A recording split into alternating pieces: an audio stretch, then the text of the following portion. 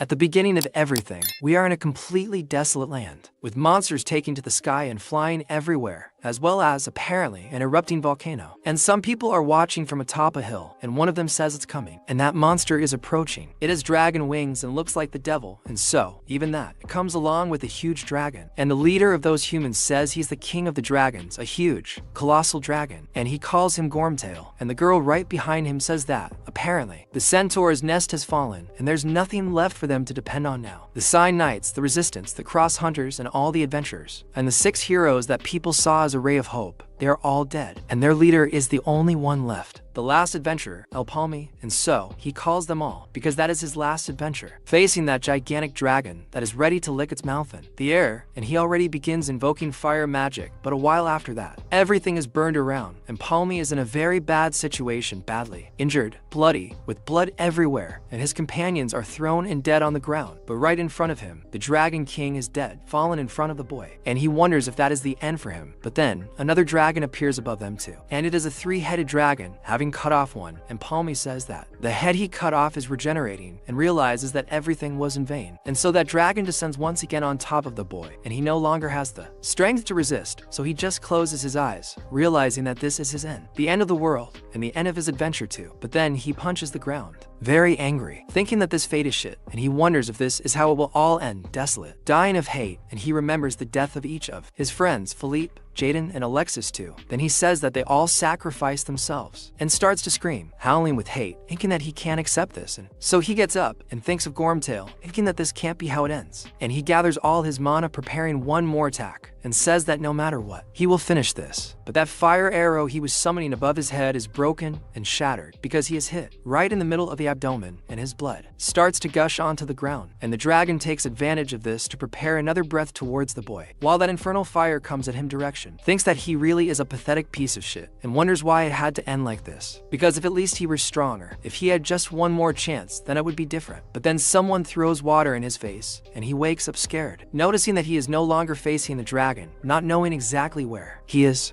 wondering what's going on, and man says that pretending to be sick won't work, saying that the slave has to know his place. So the protagonist is left without knowing what's going on, wondering where Gormtail is, and also wondering why he's alive, but ends up recognizing that place. So he thinks that this place is where he's been before, looking around at the people there, noticing that it's a slave market, and no way, because the slave market was abolished a long time ago, but that place is definitely the one he's been to, and the seller, if he remembers correctly, is the merchant who was in charge of him 6 years ago, when the boy was still a slave, and it's definitely the same guy. Then he realizes that he's returned to the past, but the bald man, seeing the boy not answering him, gets pissed, asking what he's looking at, preparing to punch the boy. And Palm says that on that day he was brought back to the starting point of all stories, and after receiving that punch, he wonders if he's dreaming, but ends up realizing that that is too real, because he even got punched, and says he can't believe it, but there is no other explanation. And so, another man who works in the slave market is leading a group that appears to be pirates, saying that everyone there is a slave who can be used as bait, telling them to choose one, and says that they are in good condition as they were recently caught. And so that guy with white hair says he will take 2, and Palm in turn, after reflecting a little, realizes that he doesn't need to think too much, and that is his second chance. But going back in time a little, before our protagonist realizes he was back, a group of pirates arrives in that city, and one of them is happy to finally be there. And a girl in a bunny outfit says that as soon as they did her a little favor, she will be able to buy potions, and another guy offers some fish there. And one of the boys who is with them is all happy to be in the port city, Lich, and that guy with white hair asks if Raymond is that happy, and he talks to Walker, asking if he's not as happy as he is, and so everyone gets in that great mood, because it's the beginning of their adventure, and so it's said that that's the age of adventurers. And adventurers from all over the world create their own adventures and become heroes in their own journeys, and they go to a portal, because in addition to these mysterious portals, which began to appear all over the world one day, there were several types of terrifying worlds that you couldn't find in Maple World, and countless adventurers died in the portals, but the unimaginably valuable and powerful items that were found inside attracted those who dared to dream big. But Walter says that they need bait, and everyone then is surprised. He says that they can't plan anything until they know what's inside the portal, and countless adventurers have died because of unexpected variables, which is why they need a slave to act as bait. And the girl who looks more like a ninja notices that they need someone to divert attention while they escape, saying it's a good plan, agreeing with it. And they go to the slave market and say that they are all very good,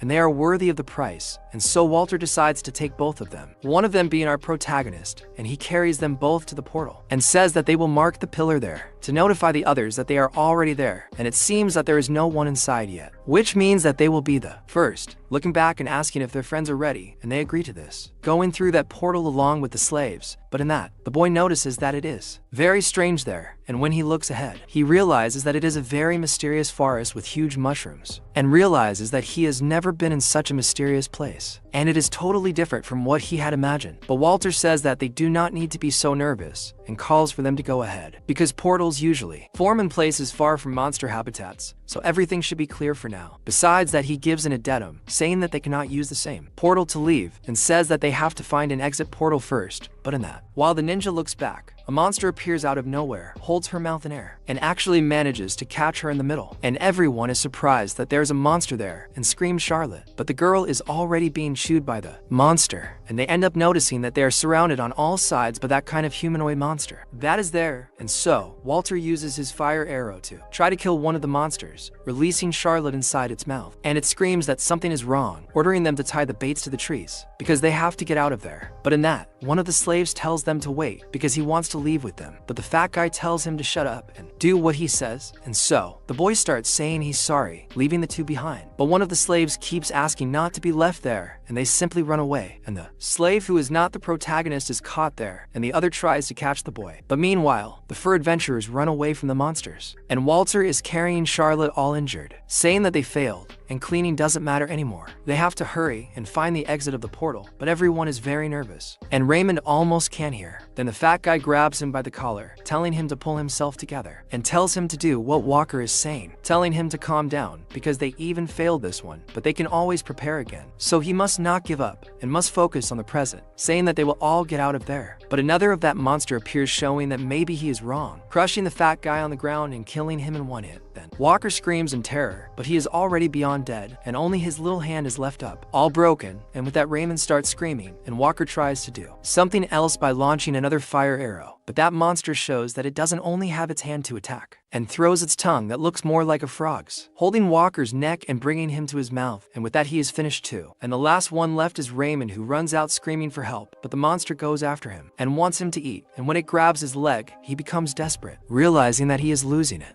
until he looks forward and sees that bait that is the protagonist, then says it's good that he's alive, telling him to help quickly, saying that everyone died, and it's just the two of them for now, and says he's sorry for before, because he didn't want to do that, saying that he can't get out of there alone, and it's better to have more people, so please, he should help him. But the protagonist continues looking at him in a completely cold way, and Raymond becomes desperate, saying that instead of just standing there watching, he should help him, cursing him. But the protagonist gives a slight smile, and even goes down there, saying that he doesn't know, because it seems like he's a little late, and the boy is already stuck dying and being split in half. But Raymond spends the rest of his life smiling and cursing the protagonist, asking if he really thinks he'll be able to get out of there alone, saying that he's next. But the monster has just eaten him completely, chewing him up, leaving only one arm out, and now looking at the protagonist, going after him. But the boy says he won't die there, attacking that thing, and with that, he grabs from the ground a staff for the fire arrow, and notices that no, the bad skin is perfect for his skill level now. But he thinks that it is not enough, because an adventurer must have more than a simple weapon, and otherwise, there will be no point in him coming back there. But then he sees a foot there, and remembers that some guys hide valuable items in their shoe, and realizes that he got a ring, and that ring shines on his wrist, and notices that it is a telekinetic ring. And then he hears some more monsters coming towards him, and ends up being surrounded, and realizes that they smell blood. And with that, the monsters go after him, and the protagonist starts killing them calmly, and one of them even throws its tongue towards the boy, taking the spear that was in his hand and breaking it in half. And with that, the protagonist is quite surprised, but the monster that comes after him is stopped by his fire arrow, which is activated instantly. The boy kills that monster very calmly, and he says that he will test the ring too. And with that, the arrow he shot rolls through of the telekinetic ring, killing all the monsters around him, and with a single arrow he kills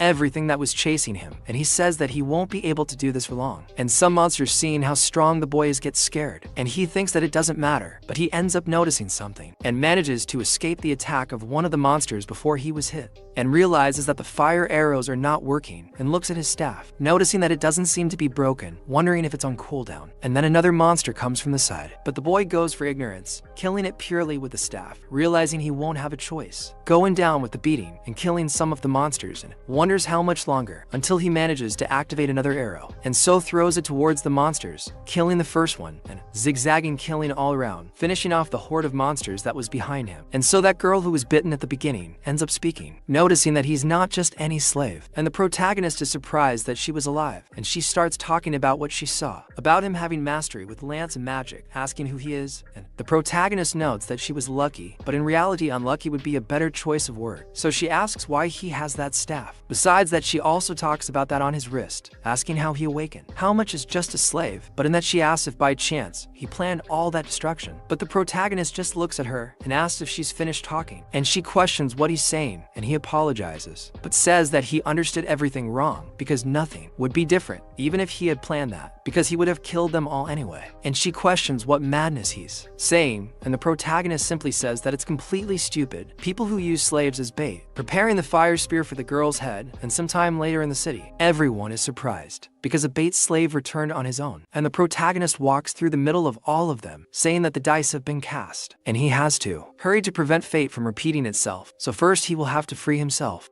And in front of one of the authorities' building ships is surprised that a slave returned alive, and his subordinate confirms this, saying that he apparently returned without a single scratch. But Habes questions what's wrong with that, as it's not uncommon for someone used only as bait to return safe and sound. But the subordinate says that all the adventurers who accompanied him died inside the dungeon, and so he is surprised that he is the only one who returned alive, noting that this is definitely strange. And most importantly, he said he didn't run away and come back there alone on his own feet, and he said that people who are reduced to slavery because of their debt will end up being bait again, even if they come back alive. And other than that, he didn't run away, which means he knows he can't escape their grasp so easily, because the only way to escape is through death. But then Habes asks if that's how the Garford Merchant Union deals with slaves. He then asks why he needed to hear a report on something so trivial. The man says he has another event to report besides this one, as that slave unlocked the first circle. Habes is even more surprised, noting that the slave who was bait is now in the first circle, and that the slave would bring many negative feelings against the Merchant Union, and if something goes wrong, it could get really bad. And the subordinate adds that, to add insult to injury, he asked about a contract change, and he asks about this because apparently he wants to be registered as an adventurer. Habes is even more shocked, asking if a slave with no rights would dare do this, noting that he apparently doesn't know his place. The subordinate tells him that Hawken ordered him to personally handle this matter. Habes is shocked that the order came directly from Hawken, as an executive of the Garford Merchant Union is showing interest in a low-class slave for this reason, so he thinks it can't be because of that alone. And so, when the subordinate leaves, he thinks of the bait who wants to be the adventurer, and he's a little uncomfortable. And it's said that, under Empress Cygnus, the status of slave should not exist. And this is just superficial talk, because humans have always been slaves to the table, their currency. And he says that if they fail and pay back what they borrowed, they make up for it with their labor. And this notion was created by the world of guarantees, the so-called slaves. And on the day his only family, his father, passed away after an illness, protagonist became one of them, and the black moss, the herb he bought from the Merchant Union on credit, caused the Merchant Union to raise the price of the black moss multiple times its real price, ending up at 1,000 mesos. And so, they speak to Palm in a trial he passed, saying that the defendant, who failed to pay the amount of 1,000 mesos on the correct date, is sentenced to perform work equivalent to that amount at the Merchant Union. Condemning the boy, he says that's how he was exploited for 6 whole years in the Union. And now, it's time for his revenge. And so, he stands face to face with the Habs, saying his name is Elpon.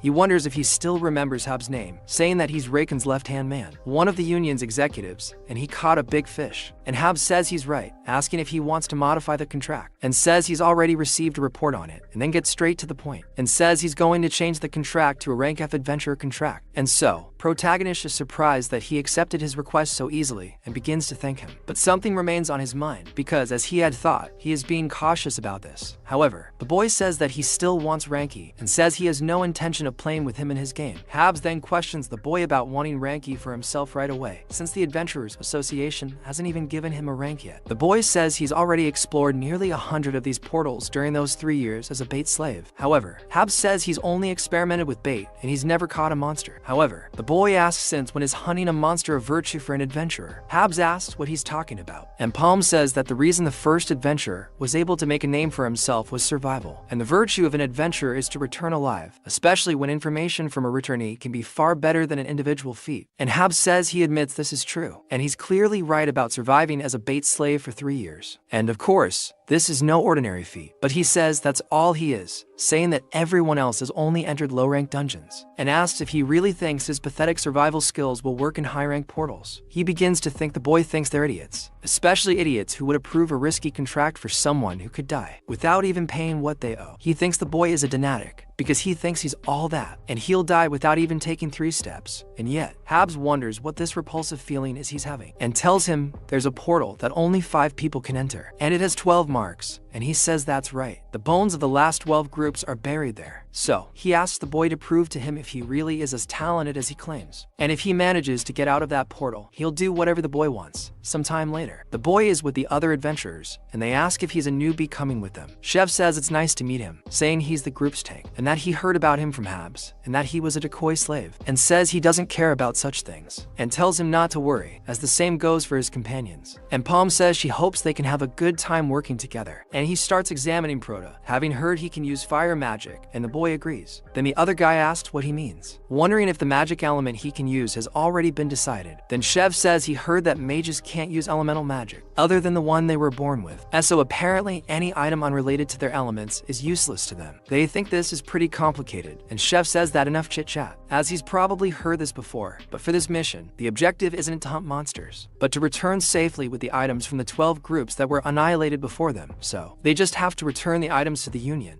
and heard that they will offer 3,000 mesos for each item. But the white-haired madman asks if they're being too brazen, since they won't gain anything if they can't bring them back. And items for first circle adventurers are worth 7,000 months or more, and that's not even half the price. But then his companion tells him to stop complaining, and he questions what's wrong, saying he never complains, and at that Chev finally puts an end to it, questioning if they're ready, and calls everyone to make some money. And once inside the place, they notice that it's bright, but it seems quite depressing, so Chev talks to everyone there, saying that there's a very good chance of a prolonged battle in that dense forest, so they're going to set up camp first. And then they ask Chev who's near that tree, because with all those branches, hiding and moving to the other trees is quite easy, and he says that it's not bad at all, and prepares to go there, throw in some ropes and some things to make the tent. And that guy talks to Palm who he can just rest, saying that setting up camp is that idiot's specialty. And so, after setting up a well-prepared treehouse, they say that now that the base is made, they will split into the groups and search the surroundings. And they say that Tom, Max, and Rua will be in group 1, and they will each go to a side, east and west, and they will search and come back. And if anything happens, they must send a signal and run to the base, and they all agree. And so Chev goes along with Palm, and he soon wonders how they haven't found a single monster, much less an item, wondering if they fixed the location too early, thinking that they will have to move further tomorrow, and says that apart from that, he asks what Palm is thinking of his first mission as an adventurer, and Palm lies, saying that he feels nervous, and Chev says that that is quite normal, laughing at the boy. And he starts a conversation with Protagonist, saying that he has been an adventurer for a long time, and yet every step he takes inside a portal makes him nervous about it, admitting that he has always been a scaredy cat. But other than that, he says he can muster up courage because he has people by his side, and praising them may sound a little strange, but they really are good people. And he says he felt very sad when he heard his story, because in Eskravoska, he can only imagine how hard it must have been. And getting into that topic, he talks to Palm, saying that if it's okay with him, how about they join his group? But Palm stops there, and Chev is surprised. But Chev thinks there's something about what he said, saying he wasn't serious about it, telling him not to worry. However, Palm kept looking at that footprint on the ground and that moss, and when they sit at night by the campfire, they start talking, and Chev tells them to stop talking about work while they eat, because they can talk about it tomorrow. And Palm just continues drinking their water, and very late at night, they go to Palm, asking if he is sleeping. Everyone is awake, except the boy, so Palm pretends to be sleeping, and in that, Tom asks what the captain is doing, revealing his true intention, saying that the guy is lost in his dreams, asking how he could have answered. Then he says that Chev is really very cautious, asking if he has already forgotten what they mixed in his food, because that sleeping herb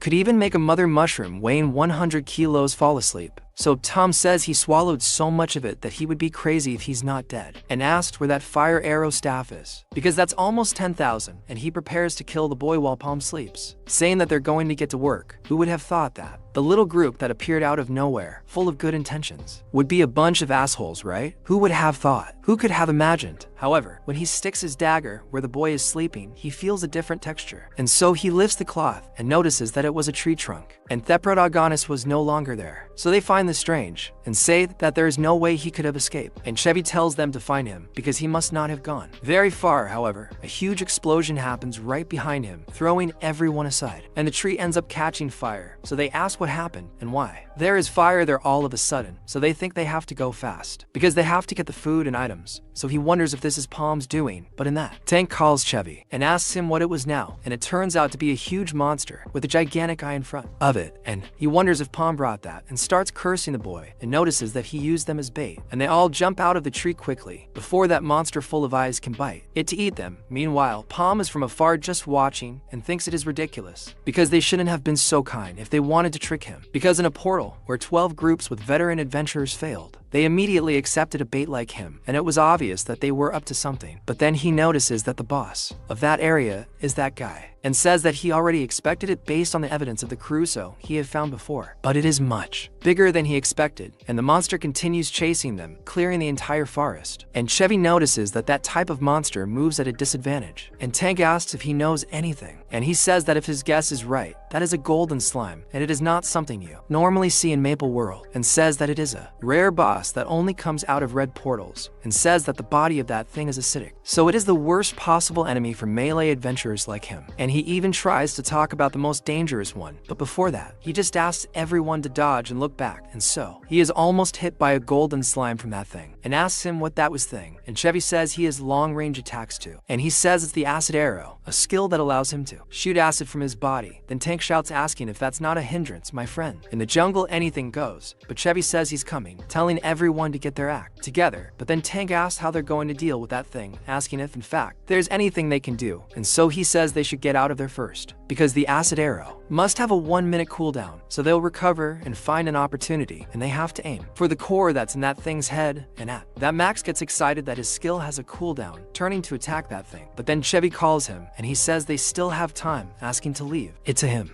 Simply leaving there, jumping towards that thing, and Chevy asks him to wait because they have to attack together. And so when he gets close to that thing, Max simply gets cut in half by that thing with his arrow. Then Chevy wonders what's going on because there should be 10 seconds of cooldown left. My friend, the deaths in this manga are brutal. The author simply doesn't want to know anything, and the monster keeps watching him and once again throws a bunch of musicians on top of everyone. And it ends up that the crocodile group is completely torn apart by that acid, and the protagonist anis that it seems to be over and tells Chevy that his words were not wrong. However, a golden slime gets stronger according to the items it eats, and the skill's cooldown decreased as it got stronger, and the normal size and almost non-existent cooldown of the acid arrow. Now he knows why the groups that came before failed, because that thing has already surpassed its own class, which has grown so much that it is at the level of a yellow portal, which is 2 levels above a red portal. So he says that it is no longer a monster that a first circle adventurer can deal with. He is sure that there are no more items in that dungeon, and what seems like the mission failed. He remembers Abyss telling him to prove it, and Palmy laughs at that and goes on top of the slime, and the slime continues walking around there until it notices something coming, and the protagonist hits him with a fire arrow, making him explode completely, losing one of his eyes and throwing Godiva everywhere. And the slime feels the pain of having lost one of his eyes, and Palmy wonders if it's because of the magic resistance, because he's sure he aimed directly at his core, but the monster isn't doing so badly, and so he says that if that's the case, for more shots will be successful. But looking at the situation, he thinks better and notices that he must hit at least 5 shots, and thinks that it's not as if it matters, and says that he's just going to prove to Abyss that he can do what he has to do. Then the monster throws an acid arrow at Palmy, but he disappears, being in front calmly, and the monster continues shooting its arrows at him, protagonist. But even in the air, throwing himself through the vines, he continues to escape and uses his telekinesis ring, thinking that he has to hit exactly the same spot with no margin for error. But he realizes that an ordinary wizard would not even think of doing such a thing. However, he is not an ordinary wizard, and one of the titles he had in his other life was the best telekinetic, and so he uses the fire arrow along with that attack, and once again hits the same spot of that slime and thinks he needs for more shots. And the slime also aims its shot at the boy, who starts running through the trees to escape with everything he has, grabbing a rope and throwing another fire arrow, hitting the same spot again, and thinks he needs 3 more. And the slime gets more and more pissed off, attacking the protagonist with everything he has. But the boy continues to dodge even in the air, preparing to launch another arrow, and with that he hits another spot, and now there are only 2 shots left. And he continues using that dagger with telekinesis to stay in the air, and launches another arrow of fire, but the monster ends up dodging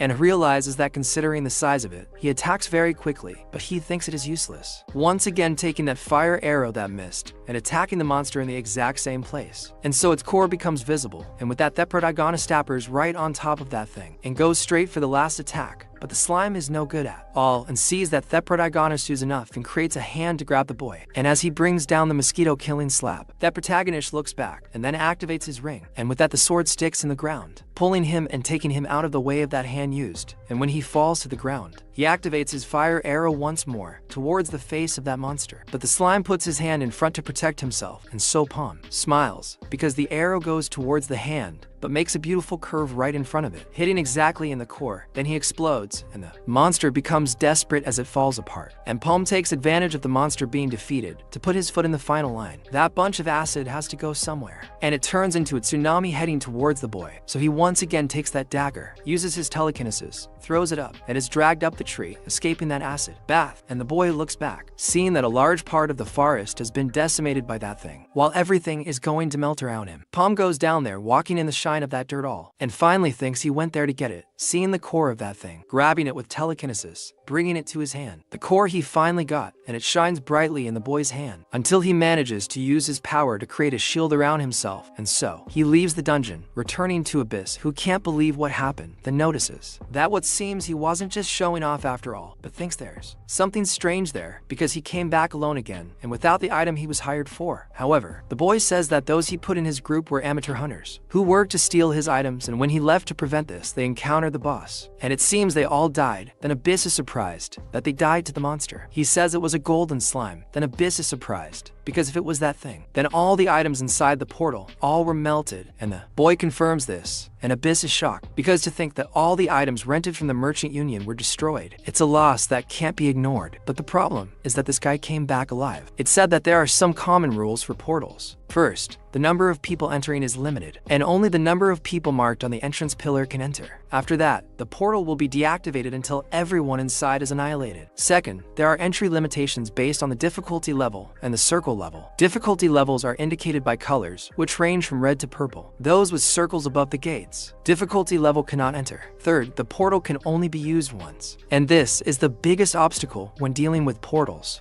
And if anyone who enters survives and leaves, the portal that he used is destroyed and cannot be used again. So, if the adventurers who enter the portal don't die, there will be no other chances to use the portal again. Habs then notices that the portal is gone and a lost cause, and thinks that honestly, it would be difficult for first circle marks to deal with the golden slime. He says he understands, and only he managed to get out alive, and as he already told him, since they all melted, he understands why the boy couldn't return them, but says that regardless of the reason, the fact is that he failed. But then the boy says that Habs is very patient, because he hasn't finished explaining yet, questioning what the boy is talking about. Palm comments about the golden slime, showing something to Habs, which leaves him wide-eyed, and says that he ate the slime, raising his circle once more. Then, he is surprised that the boy has 2 circles now, because he absorbed the human stone from the golden slime. Palm says thinking that this is enough to prove himself, and now committed, he should give him rank E, but he says he will give the boy rank D, and Palm is very surprised. And Habs says he will give him rank D, but says he will do even better, because if he starts working with him, he will treat him like a rank C adventurer, and with that, the boy signs the contract and has that collar removed from his neck. Then he says that normally, giving rank C to someone who is not in the 3rd circle would be considered preferential treatment, because adventure ranks are strongly influenced by the circles, and a veteran adventurer is rank A and B, and a junior would be rank C and D, while a rookie would be rank E and F, and circles symbolize power, and the difference is clearly evident. But that bastard in front of him is not normal, and you can't move up a circle only by absorbing a mana stone. So he wonders if the boy said it was a survival instinct, but he thinks he does have that, a survival instinct, but he also has overwhelming talent, and someone who just became a 1st circle mage quickly returned as a 2nd circle mage. He's never seen such a speed of evolution before, and thinks he definitely needs the boy, and so Palm notices that his treatment has improved faster than he imagined, and it seems that Abyss is really quite patient, but he thinks this is good, because it won't be long before the first portal raid of 100 red rank members and the first big event, which the Ulite Merchant Union and the guilds were watching will happen now. And obviously, the Ogarfer Merchant Union must also be quite interested. And he says there's no harm in that, because he's also in a hurry, and while he's at it, it's a good idea to advance his plans. And he asks Abyss, saying he needs a favor, and he asks what the boy wants, saying that he just has to say it. So he asks him to lend him money. And Abyss thinks for a bit and notices that that kid is already going a bit too far. And it is said that the portals started in the Age of Adventurers, but that was a trap set by the Black Magician.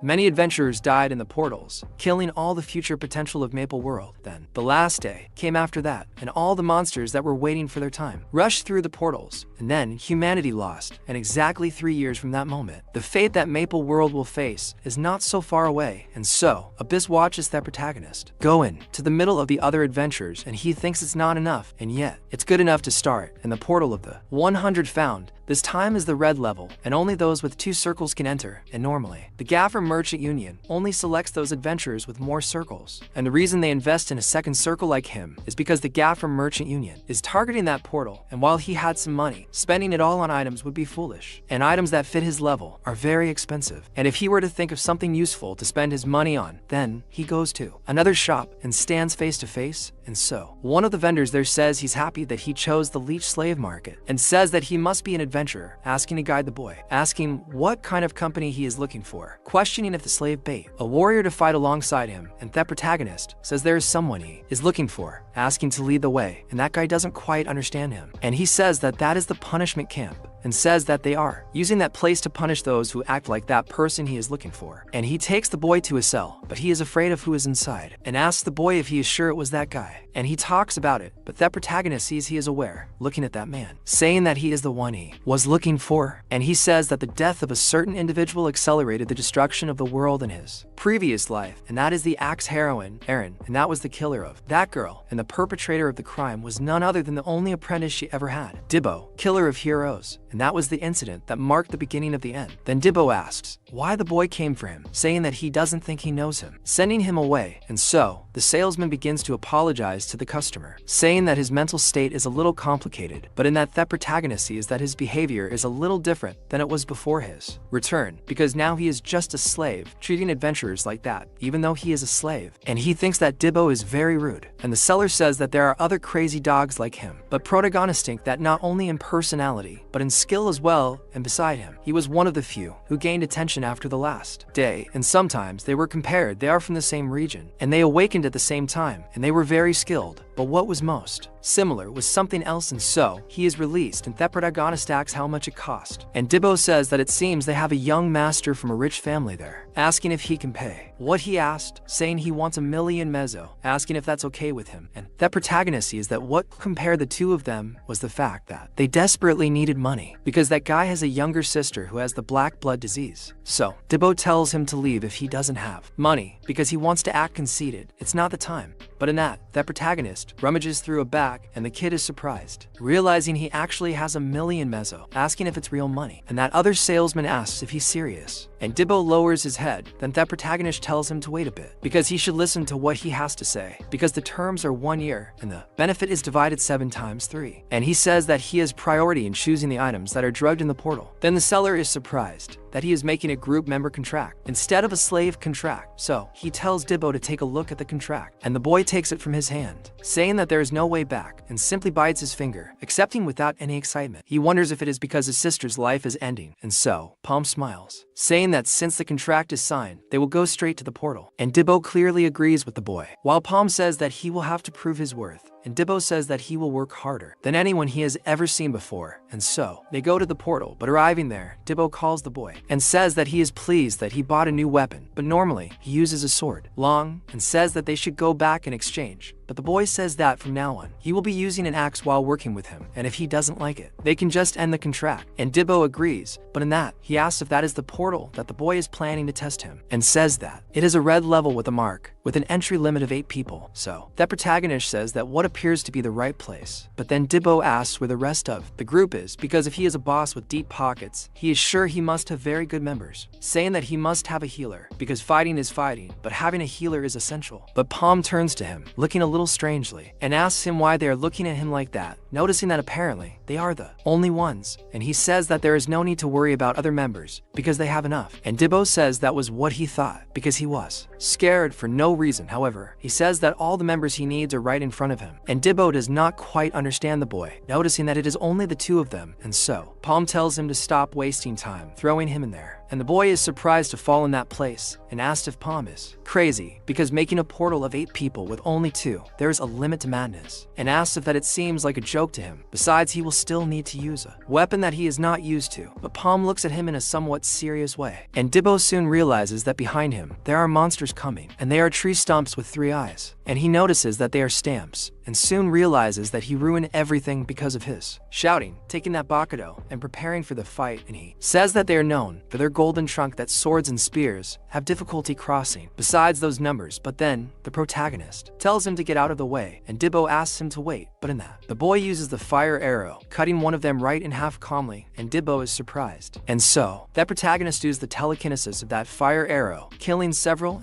of those things in front of him. And he says that this is disappointing, especially when thinking that he would act like that as soon as they entered a portal, telling him not to make mistakes like that again.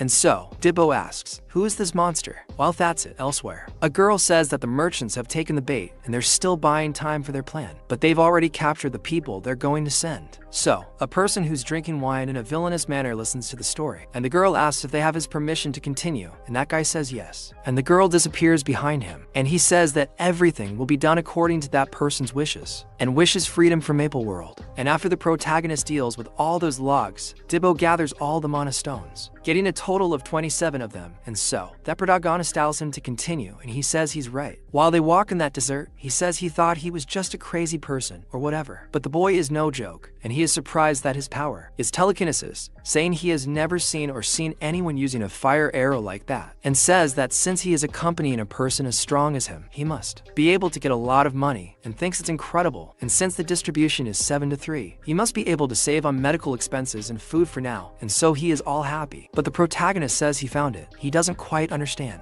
and he says he found another group of stamps, and then Dibbo notices that there are about 9 of them. Then Palm says that it is the perfect number, and Dibbo asks if it is the perfect number for what, but Palm is looking directly at him, and he already begins to feel what he is talking about. And so Dibbo throws a stone, calling the attention of one of the monsters. He appears on top of him with his axe, ready to chop wood, split the trunk in half, and the others get scared, and Dibbo already starts to complain mentally, asking why he has to fight alone against those bastards because he's never used that kind of weapon, so it's kind of annoying. And even if he had 10 lives, it wouldn't be enough to defeat all those monsters, and he thinks that his boss is really a crazy bastard, fighting alone against those things in the middle of everyone. And Palm remembers that he said he only used swords in his life, and thinks that this is quite obvious seeing how he moves. But he will soon realize that the axe is the weapon that will make him stronger, and say that there is no doubt that he is talented, especially when he is the only apprentice chosen by the axe-wielding heroine, Eren. And so the monsters go after him, splitting them all, but the boy continues to cut them calmly, and he ends up noticing something, thinking that the axe has a much greater range, as well as great attack power, and it's much more comfortable than using a sword. And after he calmed down a bit, he started to feel the axe lighter, and if he wielded it more freely, he wondered what would happen, and he managed to start cutting down all those monsters very calmly, swinging the axe on pure instinct. And so Palm noticed that he got the hang of it very quickly, and noticed that he hadn't even awakened a circle yet, but he was already strong enough. But while he was doing this performance, he felt something, and the ground started to shake, and he wondered if it was an earthquake. Looking up, and from the middle of a wall, the leg of one of those monsters came out, and so he had to dodge quickly to avoid being hit, wondering what that was. And it was actually a gigantic stamp, and the monster tried to kill him.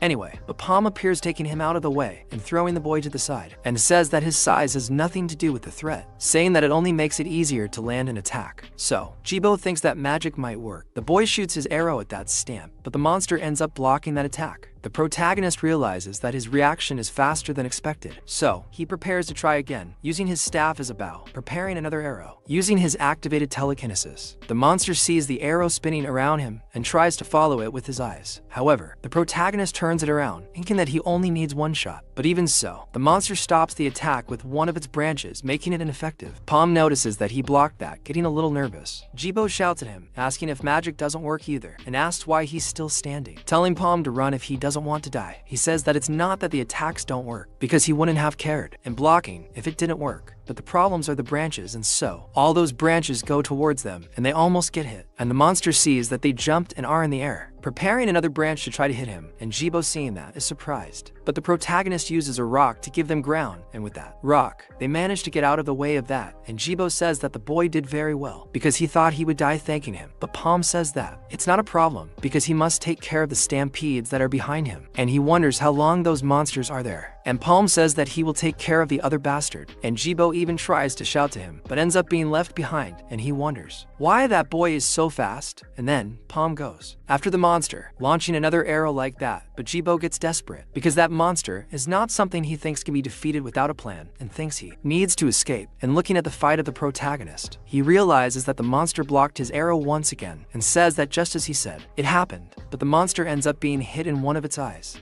And then Jibo is surprised that he gotteth it, and the protagonist keeps firing arrow after arrow, and he says that the branches move much faster than he expected, so it's impossible to use telekinesis and attack at the same time. However, since they are in the second circle, he manages to cast magic twice in a row, so he fires an arrow to make the monster stop it, and a second to rip off its branch. Jibo thinks this is incredible, because hiding a fire arrow right behind the first one is simply absurd, and no matter how fast he is, he won't be able to block two consecutive attacks. He is surprised to think that Stamp is defenseless against attacks like that, and says that this guy is more of a monster than he had thought. However, while he is just watching the fight, he realizes that shit has gone wrong, and shouts to Palm because several other smaller stamps are behind the boy. He tells Palm to look back, and thinks that there were so many that he ended up letting some of them pass. But Palm turns that arrow that was heading towards the monster downwards, killing all the other monsters that were surrounding him, and he talks to Jibo, asking if he can't even handle those small ones. And so, the big one gets pissed, launching another attack on the boy. But the protagonist quickly gets out of the way, squirming over the rocks, and evading the attack of that thing. He thinks that if he shows an opening, even for a second, the monster will use it while he is in the air. A whip from that tree goes towards the boy, almost hitting his head, but Jibo appears in time, touching the protagonist's shoulder, throwing him down using his axe to cut that root. Then he says that he just saved Palm, and he better take back what he said. And so, Palm smiles, saying that he finally seems to be becoming useful, activating once again some arrows, and together they become motivated to finish off that damn thing once and for all. And with the two most motivated, Palm fires to arrows at the monster, blowing up most of them. The monster tries to stop one of the arrows, but then Jibo charges forward, cutting it down with his axe. The protagonist, seeing this, notices that it's attacking from the sides. The boy is almost hit, but Palmy tells Dibbo that he'll go right, that he'll handle the left, and the two of them cut through the roots. And they charge at the monster again, and Dibbo begins to circle its body, jumping and cutting everything he can in his path. But he ends up getting hit in the ribs, and spits blood everywhere, and the monster almost swallows him. But the protagonist takes a rock to the boy, and pretends to be Goku's cloud, quickly pulling him out. But then another root of that one grabs the rock where he was sitting, destroying it and throwing him out. The protagonist realizes this is becoming too much trouble, summoning even more rocks, forcing him to stop on top of one. But the monster attacks again, and he realizes there's no escape, and begins walking over the rocks to try to avoid it. The protagonist, in turn, continues with his fire arrow, circling the monster's entire body and drawing its attention. And when the tree turns its face to look at the protagonist, it tells Dibbo to finish it off, and he takes his axe to the monster, hitting one of the thing's eyes. And so, he, who had 3 eyes, now has 2 on the same side, and begins to suffer, screaming at it. But Dibbo ends up dropping his axe, jumping and leaving the weapon behind, and tells him that it's not over yet, and goes back on top of that thing. And the protagonist, in turn, uses his telekinesis to grab the axe and throw it into the boy's hand, and Dibbo catches it in the air and tells that thing to get ready, because it's time for dessert. And once again, he hits another one of the creature's eyes, which screams again in pain that was caused to it, and so he is thrown back, bouncing and staying in front of the monster, and the tree even goes with its mouth to try to bite him. But the protagonist enters with the fire arrows in the mouth of that thing, launching both of them inside, causing a huge explosion in the core. Then, with the core being destroyed, the monster begins to catch fire, and Dibbo looks at it to calm down, and Palmas comes close to him, saying that he did a good job. And Dibbo says that the boy did too, and with that, they finally managed to destroy that monster. And it has been a while then, in another corner, in a very humble house on the outskirts.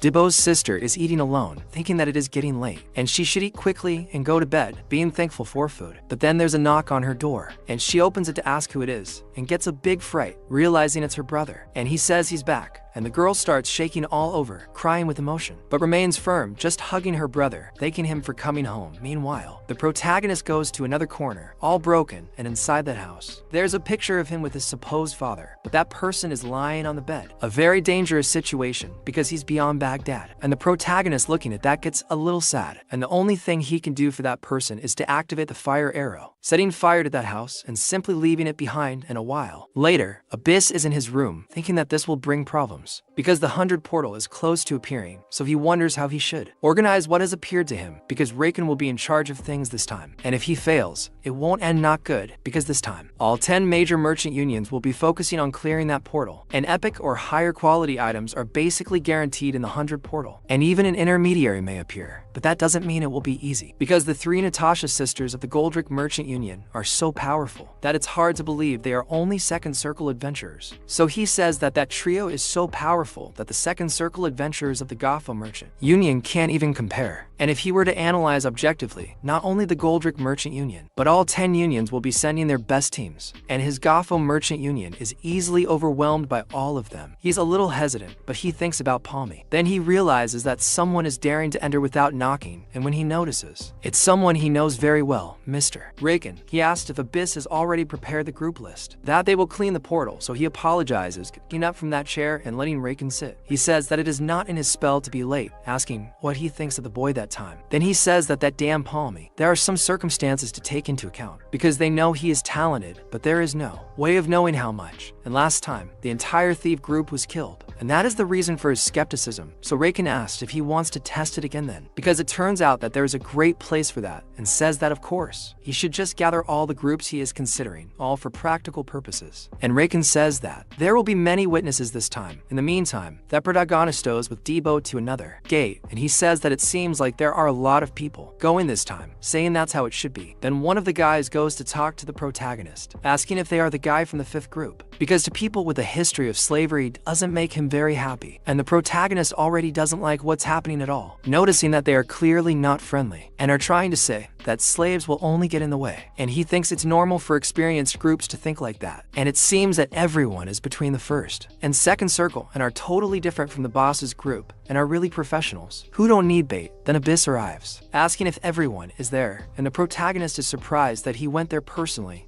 Abyss says it will be straightforward, and they will proceed with the test now, and will give them a chance to show their skills. And that pirate guy asks if he will give them a chance. And Abyss says that's right, a chance for him to go to the Ism portal. So they are surprised by the news, and he says that he is sane, that they will have special treatment, and the protagonist notices that this is how they will play. And he tells them to show their best in that 40-person portal, so they all enter, and realize that it is the forest again. And the pirate says that they will only join together for the boss hunt, and asks if that would be okay for everyone, and says that there they will split up, and when there is a signal, they will come back together. And once again, both the protagonist and Vo are alone, and the group of mages move forward, and they say that they will kill everything in their path, since they don't have much time, and they agree with Dolan, until a monster comes towards them. It's a type of 6-legged crab turtle, and he asks if there's only that shit there, saying that they're mushrooms again, and the wizard releases his energy ball, saying that it's a huge waste of time using the energy beam, and thinks that this is tedious, telling him to get the magic stone and continue quickly, but that monster completely resists his magic attack, and gets pissed off by the attack. Then they notice that it's still alive, and the wizard is surprised that his magic couldn't get through, and says that this won't work, saying that they should do something. But then a noise starts to appear around him in the middle of the forest, so he asks everyone to be careful, because they're already surrounded, and that group is very screwed in the hands of so many monsters. But the monsters start to be killed, and after a while all four are very tired, but somehow they finish killing it, and one of them talks to Dolan, saying that the monsters are stronger than normal, asking what they should do, and Dolan says he bets that he'll win with death count is out of the question, and if they continue like this, they will end the resistance before the main one. And since it is like this, even if it is a little risky, he thinks about breaking the alliance and going straight to the forest. So the protagonist thinks that is what most groups will do, and Dibbo says that it seems that is the case, but those things are very hard, and tells him to forget about it, since earlier he was just standing there without helping in anything. And the protagonist says that there were only 3, he should be able to handle that many, and Dibbo says that anyway. He asks if he is saying that they can waste time with just that, and that protagonist sees yes, calling him to continue. But then, Dibbo wants to go kill the boss, while that protagonist wants to clean up the trash. And so he asks what the boy wants, telling Palm that he just said they were going to the boss. And he says he was saying that was what the others are thinking, and they go with the numbers. And killing the boss is not the only way to get a good score, and the way he deals with the small fish is also important, and besides, the boss is dangerous and the competition will be fierce, and they don't know what tricks the other teams will do, but Dibbo thinks they probably won't go over the line, but you never know. And he says that he always talks like he knows everything. Besides, Palm also says that he can sense something very dangerous about that portal. Meanwhile, Doolin's group continues moving forward,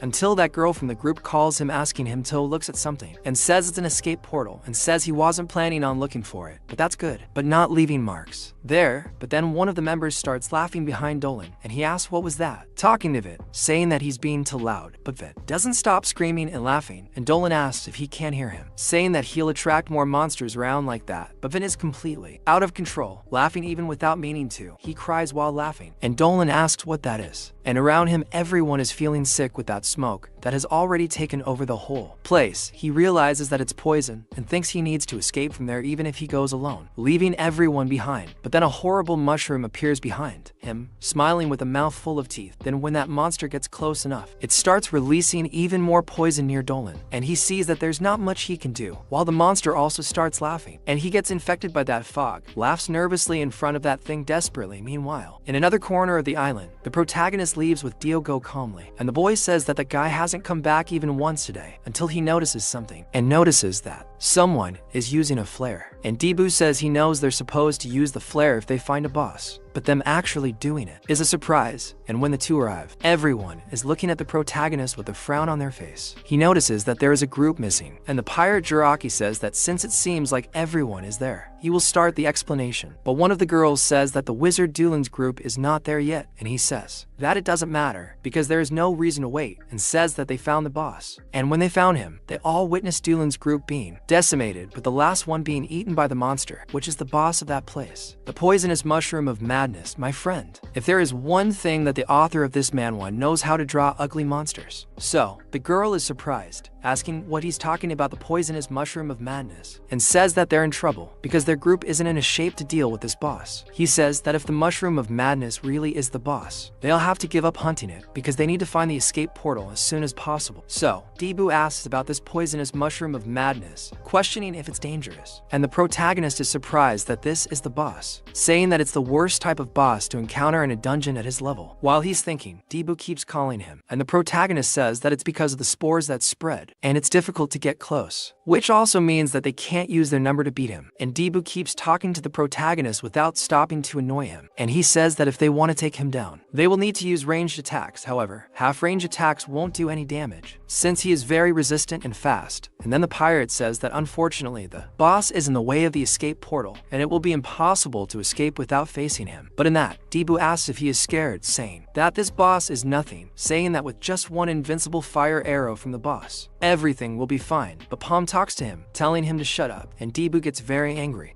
And Palm says they will die if they enter Thethys without any plan, and says that his fire arrow won't even scratch him. And Debu asks why he's scared, and he says that even the small mushrooms in that portal are all tanks, so they can assume that the boss is too. And the pirate gets all pissed that they're talking about something so obvious, saying that's why slaves are like that. And one of the knights tells Iber, saying that they don't have time for any of this, and they need to figure out how to get out. But then, the protagonist raises his hand offering 50,000 mesos, and Iber asks what he's talking about, and the protagonist says that he'll give 50,000 mesos per person, since the elite has 30 people, and they only need to pay 5 million mesos, and tells them to do that, and they'll be the bait for all of them. And so, Debu is very surprised by what the boy is saying, asking what the hell is this? But Iber tells him not to be convinced, saying that he must be used to it with these slave tactics, but he shouldn't think it'll always be the same, and says that this boss isn't a boss who can be attracted so easily. Says that if they follow what he said, and they fail and attract attention, ending up dying in the process, they'll all be dead in an instant, and says that slaves only get in the important path of autorang, and says that leaving that aside, what's wrong with that guy next to him, because he doesn't even seem awake, and asks what the two of them can do with a two-circle adventurer and a slave, and so Debu gets very pissed because that guy's talk is irritating him, saying that he's been trying to pick a fight since early, but then Palm asks what he wants to do, saying that he must already have a better plan than that because he's been talking a lot, so he says no, and Palm, just as she already thought, realizes that he doesn't have one, and if he had the knack of dealing with the boss, he wouldn't have taken the flare, and also says that he wants to clarify something, saying that his group consists of one from the second circle and one from the first circle, and Debu is surprised that it appeared on his arm, asking since when it has been there, and then he gets all happy, thinking he is a genius, and Palm asks if Obero's group doesn't only have one or two from the second circle, and he realizes that the boy is right, but that girl who was there asks him to wait, saying that if they are really going to be the bait for them, she is willing to pay. However, they do not have all of that with them now, and Silver says that this is not a problem because they can take it as soon as they leave, and if they cannot leave, they should interpret this as if they are becoming a sacrifice, but he says that everyone there must agree, and then he tells them to decide. And sometime later, near the exit portal, the monster is eating the rest of that group that was there, until a fire arrow comes towards him, and he receives it right in the face. However, he is enveloped in smoke, and Silver tells Debu that they will move when the boss notices them, and Debu asks why they have to do this, and the boss really notices them, with his eyes shining as if it were death going all out towards the two, very quickly, smiling and running to be able to kill them, and Silver notices that he is coming, and Debu asks why he is so fast, while the two already have a mask covering their face, and the monster comes running like crazy towards them with everything he has, and the two keep coming, with the mist chasing him, and that girl tells everyone to run now, telling them to move quickly and activate the portal before the baits die.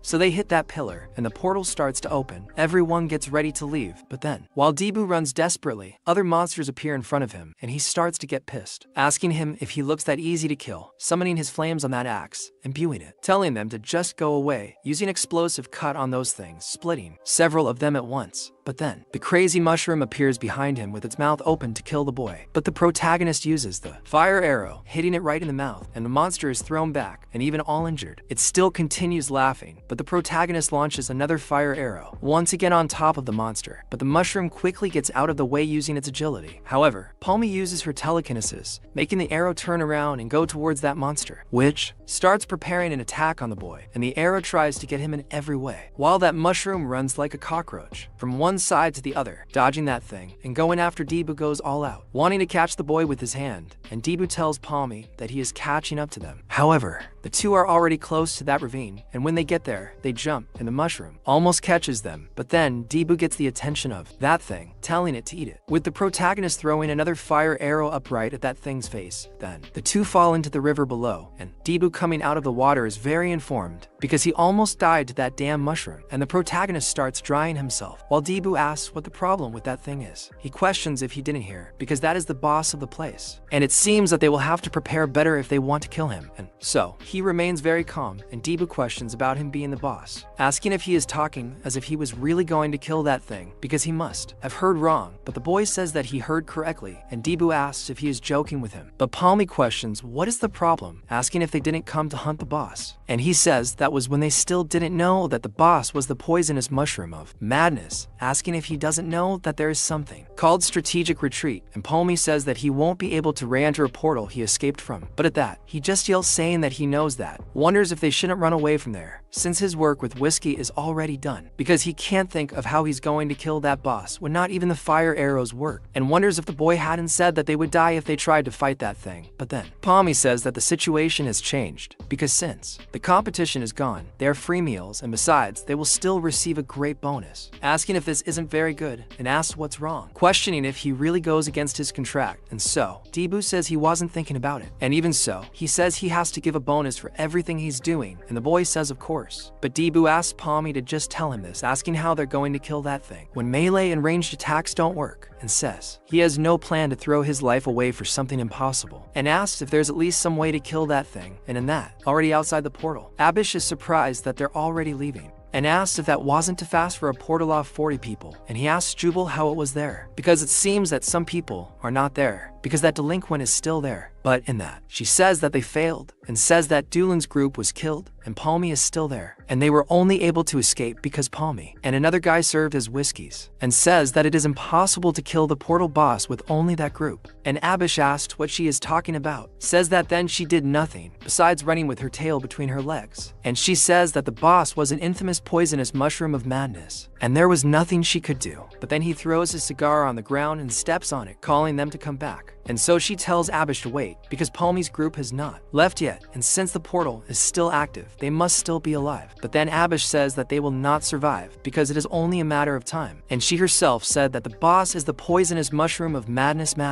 and if they want to wait, they can wait alone, and he doesn't have time. So he starts cursing those damn useless people, because it seems like they just got unlucky. And it's impossible for a two-circle maggle to kill a poisonous madness mushroom, and average adventures like those are of no use to him, and says that the type he wants is someone who can overcome obstacles. And already inside, the protagonist is aiming his fire arrow in the middle of the forest. And meanwhile, Abish is thinking that what he wants is someone who turns the impossible into the possible. And the boy is eager to launch his arrow in the middle of all that, and tells Dee that they are going to start the hunt. And when he launches that arrow, it goes all the way to the forest. And it is said that this boss is faster and tougher than those they faced before. And besides, he even uses poison that makes things even more difficult. In a situation like this, it's better to keep your distance and attack with a strong power from as far away as possible. But he still can't reach this one power level point with the fire arrow. However, if he uses telekinesis to make the arrow spin at high speed, its penetration power will increase drastically. And this is something he can only use in the Maple world. And it's something he invented when thinking about a bullet, a skill that makes the impossible possible.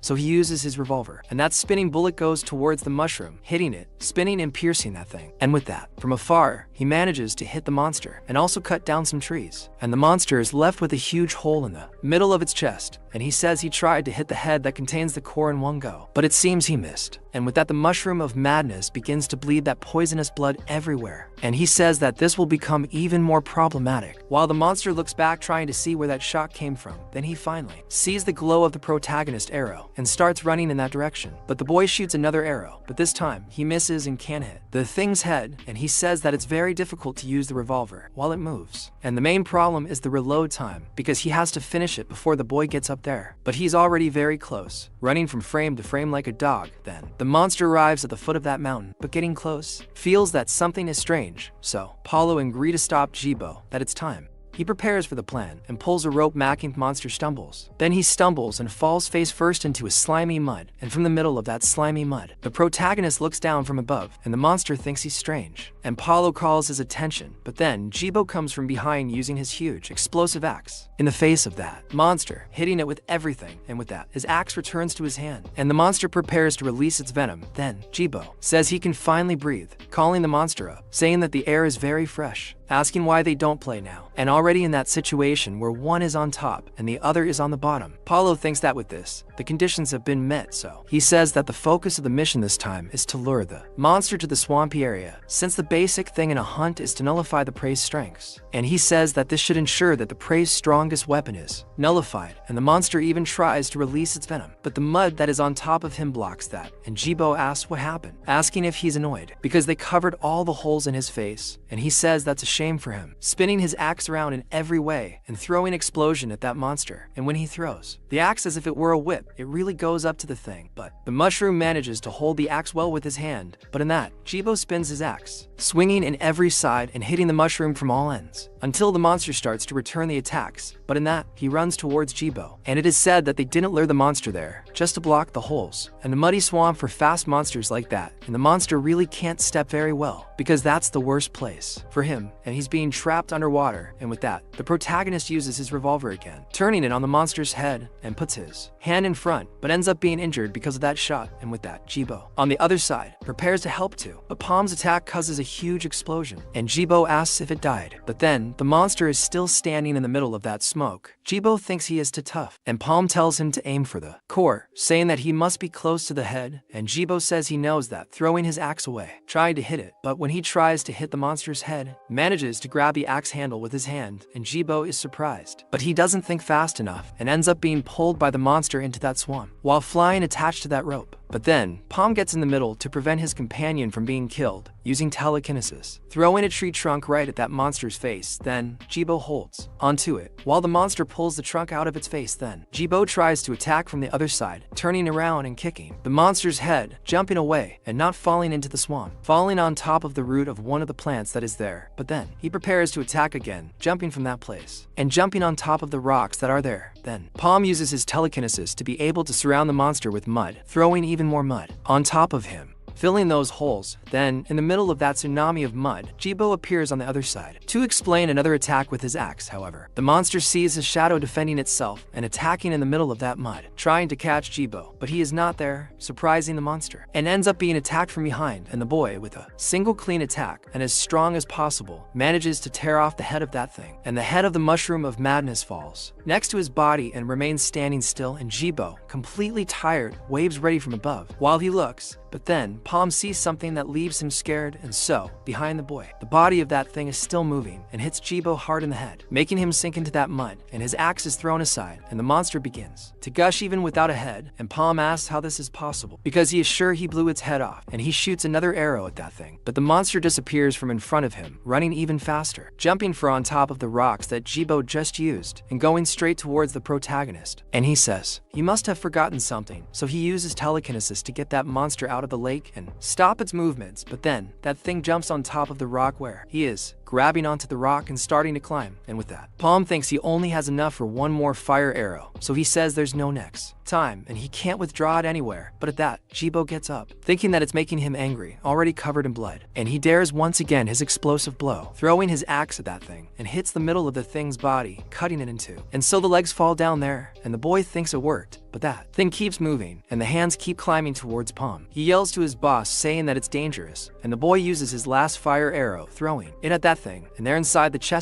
the core is still full of desire to kill. But in that, Palm realizes that that was his true head, and thanks him for showing him. Simply pulling the karaoke mold. It doesn't work, guys. There is no way. There are few things in this world that a 38 won't solve, so Jibo thinks that's a flare, thinking that the attack just now was a bluff. And so the protagonist uses his revolver and really unleashes that attack with everything in the chest of that thing. And so he finally manages to exterminate the poisonous mushroom, and that cloud of smoke goes everywhere. And Jibo thinks that the guy is being a pain in the ass until the end, because that thing is still releasing all that poison throughout the area. But the protagonist quickly uses the rope that was there and his telekinesis to get Jibo out of the area. And he is not affected by the poison and is happy that the protagonist did that, because he thought he was going to die. And the entire area down there is covered by that purple cloud. And Jibo asks if it's really over now, and the protagonist says yes, saying that Jibo did very well, saying that they will get the mana stone when the poison dissipates. But in front of him, once again, that thing returns to appear, right in the middle of that trunk. The core is broken, but it still exists, and that thing starts releasing poison on the protagonist, along with Jibo. And he thinks that it really went wrong, and starts laughing in despair. And outside, Raken laughs at Abyss's face, thinking that he really came back empty-handed, and says that his temperament hasn't changed at all. And Abyss apologizes because they should leave that matter to the Sign Knights. But then, someone knocks on the door, and he tells the person to leave, saying that he already told him not to bother him. But then Palm simply opens the door, not wanting to know, and Abyss asks how it is, cursing the boy.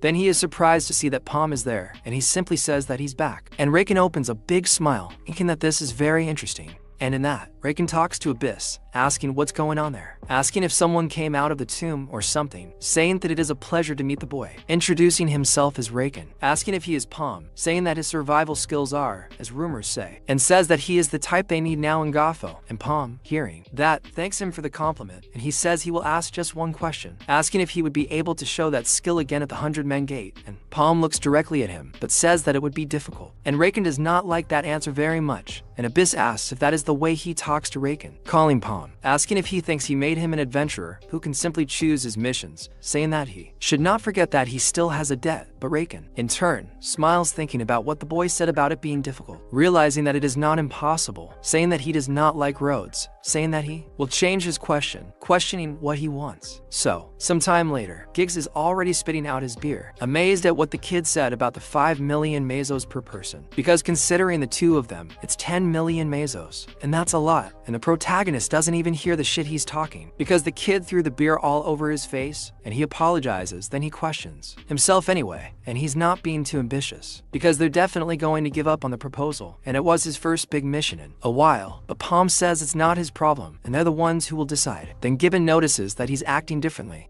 after making such a mess, and says that if it doesn't work, Abyss will put them in a black book. But then Iboro appears there, saying that he seems relaxed, unlike them who feel like they are dying. And so, Gibbon asks what he is saying, asking if this is how they thank people for saving them nowadays, and says that he didn't like him in the first place, and that is enough, telling him to go with him, because they will put their ranks aside and just fight. But in that, the Tether apologize to them, saying that they played them biasedly while questioning their abilities. And Iboru says he is ashamed of himself as an adventurer and wants to truly apologize to them. Okay, I wasn't expecting that. I certainly wasn't expecting the apology coming from an NPC, and he says that that is the amount promised by the 30 people. It is a total of 1.5 million tables, and everyone put a little extra as a thank you, and so Gibbon just thanks him. But Palm says that they don't need it, and what they agreed on was 1.5 million tables, and he only did the work he was paid to do, and he can leave out those thanks because he's telling them not to get things wrong. And so Gibbon says he got excited for nothing, hyping that up, saying he'll do the math. But then the protagonist talks to the pirate Iboro, asking if that's his name, and he asks how much he is, asking if he can do the work he's paid to do, and he's in doubt. And so Abyss later talks to Hakan, saying he can't because 10 million tables is too much, and that's something he pays to 3rd or 4th circle adventurers. And although he may be the best candidate, he'll set a bad precedent by accepting his terms, and says that it's possible he's just plain green and it's better to call him back to discuss the payment terms once more. But then Hakan asks if he really thinks that's how it is, saying that it wouldn't be strange if he asked for double the amount, and Abyss finds what Hakan is saying very strange, and he tells him to read it, and says that they will only be sending out Palm's group to represent the Gafor Merchant Union this time. And Abyss wonders what only the people can do, but gets scared when he reads that, asking if it's serious, and Hakan says he would be in trouble if it wasn't serious, because he paid a large amount for that information. Then he reads about the Dark Lord Jin, and Abyss thinks that if that's true, it's going to be bad, so Hakan tells Abyss not to be mistaken, saying that the war has already started. So, in that portal of 100 people, several groups are already camping around there, and they talk among themselves, until one of the guys notices that protagonist Stan Jibo arrives, and Palm tells him not to get too excited and to concentrate, and he tells him not to worry, because he is also an experienced adventurer now, and those crest with them show that. And so everyone is surprised looking at the boys. Then Jibo notices that the atmosphere there is as if they have knots on their faces. Then one of those guys, with a very scoundrel face, asks if they are from the Gafor Merchant Union, and says it is a pleasure to meet them, introducing himself as Shulden, a ranky adventurer of the John's Merchant Union. Then the protagonist introduces himself as a rank C adventurer, and Shulden is very surprised by that, because he thought that only 2 circle adventurers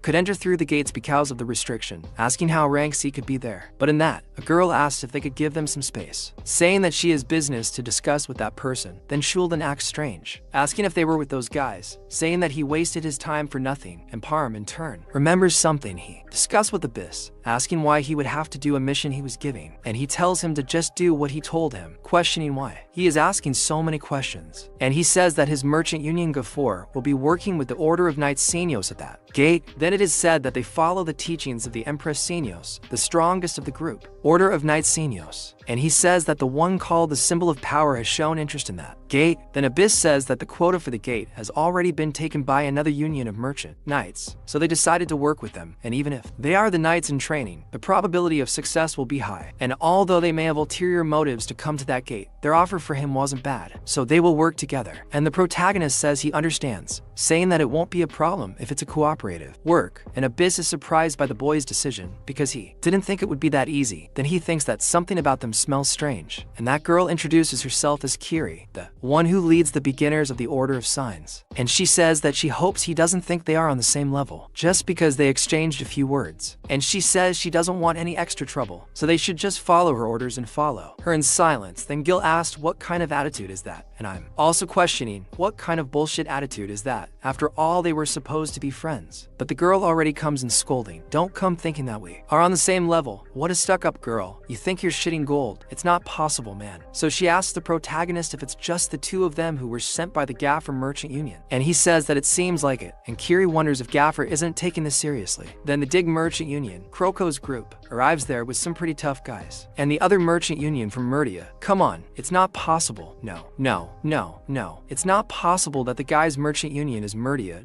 No one can put a name like that on something, and that is the Kugels group. Then Jibo is surprised to see the elite of the respective merchant unions, and says that the atmosphere has completely changed. And finally, the three sisters arrive, stealing everyone's attention, and that's the merchant union, Goldrick, and they're the three Natasha sisters, and they're very high-level adventurers. So Kiri starts acting jealous, calling them arrogant, but in that, another guy who's there calls everyone, greeting them all, saying that they are the chosen ones to be the guards of that invasion, and his name is Lone Giko, and says that they are there to support them as they leave the gate, and says that, although they've probably been informed of all the details through their respective merchant unions, he will explain once again as the reminder, and says that the legendary item that will come through that gate will not belong to any of them, even the one who obtained it, and the item will belong to their respective merchant unions, and they will be paid according to the terms they agreed to, and says that they can at least keep them on as stones, and they should be happy about that, and he reminds them that if they are caught trying to steal an item, they will have to face your group of adventurers rank B. As he points to his group, he clearly shows that he has 5 circles on his arm, and Jibo is surprised by this, wondering if they all have this level of power. And he says that this ends the warnings, and they are all free to enter, and that he continues to pester her, calling the protagonist to follow him, saying that he will lead, and says that they will be the victors, and Jibo asks what her problem is, asking if he really has to work with someone like that, and the protagonist thinks that finally all his efforts were for that gate. It is a gate that he has not experienced even in his past life, but he needs to get there, since everything will start there. And he just calls Jibo to be able to follow him, and he goes after him complaining, saying that he will not help even if they come crawling later. And in the middle of that wheat field, the portal is there, and people are passing through. So the man guides everyone, and Jibo asks why the grass in that place is so tall, but that he asks the boy if he thinks they're just there for fun, telling him to stop playing and follow the group. He falls behind, but gets really pissed off, talking to Palm, asking if they're really going to accept that treatment. But when he looks back, Palm has his ear glued to the ground. Jibo finds this very strange and asks what he's doing, but then he hears a herd running toward him, and one of them even hears what's going on. But too late. Those monsters are coming toward him, and they're big pigs, a herd of Feta pigs, and they notice there must be over 1,000 of them. Kiri asks what they're doing, telling them to avoid it, since most of the groups haven't gotten there yet, asking if there isn't a tactical rule about not attracting danger to the portal entrance. A guy starts calling out to the elder merchants over there, but the fat guy refuses to go with that guy, saying he's going the other way, and starts going alone. So that herd passes through their midst, and those pigs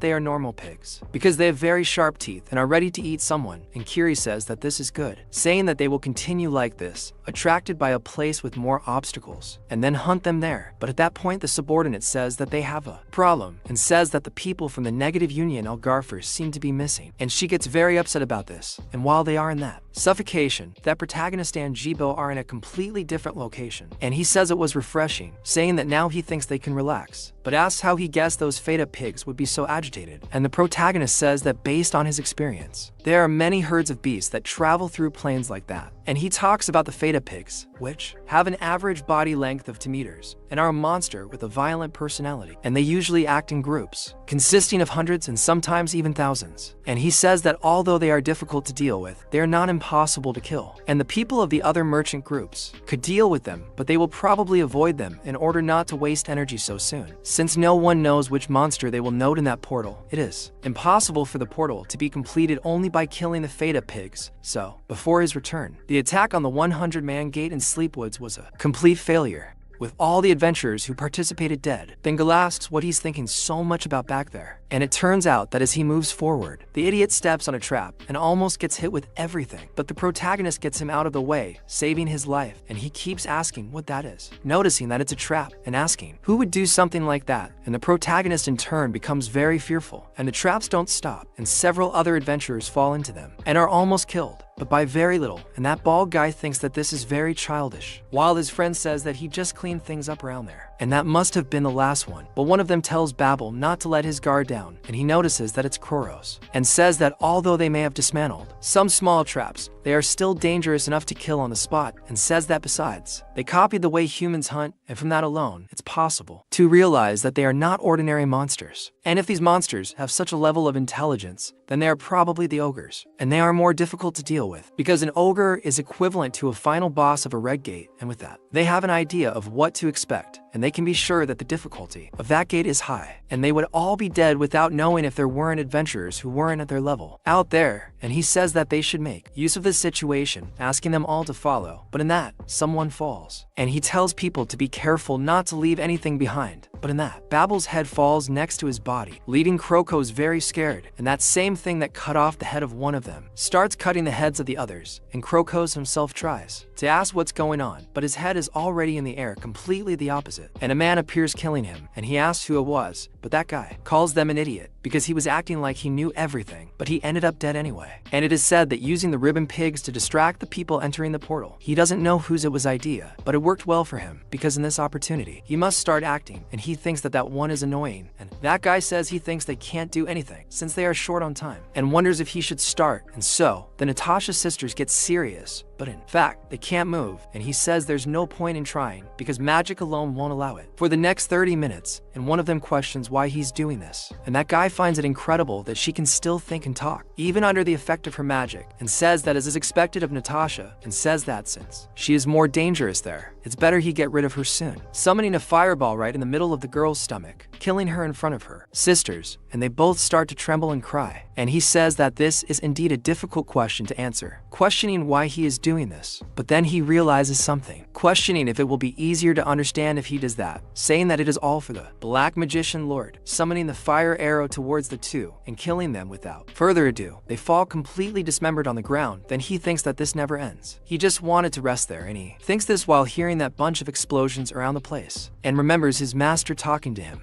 William, and says that they stayed in Theshiados for a long time, just for this moment, hiding from them, increasing their power and spreading their power. And that guy turns to him saying that it's finally time to reap the fruits of his efforts. And he says that he won't disappoint him, and that guy tells him to take it, a gift given to him by that person, and he tells William that he won't accept failures, and with that he gets tense, because it's not like he can do it halfway after that. And he says that he can't do anything, and he should take this a little more seriously, my friend. I wasn't expecting this brutality, like okay, the work is brutal from the first moment. With those adventurers, they're dying, but damn, he killed them in cold blood. Crazy. Meanwhile, in a village, some ogres are all gathered there, ready to fight, and Debu arrives there and wonders what this is, getting desperate, because all those brothers are boss level, and Palm says he's sure he already told him earlier that there is only one boss among them, and they have high resistance and are strong by nature, and just facing one of those, and risking them enough. Apparently, they stole several items from dead adventurers, so it will be more complicated to deal with them, since some adventurer weapons allow the wielder to use a skill, and upon seeing that, Debu becomes very desperate, asking what they will do now, because this means they will fight the equivalent of an army of adventurers, and just the two of them, and so the protagonist notices that he gave him faster this time, saying that he did a good job, but he says he is not talking about that, saying that it is impossible to fight those monsters with only two people, and they have to regroup with Kyre, and also Kike, and he always forgets her name just like me, and he asks why he would have to do that, because Jibo himself said he wanted to separate from her as soon as possible, but he says that this is because he didn't know about those monsters anyway. It's impossible for the two of them to defeat that army, and the protagonist thinks about it, and a while later, some ogres are separated and follow in pairs, but Jibo appears there, ready to kill him, and the ogre ducks by a hair's breadth, escaping the boy's attack, and he asks if this is serious, because he is sure that the bastard is doing this on purpose, and said he never wanted to do this alone. And while he is on top of the ogre, the monster returns a hand in the direction of the boy, but he keeps his axe on the ground and jumps over the creature, turning around and appearing behind him, and the monster continues trying to grab him in every way, going after the boy, however, and Jibo dodges by a hair's breadth, almost receiving a punch in the face, and hits him with the axe handle, saying that he screams very loudly and comes back with another attack on the knee of that thing, making him fall. Then he uses the attack, saying that it is over for the creature, but the ogre moves at an absurd speed, escaping his attack and preparing a punch in the direction Jibo throws the boy away against that tree, but he manages to hold the impact only with the handle of his axe, and he asks why it doesn't die soon, and the monster comes back to attack him again, hitting that tree with everything, but he manages to get out of the way and goes inside the monster again, playing the infighter and tearing off that ogre's arm, but the monster still has one arm left, which grabs the boy's head and starts to spin him from side to side. stomping Jibo to the ground and prepares to attack him again, and so he grabs the boy. But Jibo also grabs that thing's arm, tying it in a knot, and I know the ogre. I think it's better to throw the boy away, and when Jibo falls to the ground, he comes back up with an attack again and goes one-on-one with that thing until he manages to defeat his, while the protagonist defeats his easily. And he says he thought he would intervene to help him, but Palm says it seemed like he could handle it alone, and thanks to that now he knows they are not impossible to kill. But the boy is not at all happy to discover this, because he is starting to doubt the mission even more. Because if there is an army of those things, it will be difficult. However, as he walks forward, he finds something strange, because there are several bodies of dead adventurers there without their heads, and he notices that they are the Knights of the Signs, and he wonders what the hell happened there for everyone to be beheaded. But in this, one of the people is still alive, moaning there in the corner, and Jibo tells the protagonist to look and notices that there is a survivor, even though he is all beaten up. And he asks what happened there, asking if they were attacked by an ogre, but he says it was nothing of the sort, saying it was an assassin. Meanwhile, Abby is calmly in her room, thinking that this doesn't make sense. But it is said that assassins are people who can enter certain portals, where some cannot, and their sole purpose is to gather information and kill other adventurers. Since the portal would disappear soon after completing all the trials, they would also disappear. However, this time it is just a fight with no winner, since they would have to overcome that difficult portal, having wasted energy with the minimum of personnel, and even if they cleaned their tracks and brought something from the portal, they would not escape the suspicion of people outside, because Jibo says that, after all, the adventurers who are in the portal are elite at the merchant unions, and that doesn't make sense. And even if that is the objective of the assassins, if the news gets outspread somehow, they would have to wage war with all the other merchant groups, and a dangerous bet like that is not something a merchant union would participate in. So if it's not another union trying to steal, it means there's something else behind it. So Jibo asks what happened, and Palmer says he hasn't seen that girl in a while, and so that other guy gets really pissed,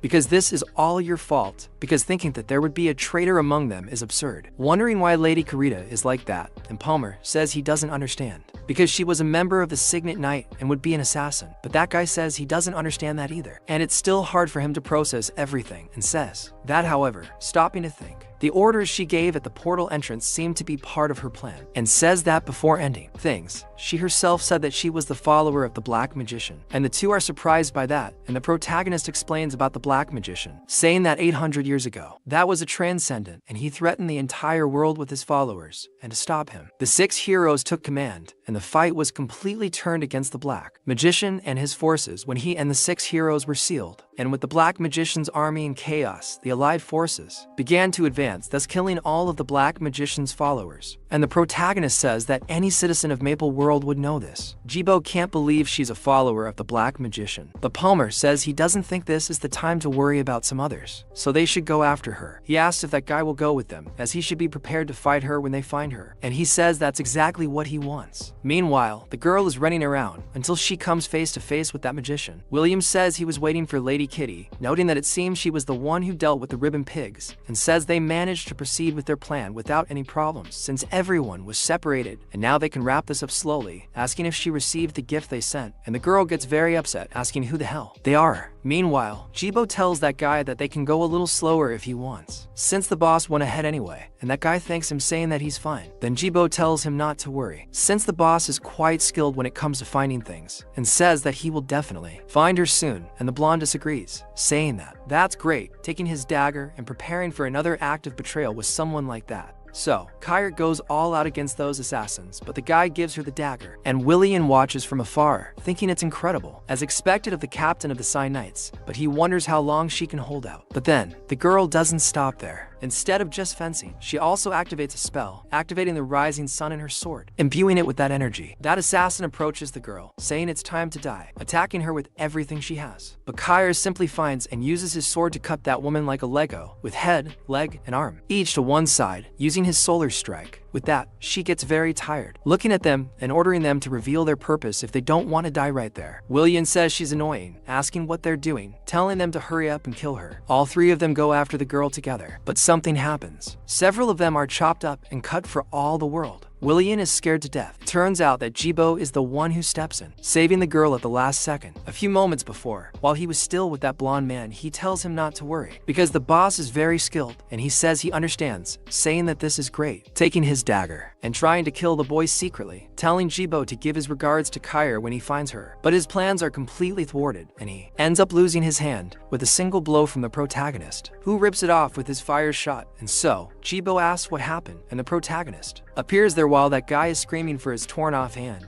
And Jibo asks what is happening, and the boy says that as he suspected, his little lie is very lame, and says he is sorry and said, but he is not in the habit of trusting anyone, finishing the guy right there. Then William thinks that this is strange, because he thought an unwanted guest would appear, and one of the lackeys tells William that he is from the Gaffa Mercantile Union, and the fact that they are alive means that Pitum, that cowardly rat, who couldn't even take his own life when he was found, he simply failed. And he says that he still gave her a second chance for losing Kyra. Then he wonders if he made a mistake. And William continues saying that the situation is very irritating, because since they both seem to be very strong, it's time for the elite to play, and they all join forces to finish off whoever is there. And Kyra tells him to be careful with those guys, but Jibo says he knows, assuming they are perverts, and the girl asks what he is talking about, and William says he wants to end it quickly, sending 3 more. And Jibo says that the girl should be able to take care of at least one of them, and he will take care of the rest. But she tells him not to let his guard down, but one of the assassins goes after them using a wild blow and going through with everything. But Jibo goes to the side and uses his axe, wanting to hit that guy, who ducks by very little, almost losing his head. And Jibo says that apparently he was all ready, but in that he is almost hit by the piercing and needs to move his head away from the front so as not to grow another ear. And that girl starts shooting fire arrows at him, and he realizes that those bastards are very strong. And another assassin goes behind the boy using the upper charge, almost managing to kill Jibo, but only causing a wound in his back. And he says it wasn't deep enough, and it tells him not to worry, because he'll put him out of his misery now, launching again with a leap attack. And that's how he asks what Jibo is doing. But as that guy gets close to him, Jibo goes to the back of that assassin, appearing there using only speed, telling him to stop yelling. After all, he was just messing with that guy, cutting him in half. And at that, the spear assassin gets angry, wanting to hit the boy with everything, but Jibo manages to dodge all his attacks and uses the explosive cut on the spearman, who has to step back to avoid being cut. So he runs back, asking how Jibo can be so strong. And then Kiri kicks one of his friends, saying it's quite disappointing, and they all hit each other and fall rolling. And she asks William if they call those guys elite, and they get very frustrated at being lost to them. And at that, William says that it looks like he'll have to intervene, since this is as far as they go, and says that they've already wasted enough of his time. Then Jibo notices that he is using the fire arrow, and that thing comes towards him, right towards his eyes. And he ends up noticing that it is faster even than the boss's, and an explosion occurs right in front of his eyes. And William notices that he let his guard down because it is a fire arrow, noticing that this fire arrow is on a completely different level, but says that it was not as if he could dodge anyway, and says that it is over there. Now they will finish that portal soon, but in that, he is surprised, because the protagonist appears there in the middle of them, stopping that explosion, and looks directly into William's eyes. Even though, when it is his turn, William is looking straight at him. Then he asks who the hell is that guy, and the protagonist uses telekinesis, telling him to leave that for later. After all, they have other guests bringing one of those scarf pigs, only this time gigantic, towards William and company. And the pig takes William and his group with everything being dragged. And after a while fighting against those pigs, William finally kills the last of them, and then says that thing was a pain, and they ran away after throwing something like that at them. He talks to Gerald, and he says he's sorry, saying he's finishing on that side too, killing them with everything. And William says they don't have time to regroup, so they're going to chase them. And everyone agrees. And William says that if they get out of that portal somehow, it's going to be a lot of shit. And he says that that situation is starting to give him a headache, and that guy ahead seems to be someone problematic, and there's something about him that bothers him. And Gerald talks to William, saying he can see footprints over there, and says that if he sees the man in the cloak first, he should just hold him, because he himself will take care of that guy. But in that, Gerald says that there is no need to do that, because he knows that he is not in a position to speak. But that guy, he didn't seem like some idiot. And William asks if he is worrying about him, asking if he knows who he is, and says that they're in that portal. It is impossible that there is someone stronger than himself, blindly trusting in the feather that was given to him by his superior. Meanwhile, the protagonist is with Jibo and asks if he saw their faces at the end, saying that he doesn't know if they will survive being attacked by those pigs. But that protagonist sees that they won't die easily, and leaving himself aside, he should be careful where he goes, as there may be traps. and he says he is very attentive, but he asks why he didn't finish them off right then, saying he could have aimed for an opening. But in this, the protagonist simply says it's because William is stronger than him, and Jibo doesn't even believe it. Then, the protagonist thinks about that fire arrow that went towards Jibo, remembering the speed of that one with the power, and he almost couldn't stop it. And he remembers that even causing an explosion to slow it down, it still continued towards him, and he says that this fire arrow barely managed to change its direction, and didn't even affect his fire arrow. And Jibo doesn't want to believe that William is stronger than the protagonist, but he questions if he was joking, questioning why he would do something like that. And Jibo then asks if they just really ran away, and he says yes, showing that ring, and says that it seems like the circle grew to its limit, so he asks why this happened. And the protagonist says that depending on its thickness, even using the same type of magic, there will be a difference in its power and speed. And since he's at the top of the second circle, they should be equal or even stronger than him. But his magic has something more that he can't understand, since he was able to enter that portal. And he's sure that he's also from the second circle, and he has no doubt about it, but he's sure that somehow he's strengthened his ability, and says that it would be fair to say that he's the strongest adventurer in that portal now. And Jibo doesn't want to believe it, asking what they should do, asking if they should try that tactic from earlier, only with ogres. But the protagonist denies this, saying that it won't be easy, because ogres are different from simple Feta pigs, and they might discover that it's them and use that against the enemies. But at this, Kiri asks what he means, asking if he doesn't understand the situation there and now, saying that the important thing is that one of the Black Magician's followers was hiding with the Sign Knights, and that this is very important information and can change the future of Maple World, and says that they should go outside first, and says that he should give up on clearing that portal. But the protagonist says it's useless, and Jibo asks what he's talking about, and she says that she knows he used to be a slave, as expected, and asked if he's still after that little completion reward. But the protagonist says that after warning the people outside, what will she do? Asking if she really thinks this is the best way to get rid of those guys. And he suggests that she not underestimate them, because those followers have been hiding for hundreds of years, putting down roots, and exposing them does nothing but cut a branch. They need to go deeper, and if they decide to hide, no one will be able to find them, and with that, they will become parasites, which will consume Maple World, where no one can see them. And she gets mad, saying that this won't work, that won't work, asking what he wants them to do, telling him not to talk nonsense without having a plan beforehand, saying that they are being chased now, and they need to get out of there before that. But the protagonist simply says that they should let them know who the real hunters are while that group goes after them. Beard says that they need to find them fast, because if they escape through the portal, their necks are already gone. But in that, Jibo appears behind him, saying hi, and going after them on the shortcut, almost ripping off his head. And they think that this is really stupid, because they really came to find him, and says that he is sure that he will kill you. But then, 8th trap is cut, and so, that guy is definitely quadriplegic, being hit hard in the back, and the girl realizes what is happening. And Jibo asks if Goatee thinks he can really be distracted in the middle of a fight, throwing his axe at him, but he goes inside, trying to hit Jibo with his dagger. But the boy dodges, looking deep into his eyes, and simply prepares a knee, hitting him hard, then drops his axe and starts to fight, descending the pulika on it, simply in the oldest way of fighting, the simple exchange by Manhwa. Then that other girl thinks about hitting him with her crossbow, but keeps wondering what is happening, unable to do anything in the middle of that exchange. And Kira appears behind her, ready to kill her, but can't hit her because she gets out of the way. But the attacks don't stop there, and she continues attacking her with everything, descending her sword from top to bottom, forcing her to defend herself with her weapon. Then Kira tells her that she shouldn't look away, because she's already fed up with how things are going. Meanwhile, William is alone, and says that it seems like they've started, but there's still one person he's curious about, asking if they were waiting for them. And that protagonist stays to face with William, and tells him that it's okay if he doesn't want to talk, saying that they should also start there, with both of them invoking the fire arrow. And William gets very excited about that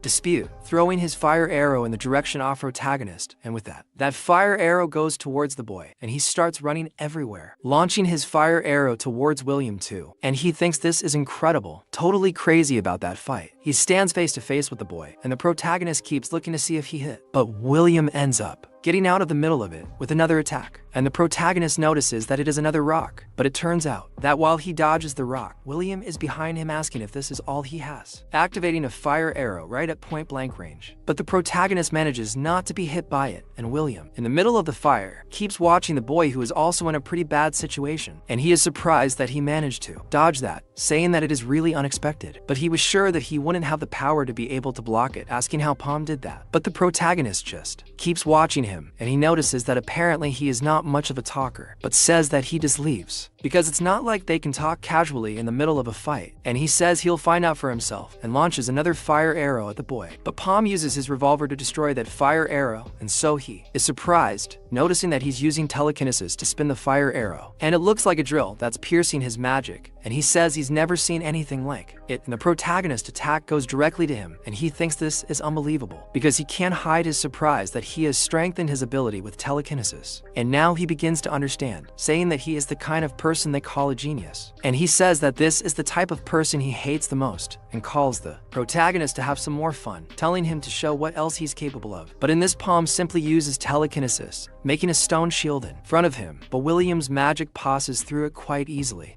and he asks what the boy is doing, questioning if hiding is all he can do. Then the protagonist once again activates telekinesis, almost hitting William with his fire arrow, and he ducks by a hair's breadth and asks since when he's been using that. And the boy continues to fire the fire arrow, dodging and turning in every direction, almost hitting William every single time, but he keeps jumping like a gazilla from one side to the other, running away from that thing, until he manages to launch another fire arrow at the protagonist while he gets very angry, saying that he's tired of messing with him. But the protagonist activates his revolver, throwing his own fire arrow towards Williams, and he thinks that he's finally used his 2 shots, appearing behind the boy, using a ring that makes him release the poisonous breath at point-blank range on the protagonist. Very close indeed, and so with that poisonous breath, he says that it's very useful, but he says that it leaves him full of openings while he summons it. He asks if he's not a fire and telekinesis user, saying he figured he could seal his attacks if he forced his fire arrows to go on cooldown, and now he won't be able to do anything for 30 minutes, and says his fire arrow is also on cooldown, so he should forgive him for ending things with his dagger. But he says that now is his favorite part because he can't wait any longer, and says he's very curious to see what his desperate face looks like, totally crazy, licking his own dagger, and he asks if the boy will tremble, cry, or what he's going to do. But the protagonist simply moves, and moves very close to him, to deliver that punch right in the middle of William's face, and that punch is as pleasurable as loafs, which he hit in the face of those Terabitos, throwing him away and crushing that thing's eyes. And after that punch, he remembers Iberu asking how he managed to do that, asking him to tell him how they managed to defeat the poisonous mushroom of madness, and he asks Jibo about it, questioning if it's okay to say it now that his boss is gone, saying that he'll pay the bill, asking him to tell him, and Jibo says that it will be useless even if he does, since it's not something he can do because he wants to, and says that he called it the room, saying that it's an ability that uses telekinesis to pull and hold the air, and he says that just when he thought they were finished, he pulled all the poison from the area, and says that there's nothing special. Then Iberu asks if this isn't a cheat, and he says that's what he was talking about, since the boss with these abilities is already a complete cheat, and the protagonist continues beating William up, simply going into barbarian mode as soon as he runs out of mana, and William is completely exhausted trying to use his poison again. But while he's talking, the protagonist punches him from the bottom up, making him bite his tongue and not say anything else, and after that punch, he connects more times in the abdomen of that thing, completely knocking him out and throwing him away, and then he pulls out his staff, preparing another arrow of fire towards William, wanting to close his coffin with the golden key. And after that UFC-worthy beating, the protagonist rips off William's arm, who fell to the ground, trembling and groaning in pain, but still activates his ring, releasing that poison upon the protagonist. However, the protagonist uses telekinesis to create the room, trapping all the poison and excluding himself from any kind of threat. He asks if William is trying to trick him because he acts like a lunatic, but in reality he's plotting something, and since his poisonous breath didn't work, he should try to get his staff back. So he calls William to try to get it, because that's when he'll finish him off. But what he didn't expect was to be attacked from behind, and he was surprised, having to get out of the way quick. William himself, however, somehow managed to unleash magic, and all psychopathic and crazy, he stood up saying he was going to finish off the protagonist and break him into pieces. And the protagonist was far away after taking that fireball, all smashed up, and he realized he let his guard down, and he didn't expect him to have an orb of flames, like an ace up his sleeve. He wouldn't have made that mistake if he were William facing regression. Then another fireball comes at him, while the protagonist thinks he's lost his touch. Then, Jibo notices that his boss might be suffering a bit. Meanwhile, he rips off the spearman's head and tells Jibo to stop messing around and put an end to it, as his opponent is too strong for him to handle alone. Jibo says that's what he was going to do, telling her not to give him orders. But while he's doing that, an arrow ends up going straight for that guy, and he's killed. those ogres are the ones who arrived that way, coming at them both with all their might. He realizes he was wondering why they hadn't shown up, and that he surprised their green ogres. He tells them their focus is on finishing things quickly around here, and tells them not to underestimate them, as they're not that easy. He also mentions that there's a strange man among them, and he seems to be the Lord, as he even has a little rug on his head. He almost looks like the Hulk. Meanwhile, the protagonist is with Willian, who wonders if he finally killed Willian, but he bleeds after so much beating, and he realizes that he has to admit that he wasn't bad, and think that he would take that tip too much, because he should have at least asked his name before killing him. But he himself appears saying that it's Alpam, and he's surprised that he can't be alive, and the protagonist tells him to remember it well, since it's the last name he'll hear.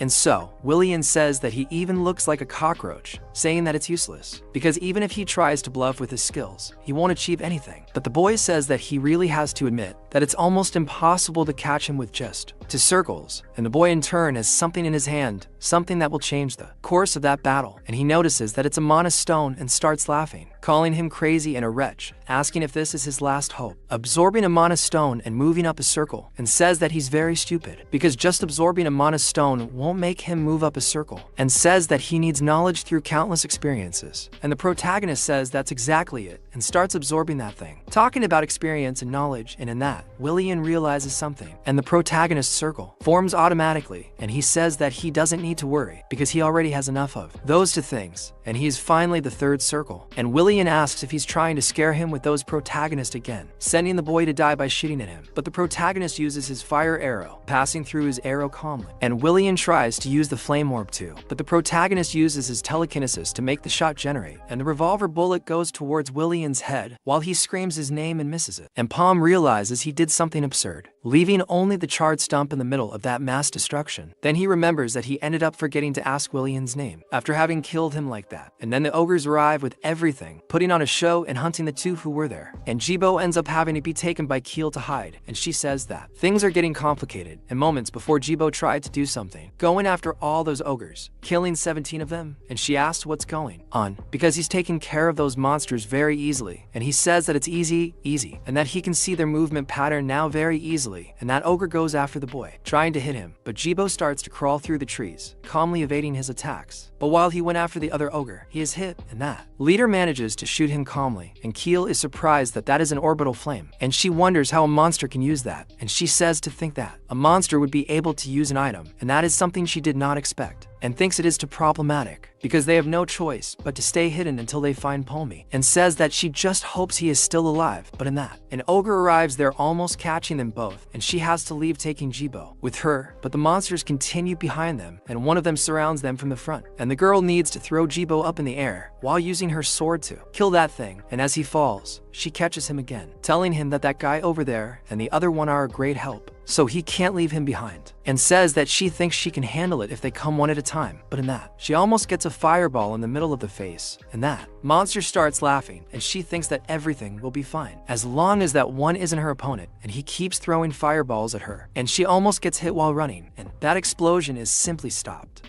by Jibo, who wakes up again, and she's on the ground while he protects her. And he doesn't show any reaction, and simply goes after those monsters again. And he starts cutting them in a totally different way, one after the other, cleaning each of those monsters with just one blow, killing them very calmly, making huge explosions, and Jibo thinks this is unbelievable, and he simply goes to the leader, and Jibo starts asking if that boy is really from the 1st circle. And Gibbo's eyes are getting more and more red, and Ogre, seeing his axe coming towards him, gets excited, releasing another point-blank fireball on the boy, and Jibo is thrown again on top of Jibo along with his axe, and the girl thinks about holding him so he doesn't crash to the ground, and that monster is all happy, or should be, because he was actually hit by Gibbo's attack, and he gets very angry, summoning another fireball, so Jibo tells him to back off, because she will take care of things from there. And when he launches that attack, it turns out they don't have much left what to do besides the girl having to stop it. But then, one of the protagonist's shots goes towards that fireball, and also passes by the leader of those ogres, and Jibo is left wondering what's going on, and who appears as the protagonist, already completely modified, along with his fireball and telekinesis, and he says that it seems that it didn't arrive so late. My friend, this is absurd. This protagonist, he knows how to act. Meanwhile, the guy who was on guard outside says it's been for days, but there's no sign of him, and says he was happy to be able to make some easy money, but his body is starting to tingle, and he says that air vagrants aren't his style, and he'll have to refuse defense missions from now on. But then he wonders why it's so noisy, and that portal starts to collapse, and he's surprised by that because the portal is closing. So that woman in front of him tells him to go and call the bishop now, and he asks Kitty what's going on, telling her to report the situation, and she tells Lonko that some people came back alive, and seeing how the portal is disappearing, the radio was full, and he's surprised that those three there came back. And after a while, the protagonist wakes up in an infirmary, and Lonko says that it seems he finally woke up, and he asks about that place, and Lonko tells him to listen, saying that it's better he tells the truth about the things he's going to ask from now on, because it seems that only the three of them from the merchant group and Fork from all the groups survived, asking what happened inside the portal. And so the protagonist starts to wonder what he's saying. He says he thought it would be that, but to think that all the others died. So Lonko tells him to answer properly, unless he wants to lose his own life that he fought so hard to save. Then the protagonist starts to say that there was a demon inside, and Lonko is surprised, and the protagonist asks for a paper and a pencil, saying that he's going to draw it for him, and says that he doesn't know what it's called. But when Lonko sees it, he closes his eyes and just accepts. And after a while, they tell him that it doesn't make any sense, because there were a total of 100 people, and besides, they were all from the elite, each representing a merchant union, and even if it's a portal of 100 people, it was still just a red portal, and asked if they want him to believe it that they all died because of monsters, and they say that they shouldn't even face any monster inside a red portal, and the Centaurial off-merchant union, Sky, says that his cousin was among them. Then Lonko says that he didn't seem to be lying, saying that he said that the boss of the 100-person portal looked like that, and they notice that Yahello is a green ogre, and if it is a green ogre, they remember that they are monsters capable of using items, and one of them says he heard that they are so intelligent that, in a large-scale battle, it would be no different from facing a human army, and having only 100 people going against that thing must not have been easy. But another says he can't accept something like that, and Yahello is Franco from the Goldrick merchants, and he says he doesn't know about the others, but there's no way his Natasha would lose to something like that. And Lonko asks what he's talking about, and Franco questions if he's asking because he doesn't know, and says that it must have been sabotage, and none of this makes sense unless someone on the inside betrayed them, and after entering the portal, it wouldn't be impossible to know what's going on happening, and someone could take advantage of it, whether planned or not. And it also seems that the three who survived are from the same group. So Hab says he can't stand this nonsense any longer, and asks if he's saying that Fork screwed everyone over, questioning if it was simply because next to him there was someone who became the third circle, survived, while the others didn't. And the stuck-up rich kid asks if he's trying to say that his mercenary unions aren't as good as Fork's, and he says that trying or not, he's just saying things as they are, and they continue arguing a lot, because that guy in red doesn't want to accept it. And then Lonko wonders if they're already over, and the mustachioed one says that since he's saying all this, he must have proof, and he questions about it, saying that they didn't bring any items out of the gate, and they had no reason, asking if he understands that. And so the protagonist, after a while, says he'll come back thanking Lonko, and simply leaves, and Lonko asks if it's okay to let them go like this, and he asks the girl if they haven't already reached their conclusion. And after a while, the protagonist leaves and finds a snail there, and he asks if that's really what they're seeing, because that thing really followed them. It's a cute snail, and the protagonist remembers that he asked something when they were still inside, asking why he's hesitating, because they've already taken care of the black wizard's followers and finished off the green ogres and the other monsters, so they just need to throw all the items away and hurt themselves a little before leaving. But then the protagonist thinks for a bit and remembers that feather the wizard had with him, and he says that's right, because killing the boss and throwing the items away would be the best thing. But the items he got, and the phoenix feather, the feather and holding it can increase the firepower of your spells by 30%, and unlike other items which do not have their effects overlapping the others, this one does. So he says that the reason the others were all killed there, he thinks he sold it now, and this is an unexpected gain, and he has to take it out no matter what, and that he says that if they take anything that has not been registered before, they will raise the suspicion of sabotage, asking if it was not he who reminded them of this. So she tells him not to be greedy and follow the plan, since they found the exit portal. But then he notices a snail, and that is the snail pet. Unlike other monsters,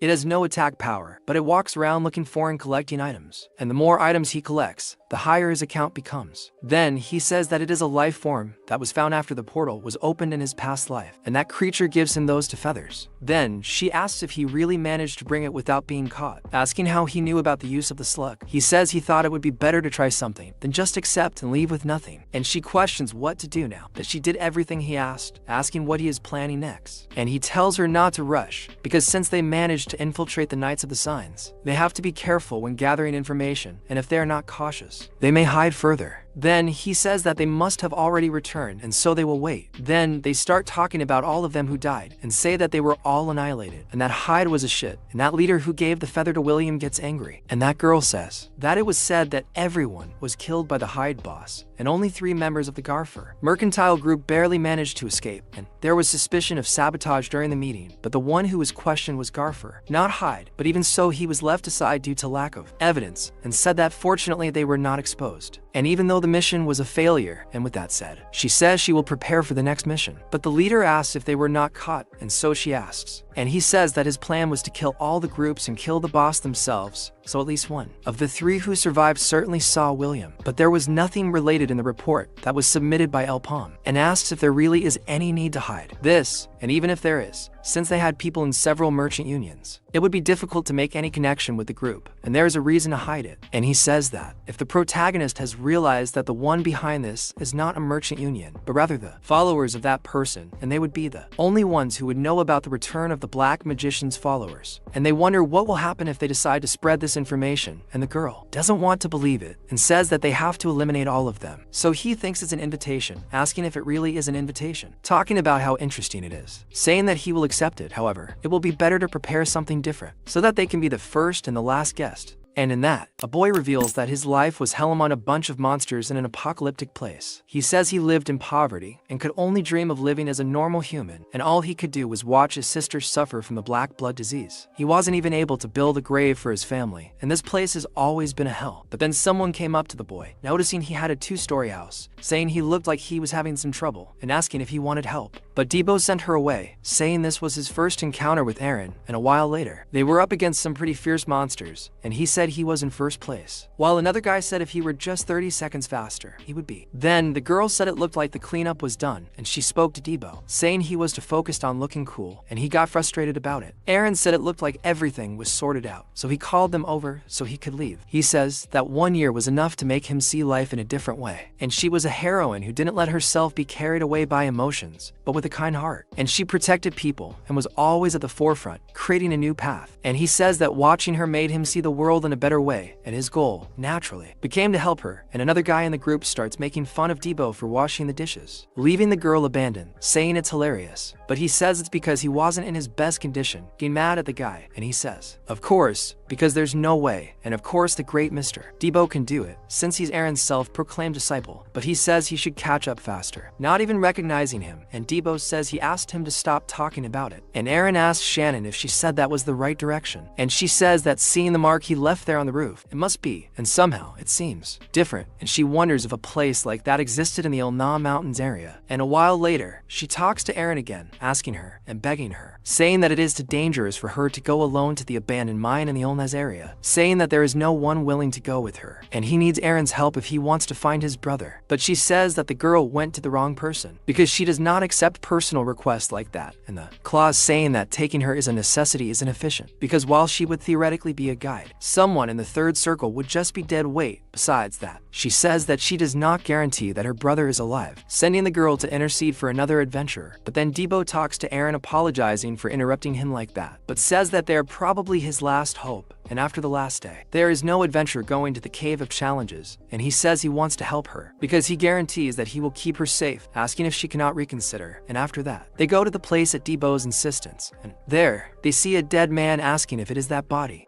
And the girl says that that one over there is not her brother, and Aaron says she understands, asking if she should be relieved. But how that person died there like that, it's very strange, because it doesn't seem like he was killed by monsters, saying that it already seems like he's been dead for over a week. However, if they remember correctly, they recognize that person, but they don't have time to talk enough after all. A gigantic stone goes towards them, almost crushing the entire group, and Debo saves the girl, but is left wondering what just happened. And when they look to the side, it is a monster, a Zaken, that is attacking them, and Debo asks the girl to stay behind him, going after the monster. However, Eren also arrives, throwing the monster away, with just one axe blow, and she tells Debo that they will go left, and he says he will finish this quickly, leaving with everyone, and they join that gigantic Zaken with several arms, attacking each one from one side, and the girl who requested the mission in turn just watches from afar, and sees a hole in the middle of the wall, and with that, they finally finish off that monster. And Debo says it was so hard, as other rumors say, but then that paladin who was there says she didn't come to find it anywhere. There, asking if anyone saw her, and Debo is surprised, but when he looks to the side, he sees only the girl's plush, wondering if she didn't go that way, asking why she acted alone. Then Eren speaks to everyone, asking them to prepare themselves, because although he still doesn't know what it is, there is a strong aura in there, and everyone wonders if there is something there. And she says that maybe she is not sure, but she can tell that there is something strong, and that this will be dangerous. However, Debo says he will bring her back, because protecting Shannon should be his duty, and they must protect that place. But at that, the paladin asks Debo to calm down, saying that he did not hear what Eren just said, and first they will do something, but then Eren says he will go with. He says that whatever it is, that thing inside, is a threat to Maple World, and it's his job to deal with it. So they end up deciding that everyone will go in, and they end up going to that place. Inside, there's a lot of magma everywhere. They get scared. Shannon, in turn, is on top of an altar next to a fallen person. They arrive at that place, getting scared, and notice that Shannon is there with the body. There, she says that that's her brother, but Eren finds something strange, and so does Debo. So, he yells at Shannon, telling her to stay there and not move, because he's going to get her. However, the girl, in half tears, starts to smile, saying that he really came, and she knew he would come, since he's a good person, but there's no going back. He asks what the girl is talking about, and she asks Debo if he knows the meaning of the name Zakum, and says it's the demon tree. And while many believe these moving statues are Zakum, they're just mediums that Zakum uses, and this giant tree is the real Zakum, and they still have to deal with the real body. But Debo asks what she's saying, and Eren then thanks her for telling him, because thinking that it would have a main body is too much, and tells Shannon that she can rest easy while she goes to kill that tree, and tells her that she has to hide, because this will be dangerous, and she could end up crushed by that tree if she gets caught in the middle of it. But she asks also if the girl has something she still needs to do, like using her brother as a sacrifice. But the girl says that, apparently, they still don't understand her, and it already started like this, that they entered that place. And she takes the core in her hand, and it starts to burn, until it breaks, and she says that Zakum uses mediums, and they are not limited to just statues. And so that paladin pierces Debo's stomach with her sword, and when Eren looks back, she is surprised, and that other member of the group attacks her with an ultra-strong punch, and in that Debo, who is already on his last legs, asks Miria what she is doing, until he gets scared, and the girl is already completely changed, saying that he was the one who killed her friends, totally demonized, and that girl says that there is nothing to do, and they will see them only as targets of revenge. And now is the time for the grand finale, and she calls the real Zakum, saying that he should do his best to end this performance, and the girl is already completely changed, with white hair, white clothes, and completely pale skin, and she says that this is how it should be done for the Black Wizard Lord. Okay, I wasn't expecting this at all, and I love how this monster acts in twist after twist. And with that, the monster Cuber beat them up, and Debo wonders if she was possessed by Zakum, but Eren yells at him, telling him to stop being a child and end this quickly, because she's not Miria anymore, telling him to wake up. Then he says he knows, while looking at his former friend who is already completely corrupted. Then Eren uses the adrenaline boost to launch a crushing cut at that monster, cutting off some pillars and also part of his arm. And Debo remains quite shocked with an absurd self-loathing, thinking that he screwed up everything, because he shouldn't have told them to go to that place. And one of the members of that team is already dead. He prepares to go after Miria, while thinking that it's all his fault. He actually manages to hit the girl in the middle of the chest, making her spit blood everywhere, and finally finishes her, apologizing to Miria. But before dying, she still comes back with one more attack on him, but he ends up breaking more than two. And it turns out that it wasn't an attack, and she simply touches his face, thanking the boy, asking him to take care of Eren. And he becomes increasingly frustrated with himself because of what happened. And Eren in turn goes after that real Zaku, wondering if that is the main body, wanting to finish off that thing, that cursed tree. But then in the middle of all that noise, a hand comes out of that tree and leaves her completely surprised, and the hand goes after her trying to catch her. But she somehow manages to get out of the radius of that attack, while Debo yells at her, saying that they must finish that thing off, and the two prepare themselves with everything to be able to axe and chop that thing. But while they do that, Debo receives a punch and stops that hand before being crushed and begins to curse that thing, while the monster tries to crush him.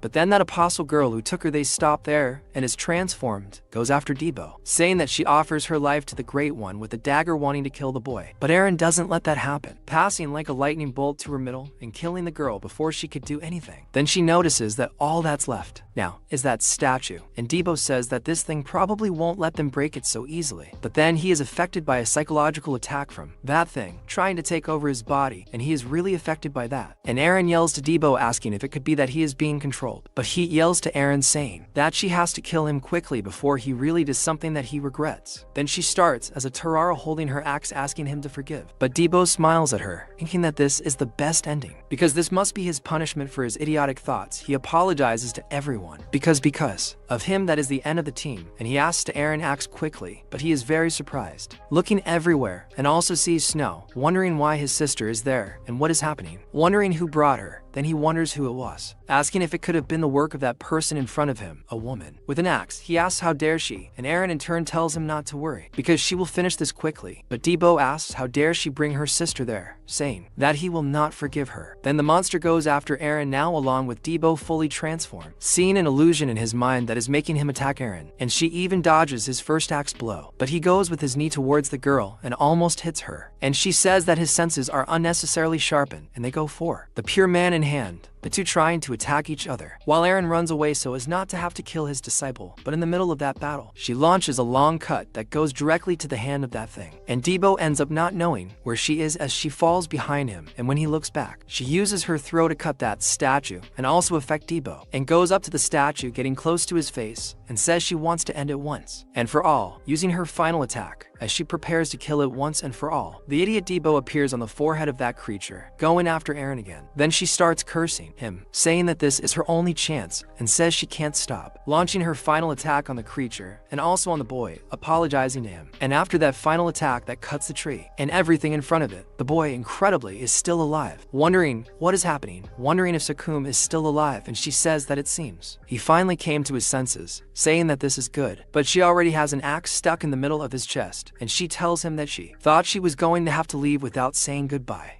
Then Debo gets totally scared, wondering what happened, not wanting to believe what might have happened, and he says that this can't be done because he told her to kill him, asking why she is dying, because she is the one who is injured, and she tells Debo that they already failed once, 800 years ago, and she is no longer the person who will stop the black magician, but he has a great talent, and unlike him, who at his age could not even compare, and he tries to say something to Era, saying that he cannot become as strong as her, even if he had eternity. But at that the girl begins to smile, saying that she leaves the maple world in his hands, and she is sure that he will succeed since he is her only disciple. And she says that she is a little tired and goes to sleep for a while, and he asks Era to wake up, trying to talk to her, telling her to open her eyes. But that was how Era closed her eyes forever, and he had to make his friends, heroes, know that. So he got up, took that axe, and went on ahead, and he says that he eventually left that place, since there was no place for him without Era, and that it was hell. And because he was unable to protect his life goal, which he had barely found, because he was unable to pay for his sins, he could not even answer the request of someone dear to him, and that place was truly horrible. And until the end he continued fighting, and this time he wakes up in a bed very peacefully, and his sister is surprised that he has already woken up, saying that she was worried that he was still unconscious, even though he had no wounds, and says that he was also talking in his sleep, asking if he had some kind of nightmare or something similar, and he asks if it was a dream, since he does not remember anything. But then someone knocks on the door, and she asks who it is, because she does not think he is expecting anyone, so she tells her brother, because someone came to see him, and he is surprised by this. And when he gets up, it is Palm, and he speaks to Diabo, saying that his plans have been advanced, telling him to get ready as quickly as possible. And the boy asks to Palm if he doesn't have any time off, and he questions if he hasn't rested until now. But then he asks what the change is. Then Diabo says that he will have to lend him some money, and 200,000 months should be enough. But he says that it is impossible because he doesn't have all that. Then a few moments before he is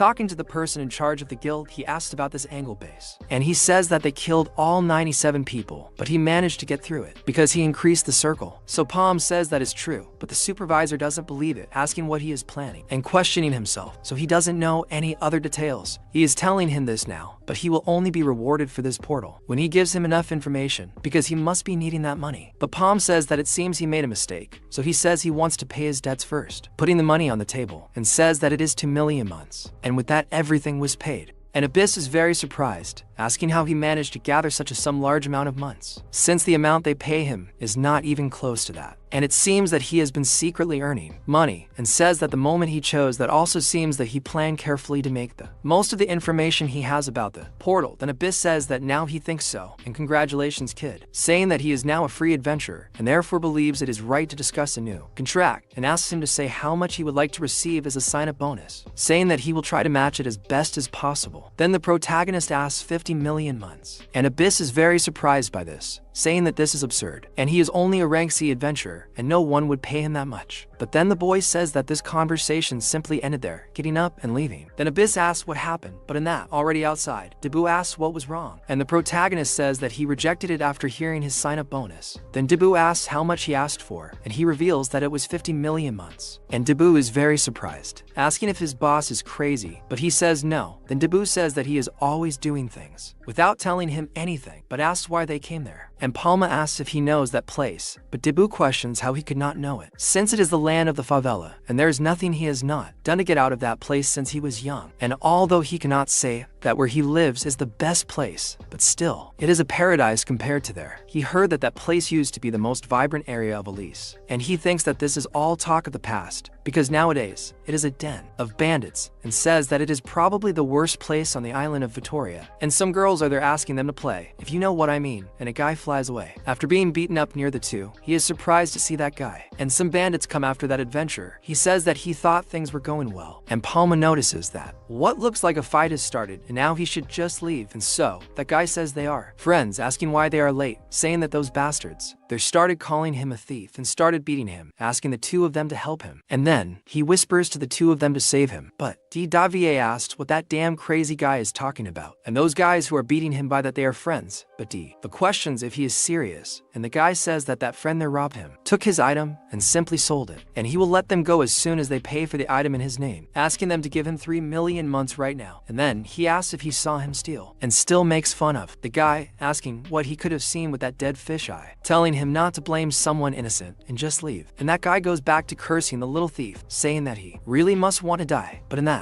the protagonist throws 3 million months in his face, saying that he will pay, telling him to get lost. But in that, D. Davier asks why he is doing this, and why he would do it, and Palm tells Ralph to follow him, and Ralph is surprised that he knows him. Then in another corner, he asks if he is saying that he came there to recruit him, and asks about the money, and Palm says that he doesn't have any more, and says that the money he threw before was all he had. And then Ralph asks with whom he is affiliated, and the boy says it's not anyone. And Ralph asks if he's joking with him, wondering why he would join his group. And D.Va starts to get angry, telling him to return the 3 million months they paid before. And Ralph asks if by any chance he asked them to pay for him, saying that they acted without talking to him. And D.Va gets even more angry, and then Ralph says that seeing as how they came there looking for him, they must know of his abilities, so they should pay him accordingly, or he will give a special discount and join his group for 3 million months. And D.Va gets more and more angry, but someone arrives, and that girl's name is Kiss, and she's from the Kania Merchant Union, and asks if Palm is there, and the boy acts as if he already expected it. And Ralph is surprised that the Kania Merchant Union is there, and the protagonist says it's himself, and Kiss says it's a great pleasure to meeting him, saying that she would have liked to meet him in a better environment, but things didn't happen that way, asking him to forgive her, saying that they, the Kania Merchant Union, highly value his skills, and successfully completed the 100 Iono Gate, and although this may be sudden, she won't make a mistake, saying that they would like to recruit his group, and says that of course, he will have a simple portal invasion test as procedure, and they will pay 3 million in advance, and pay a bonus of 50 million when they pass the test. And Ralph is completely surprised by what he is hearing, and the girl says that if he wants to join, then the invasion will be in 3 days, wishing them good luck, and after handing over the money, she simply leaves, and Debu himself is surprised, saying that it is an unexpected luck. And so the protagonist throws that money in Ralph's hand, who loves money and is very happy. And he says that it is the bonus he asked for, saying that the contract term is of 1 year and he will give him another 7 million after a successful invasion. And then Debu asks what he is doing, asking if he ate something bad today because he is going to spend 10 million with a guy like him. And the protagonist calls him to go because otherwise they will be late for their next appointment. And Debu is surprised that there is still another place he wants to go, calling the protagonist while he runs away, and he does not believe it because he goes after that blonde again, and he asks why that noisy girl is there, and she tells him to shut up, saying that she only came to fulfill her promise. And a while later, the four go to the gate, and Debu says that it is certainly a good day to invade a portal, and says that there are 5 groups there, totaling more than 50 people. And he says that this number should be good enough to invade, and Ralph notes that bringing all those useless people will decrease the money he will receive. But up ahead, Piju talks to everyone, saying that as they were informed, the portal this time is at the orange level, and it has a maximum of 50 people and 3 marks, and she believes that with this number, clearing the portal will not be a problem. And the protagonist thinks about the followers, saying that he expected the neo-merchant of Kanya to hire him, but to think that they would bring him there is too much, since they have already started using that place. And although the time is different from his past life, it is a portal that he has already cleared once.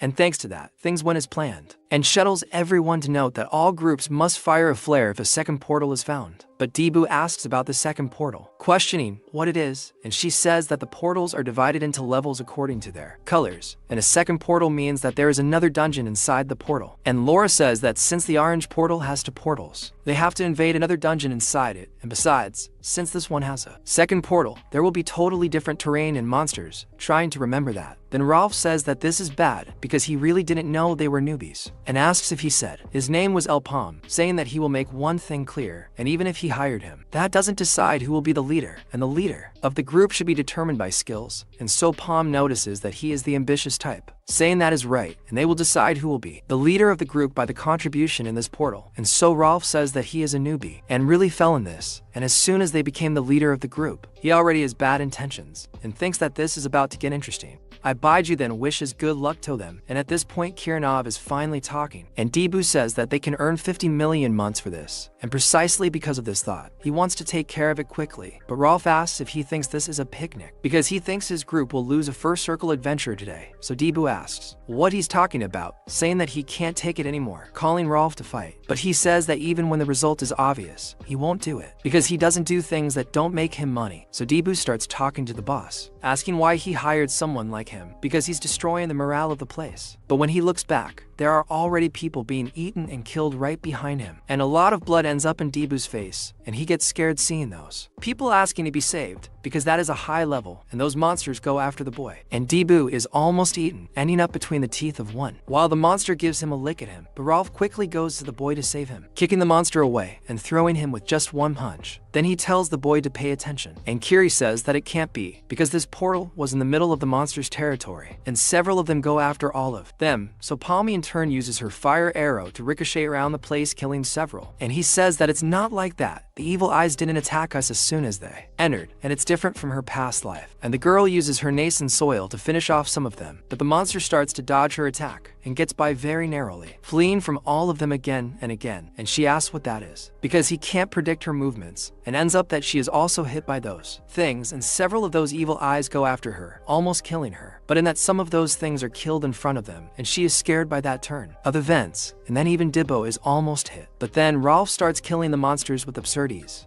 punching and throwing them away with their own fist, and Dibbo is shocked by what is happening, with him killing the monsters with his fist. And he says that with this he saved the life of that new kid twice, and once of the sassy lady. He says that it was a good feeling, saying that they don't need to thank him, telling them to continue being whiskeys for him so that he can shine even more, and that he notices that these are his true abilities, and says that he didn't want to admit it. But someone who has 3 circles is on another level, and he really keeps going after those things. And the monsters even try to give him some trouble, but he dodges calmly and notices that he moves in an irregular pattern, but that's all. And he is definitely superior to those two, but he wonders about Palmy, because he controls the fire arrow against Esnes, thinking that it makes sense that the Merchant Union and Keen would be interested in his abilities. And he doesn't know about the boss fights, but his normal hunting speed is faster than his and says this guy is absurd. And one of the monsters goes for him, and he even tries to punch. But the monster manages to dodge the blow, going all out for Rolf. But even with that, he keeps smiling, preparing for another punch. And he thinks that Palmy is definitely useful, and the contract fee of 50,000 mesos is not something that just anyone could get. And besides, if he observes how the merchant union treats him, he will probably pay more in the future. And he says that he can see himself sitting on a pile of money after taking this group for himself, happier and happier, delighting in his own illusion, laughing behind them, and that he notices that damn monster is awesome, and he is definitely enjoying it. And he continues killing the monsters thinking that this is exciting, but before he can do anything, he receives a huge kick in the rib, and it is Palmy who is throwing him away. And he asks what was with that attack, questioning if the boy is trying to be rude, but he says he doesn't need to thank them because other monsters are going after them, and he ends up asking what the hell he's doing. But a bolt of lightning coming out of nowhere kills those monsters that Rolf was trying to kill, and he asks what was that now, and when they realize what's happening, it's someone else shooting glowing arrows at them, and the protagonist notices that it came from behind him, and he goes after the monsters and ends up killing the monsters, stopping the arrow of that guy that's aiming at the protagonist, and he hides behind one of the dead monsters, taking advantage of this opportunity to create his own arrow, because since he's already attacked, now's his chance. And that assassin from afar realizes what the boy is doing, but it's too late, because the protagonist's fire arrow is already burning him point blank. Then a huge explosion occurs in the middle of the forest, and Rolf notices that he blocked the attack using the FY and counterattack, thinking that this is a completely crazy idea and execution. So Thibaut tells him to look, and the protagonist questions what it is, and when he looks back, several arrows are coming towards him from behind. Then the explosion occurs, and D.Vo screams at him, but the protagonist, even though injured, is still in one piece, and he notices that he clearly got him, asking how this happened, and how he is attacking him from behind. But Kiri shouts clap, telling Mithath that place is dangerous, calling him to retreat first. But Rolf talks about retreating, however, before they can do anything. A rain of arrows comes from above wanting to kill him, and Rolf asks where they would go in the middle of all that chaos. And with that amount of arrows, everyone needs to start running, but several are hit and killed right there, without having much to do, and even Kiri is almost hit, but uses Solar Slash to save her and another girl, and she asks what they are doing, telling them to run to the forest quickly if they want to live, and they say that they would have gone a long time ago if they could, but the evil eyes are already waiting for them, so how should they pass? But then the protagonist begins to open a path for them with his magic, and Rolf says he will go first, putting his foot down, and Kiri tells them to stop wasting time, and move quickly through that forest that the protagonist opened, but the arrows do not stop coming in her direction, and D.Vo says that at this rate they will die, and the protagonist launches his own fire arrow back to be able to take away their visibility, and he tells D.Vo, telling him to listen carefully, and so, that guy who is attacking everyone notices that the protagonist located him in an instant, and she thinks that Vok's concerns were not unfounded, and notices that it is Palm apologizing, but she says goodbye to him, aiming at the protagonist with everything she has while he continues running, but the arrows go towards him and fail to hit him, and that assassin wonders why a wizard is fast like him, but thinks that something is strange, because there are 6 people, and one of them has disappeared, noticing only now that it was the one who uses an axe, and then an explosion occurs right behind her, and she ends up getting scared, but she cannot escape, and it is Palm who is there, holding D.Vo's axe and using her magic, and he thinks that this time, he saw with his own eyes that he hit him, and so, D.Vo, who was wearing the protagonist cape, holding his staff, finally notices that it seems the disguise change plan worked, and all thanks to the great D.Vo who bought time, but he is hit in the middle of Akai's abdomen, stinking, and Kyra and Ash are surprised, and the protagonist himself is also surprised by that, but he doesn't have time to think much, because the arrows continue coming towards him and towards several other people, and even Kyra who grabs D.Vo to be able to run away, and several are killed, and in that she tells them to run fast, but ends up being hit in the leg, and falls along with D.Vo, with the arrows coming towards her, but Ralph tells them to pay attention and goes back to get them, and will say that he is acting like a father when he doesn't even have children, and this is quite problematic. They are surprised that Ralph is back, so the killer tells them to run wherever they want, because they won't be able to escape its final reach. So she notices something while trying to shoot. Meanwhile, Ralph asks what plan they're following to be running in that direction, but D.Vo says he doesn't know either, but tells him to just run and shut up like the boss says. He says he's barely holding on, and still acts like that, but they end up running to much and come out of a wooded area, and when they look ahead, they notice the second portal.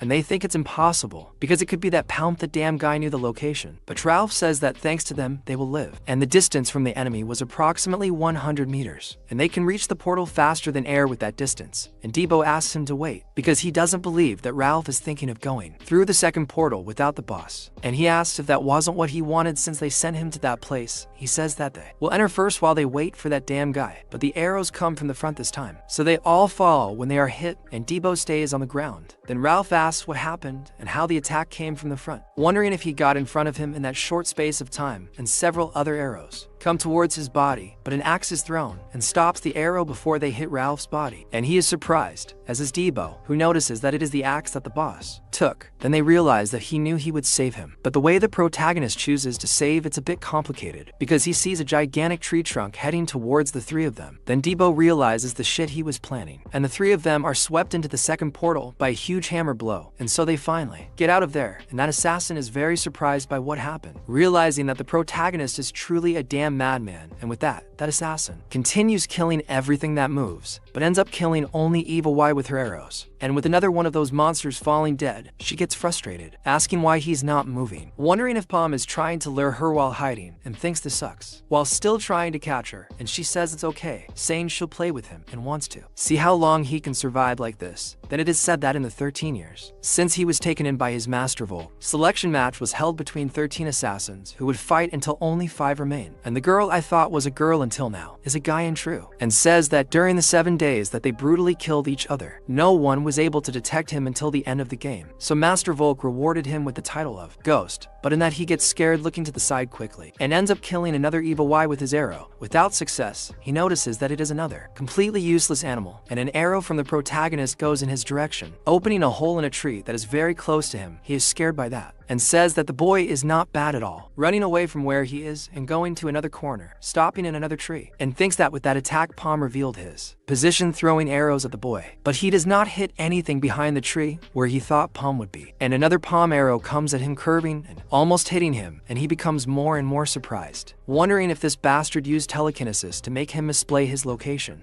and thinks the boy is a damn, falling to the ground and disappearing from there as quickly as possible, getting out of there. But to more arrows from the protagonist begin to zigzag through the forest towards that assassin. Then the ghost turns and launches his own arrow towards the boy's arrow, wanting to stop him and not be hit. So he ends up blinding his vision with that amount of fire. Another arrow from the protagonist comes from behind, almost hitting him, but he quickly turns and launches another one of his, but in that explosion ends up hitting him and throwing him away. He talks about Palm, thinking that that brat is amazing. He already felt less pain from being thrown from one side to the other with so much fire, but he thinks that this is getting interesting as he gets up. But he ends up inhaling some kind of smoke, and already in another corner, Palm thinks that he suddenly became quiet, wondering if he decided to stay hidden, thinking that this will be annoying because his level of stealth is incredible, that he can't detect his presence, and says that there was no one as skilled as him in this portal in his previous life, and he has to be an assassin sent by the Connie Merchant Union then, because it means that the future may have changed because he participated in the attack on the 100-person portal. But in this, that person simply shouts for Palm to appear, leaving the boy surprised, noticing that he is on the other side, and the ghost says that they will only waste each other's time like this, and he knows this, so he wonders why he doesn't stop hiding like a rat and fight like a real man, and says he heard rumors that he was acting like a full of his own adventurer, questioning Palm if this was all just a lie. And the protagonist notices that he is there, but asks how he got there, since it is impossible to travel that distance without making noise, wondering if he teleported, and says that unless he used the quiver flow, there would be no way. But then the ghost notices that the boy is back there, but those arrows of his come from another direction, one completely opposite to where the protagonist is looking at that assassin in front of him, and he is even more surprised by this attack. Meanwhile, in the middle of a blizzard, a portal throws the 3 members of the protagonist's team there. Debo then notices that the boss left them alone. Ralph wonders who said this is his problem, questioning why he is complaining to him. Debo starts to trick Ralph, wondering what he can do alone. Ralph says he is sure he stayed behind because he has a trick up his sleeve. Debo then notices something as soon as he pays attention to the surroundings, seeing a skull there. He wonders what all this is. After all, that is a portal with only 3 marks.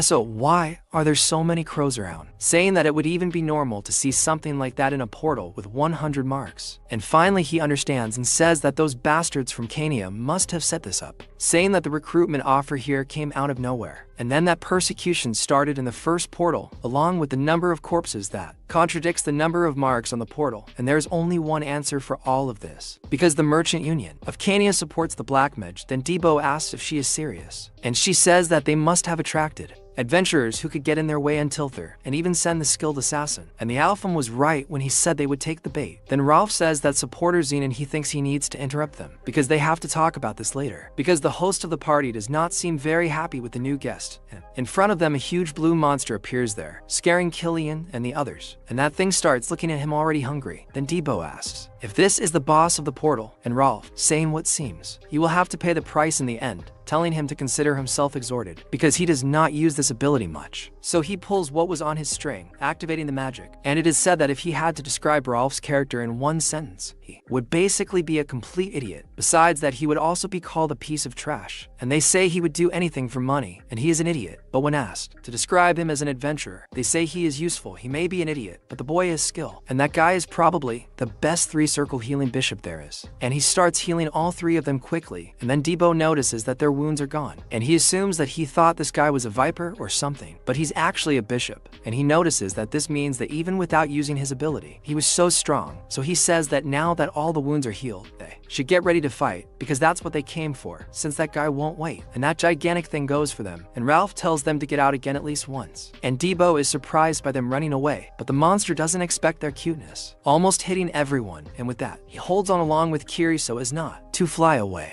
and thinks about that monster that was soon biting them, so it could eat both of them in one. But they manage to get out of the way, and Debo holds on to one of the thing's fangs, climbing the monster's face, and then throws his axe at eye, taking out one of the monster's eyes with one. And Kiri hits from the other side, attacking together with Debo, and in that, the monster takes his hand to the boy, wanting to take it out of his eye. But before Debo, who was completely vulnerable, can be caught, Ralph appears hitting the hand of that thing, throwing him away, and connecting another kick, but the monster tries to hit him again, but Ralph starts running through the arm of the thing, so Kiri tries to help, but ends up being hit. And Ralph then makes that punch expression and pays attention when it groans once more. And Debo thinks that he is not only healing, but also fighting head-on. And besides, the moment he uses the chorus is not a random moment, he uses it when they are in danger. Then Ralph says that he forgot to tell him, because it is the first one on account, but from now on, he will charge for additional services, activating his blessing, gathering angels on top of him. And in that, Kiri notices that she can feel the wave of energy inside her, and he says that it is 100 miles per blessing, and it is a bargain.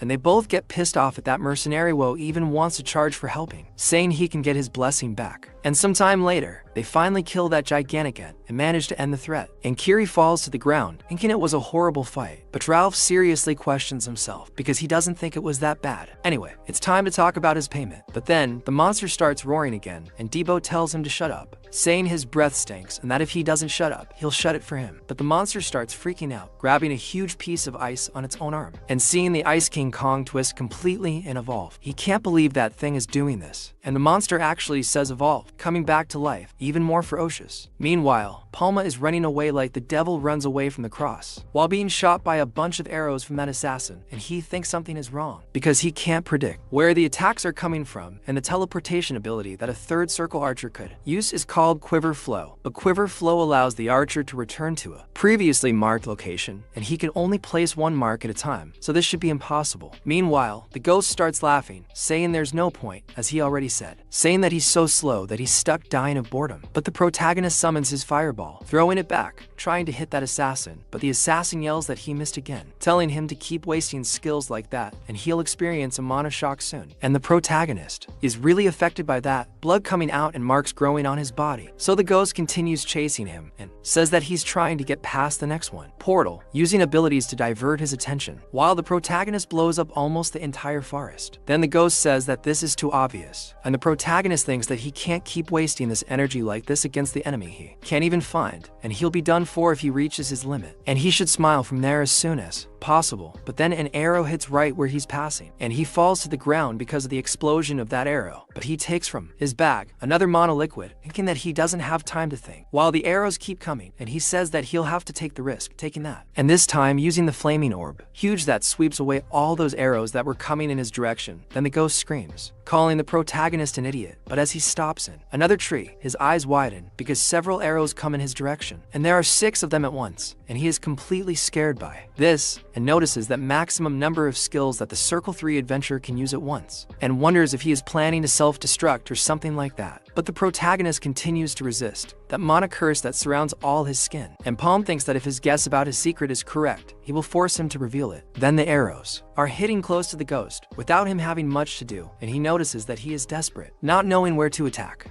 And he is sure of it because he has completely lost control. But this time, Palm throws a fireball in the direction of that assassin, who begins to flee and continues there, jumping from tree to tree, escaping the protagonist's attacks. Then Palm becomes increasingly nervous, thinking he just needs a little more. He starts to explode a large part of the forest with his fire, and begins to have more and more mana repertoires, coughing out more blood with each skill he uses. Then the ghost thinks this is useless, because he will never be able to touch him like that, and says that his fate is already sealed. The protagonist is lying on the ground, already suffering from the lack of mana, and he says he will suffer terrible pain as his body collapses due to the mana shock. The protagonist puts even more blood while trembling and almost falling, but the forest begins to dissolve him in fire. So he uses another skill, and this time he finally manages to create something even bigger, and creates a wall of fire around him along with that gigantic circle on top of his head. And the ghost gets scared, wondering what this is, because the entire forest was swallowed by the flames. And he asks if this was what the Palm was wanting, and says that this is bad because this way he will be burned alive. And he thinks that that place seems safe, a completely open place, and thinks he needs to get there. But then he notices something, thinking that there shouldn't be a safe place. And so he realizes something, and when he turns around, there is something strange. And he shouts to his other version telling him to go back, because there is a trap there. But at that moment, that other ghost asks what his brother is talking about, and then the protagonist uses his telekinesis, and the one who is running away is caught by a rock and thrown away. Then the ghost's brother quickly uses his arrow to break the rock behind him, also breaking that telekinesis. And his brother is almost caught, but the Palm appears through the fire, thinking that one has already gone, about to kill that copy. But before the boy could hit the copy, he sticks his bow in the ground, managing to get out of the way of the protagonist's attack. So before he could do anything else, he prepares to hit him with a kick. But Palm gets out of the way by lowering his head, so he thinks he doesn't have much time, and needs to finish this quickly, hitting the base of the shield that was stuck in the ground. And this makes the ghost lose his balance, and so Palm manages to hit him, throwing him away, making him lose his bow. So Palm prepares to launch another attack, and the ghost gets scared, and the other in turn shoots an arrow in the direction of the protagonist, who needs to get out of the way to avoid being pierced. And with that, the ghost orders Lear to get up, and says that this wretch doesn't have enough hands to cast another attack spell, ordering to finish him off. And so, before he could do anything, a dagger comes towards him and almost pierces his head. But he manages to get out of the way, seeing what it is. He realizes that he decided to use telekinesis, since it doesn't consume much mana, and that dagger begins to chase him all the way through the battle. But before he can do anything, the other one who was on the ground takes his own dagger and goes for the protagonist,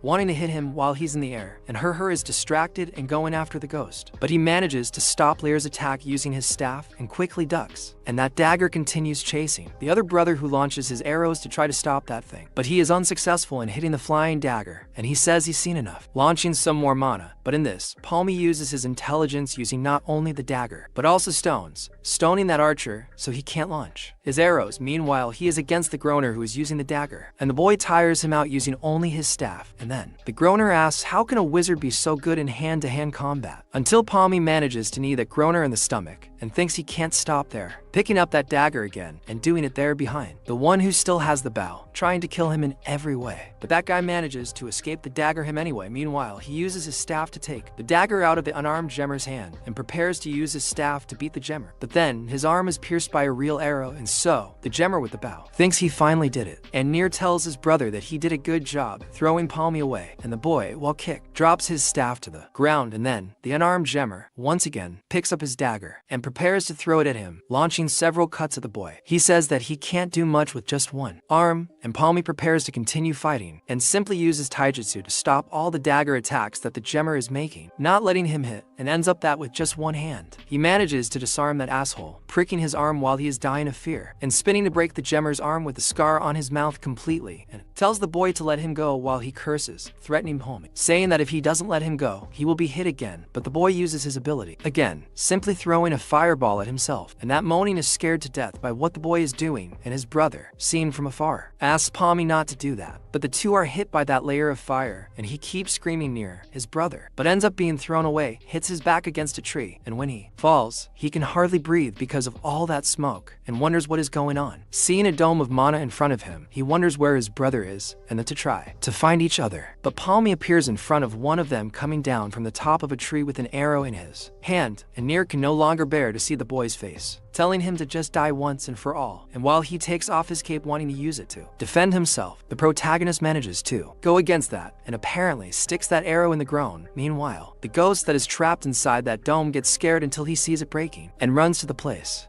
where there is a hole, wondering about what had happened to his brother, not wanting to believe that he died. And as soon as he looks forward, he sees his brother lying on the ground. So he asks Near to stay with him, trying to wake him up, saying that they have to get out of there because they have already wasted enough time. They will just quickly recover the phoenix feather and then finish the mission. But the body that is on the ground that he thought was Palmy's has something that was not supposed to be there, and it is the bracelet that his brother was wearing. And when he notices that the one on the ground is Near, the protagonist, who was disguised, takes his dagger and sticks it in him before he can do anything. And finally, after killing them both, Palmy falls to the ground completely exhausted, thinking to himself that he is tired of fighting against shooters. Meanwhile, back in Portal 2, back in the snow world, the three are still getting screwed by that revived dead berserker who is killing everyone. Rolf is now being thrown away, and the monster keeps struggling, throwing everyone everywhere. Dibbo is already completely screwed again, now on all fours, looking at that gigantic monster in front of him. Then that huge thing that has become twice as big prepares to crush the boy on the ground. But Rolf appears there trying to distract that thing, saving him. However, the Yeti manages to see him and tries to punch Rolf. However, he says that thing is too slow, punching him directly in the creature's eye. But when he hits him, he wonders why that thing is so hard, unable to do any damage to the monster. The Yeti slaps himself in the face, crushing Rolf against his face, and he is in a very complicated situation, being crushed. But Kira appears there using the solar cut and tearing off part of his fingers of the monster. Then she extends her hand to Rolf, saying that she knows him, and she paid him once for saving her life, and she grabs him, taking him away from there, carrying him on her back. And the monster tries to crush her as she runs away and continues going after the girl along with Rolf running after him, and he takes a gigantic leap that covers most of the distance between the two and hits the ground that raises snow everywhere. But in that, Rolf uses the cure on the three, and the three manage to run normally because he escapes from that thing. Then Debu talks to Rolf, asking if he has thought of any way to deal with that thing, because if they continue like this, it will not work. But he shouts that he is coming after him, but Debu does not understand what he is saying, asking him to be more specific because that thing is too big. And Rolf tells him to shut up and try to get the attention of that thing. And in that, he sees a huge sword, a great sword there, and says that he needs to get as close as possible to its weak point. Meanwhile, Debu tries to stop the attacks of that thing only with his axe, asking Rolf to go as fast as possible. So both he and Kirito go around the monster trying to get that sword that is on its back. But while they try to climb the body of that giant, he starts to struggle to not let the two finish the climb. And Debu on the other side also starts to climb, noticing that he realized, comes to the conclusion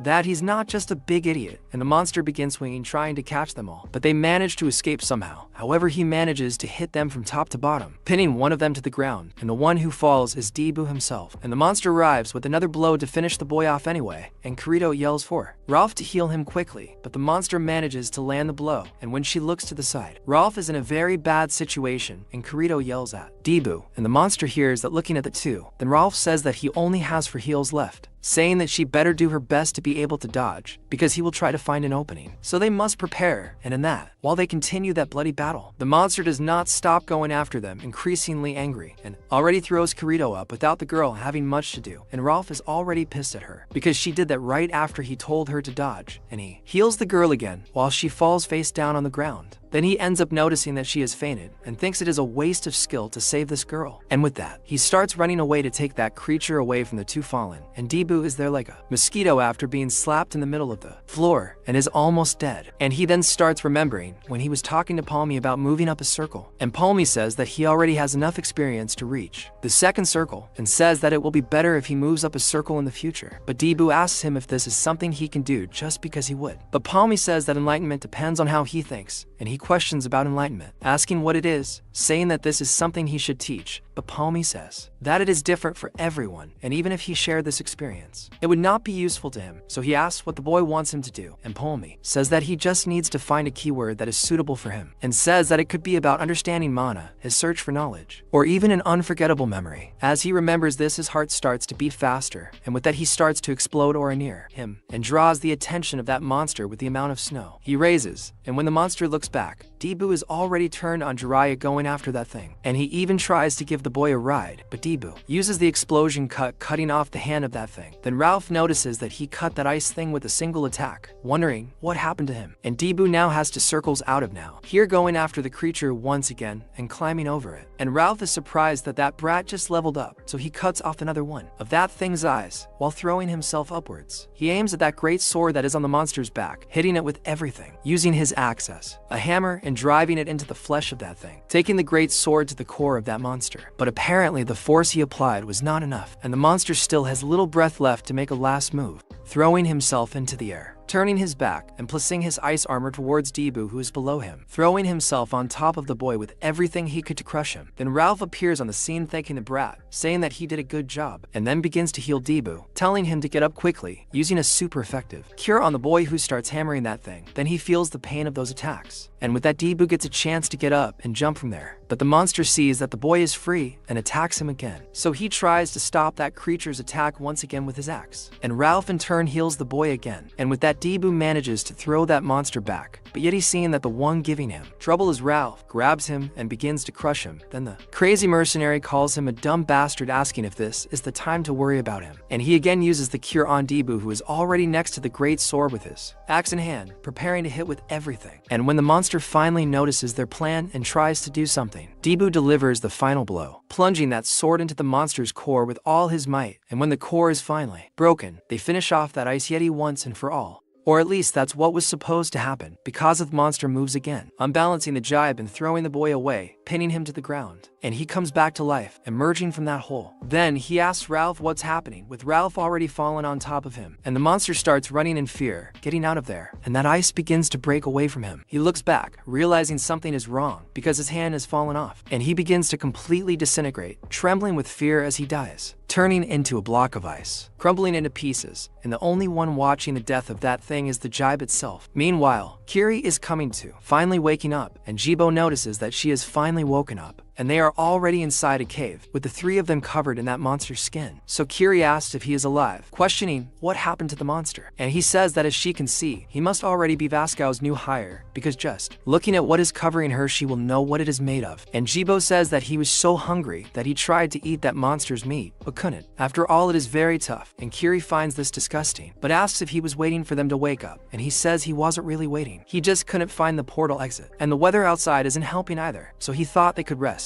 And besides, Ralph seems to be in a bad way. Meanwhile, he says that he will explore the area after the blizzard passes, and she should rest a little more while he does that. And so, he leaves the cave for a while, and outside while he walks, the weather is worse than he imagined, and as he walks, he almost freezes, and thinks that it has been 24 hours, wondering what happened to the boss. But as he thinks about it, he scolds himself, because he can't believe he is worried about that guy, until he sees something behind him. A hand, and there is another monster. Then he speaks well, expected it to be him, but they're definitely not the things he was looking for, and he kills them all. Then someone appears, and Kiri notices that someone is coming, so she asks why Dibbo is covered in blood, and he says that it's nothing, but she wonders if there are still monsters, saying that it's too dangerous for her to come with him. But he says that someone has to take care of the half-dead canary there. He's her companion now, and she says that she'll go next time, and she can't let him do all the work. But he says that it's okay, because he should do this to prevent her from exploring the same area he already explored, and tells her not to even think about wasting her energy and just rest there. Then the girl realizes that what he's saying makes sense, and calls him an idiot because he's trying to be tough, but he'll end up passing out any moment, and so they won't have much to do. So Dibbo continues walking everywhere, killing monsters and trying to explore that place, until he finds himself cornered in the middle of a ravine, and he thinks it's very cold there, and he still has to keep fighting those things, trying to kill them all. But that ice heavyweight jumps on top of the boy, taking him down there, and he thinks it was too close, and he almost died this time. But he notices a human there, and it turns out it's just a body, and seeing that he seems to have died recently, he goes to the the corpse and wonders what it is, noticing that there's a will with it, and notices that it's a letter with a lot of writing too. Then it says in the letter to entrust the hand of whoever finds it to her, because they can also keep their gauntlets as a form of gratitude, and if he belongs to the warrior class, he will also benefit from their warrior mastery ability. And as you can see, they fell into the traps left by Kania, and their team was destroyed by the Snow Yeti. And the only advantage of all this is that they found the exit portal, but it seems that the exit portal is special, and his hunch is that you need to defeat the boss to activate the portal. And that adventurer asks him to check the back of the letter for his location, as he really wishes him good luck, and if he can, he must deliver that letter to the destined recipient. And so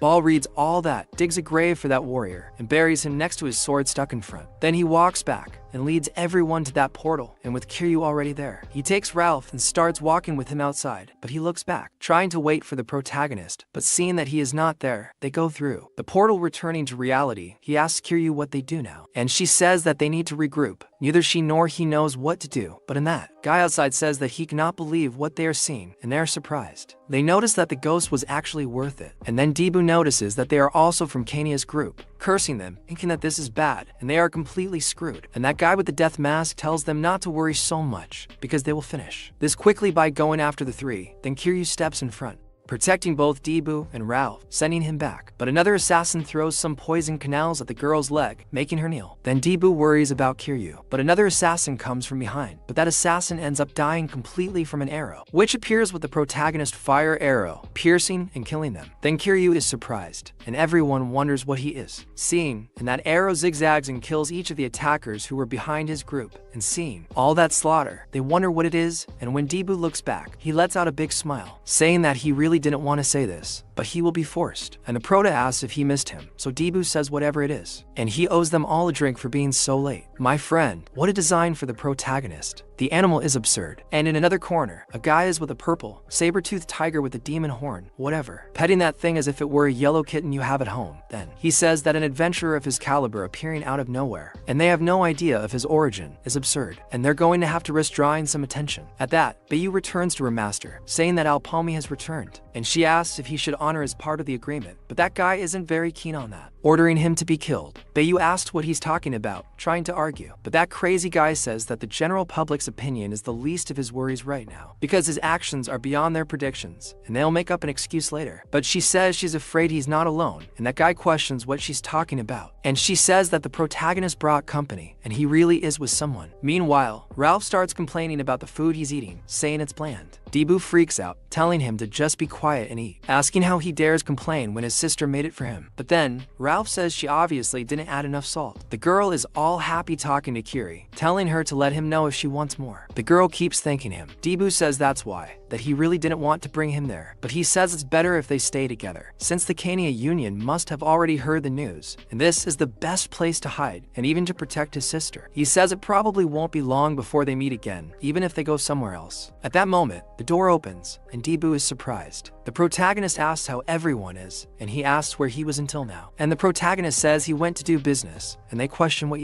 while Ralph remembers that speaking of business, he wanted to know if they could settle the payment soon, and says that they can postpone the question of who is the leader of the group, since they all contributed almost equally. But what about the 7 million fears that he promised? And then Debu gets very shy, asking if he is crazy, and Jonando it. He thinks he can demand payments from Kania now, and says that it was he who said that he took care of the Snow Yeti alone, event that he himself doesn't remember much about doing it. Besides that, he also, while he slept, he was looking to get out of the portal. And Kiri says that Alfalm supposedly took care of 2 assassins alone, but in that, Ralph asks if anyone saw that in total disbelief, and Debu notices that he really is a scoundrel, and Kiri asks the boy what he's going to do now, and he says that Kania will move again, and when that happens they'll do something else. But in that, Abyss gets pissed, asking how long he wants him to stay out there. But in that, Debu's sister asks who he is, and everyone is surprised. And Kiri recognizes Abyss, who was there, and he talks to the boy, asking if he can tell the idiot who came in to hurry up. And a few moments before, Lakin told Abyss to fix something. He messed up, and he thinks that things are getting out of control, because he doesn't believe that the Kania Merchants Guild found Alfalm, and they started a ray of portal before he had a chance to do anything, so he wonders if he should have made a better offer, and thinks he'll be toast at this rate. But then someone knocks on the door, and he's surprised that it's Alfalm who's back, and says it's a surprise. Asks if the negotiation with Kania went wrong, and he says they offered 50 million months in advance for passing the test, and since the raid is over, all that's left to do is just sign the papers, and he's afraid of this, already getting nervous. So he asks if he's there to rub it in his face, and says he's very annoying as always. But Palm says that if he doesn't have any offers to make, he'll leave. So Abyss thinks for a moment, and says the boy won, saying she'll give him 60 million months, telling him to sign, because he's offering more than he demanded, but the protagonist gives that happy smile, actually signing, and Abyss says that now they are officially partners, calling the boy to what matters. So Palm says that Kenya was behind the sabotage of the 100-person raid, and he is surprised by his information. Then the boy says that even the test portal was a trap set by them. They disguised the portal and caused more than 100 hits as a 3-mark portal, and even sent assassins. Abyss is very surprised by this, noting that they must have contacted him to get rid of the evidence. Then he starts laughing thinking about Kenya, saying that this time they will expose his betrayal forever. But then Palm asks if that will be enough, and Abyss questions what he is talking about. The protagonist says that his testimony is the only evidence against them, and they can always deny the allegations. Abyss says that of course they will, but at least their reputation will be very tarnished, because the other merchant guilds are looking for an atoning way to blame the failure of the attack on the 100-person portal, and if they could at least decrease Kenya's business with this will end well. But the protagonist says that they have a way to crush the Kenya merchant group, and he says that he is not talking about making them lose a bit of influence as the second largest guild, and he is talking about eradicating them completely from the world map. But then Abyss asks what information he is hiding from him, since now they are officially business partners, and the protagonist asks him not to leak that information about their sabotage.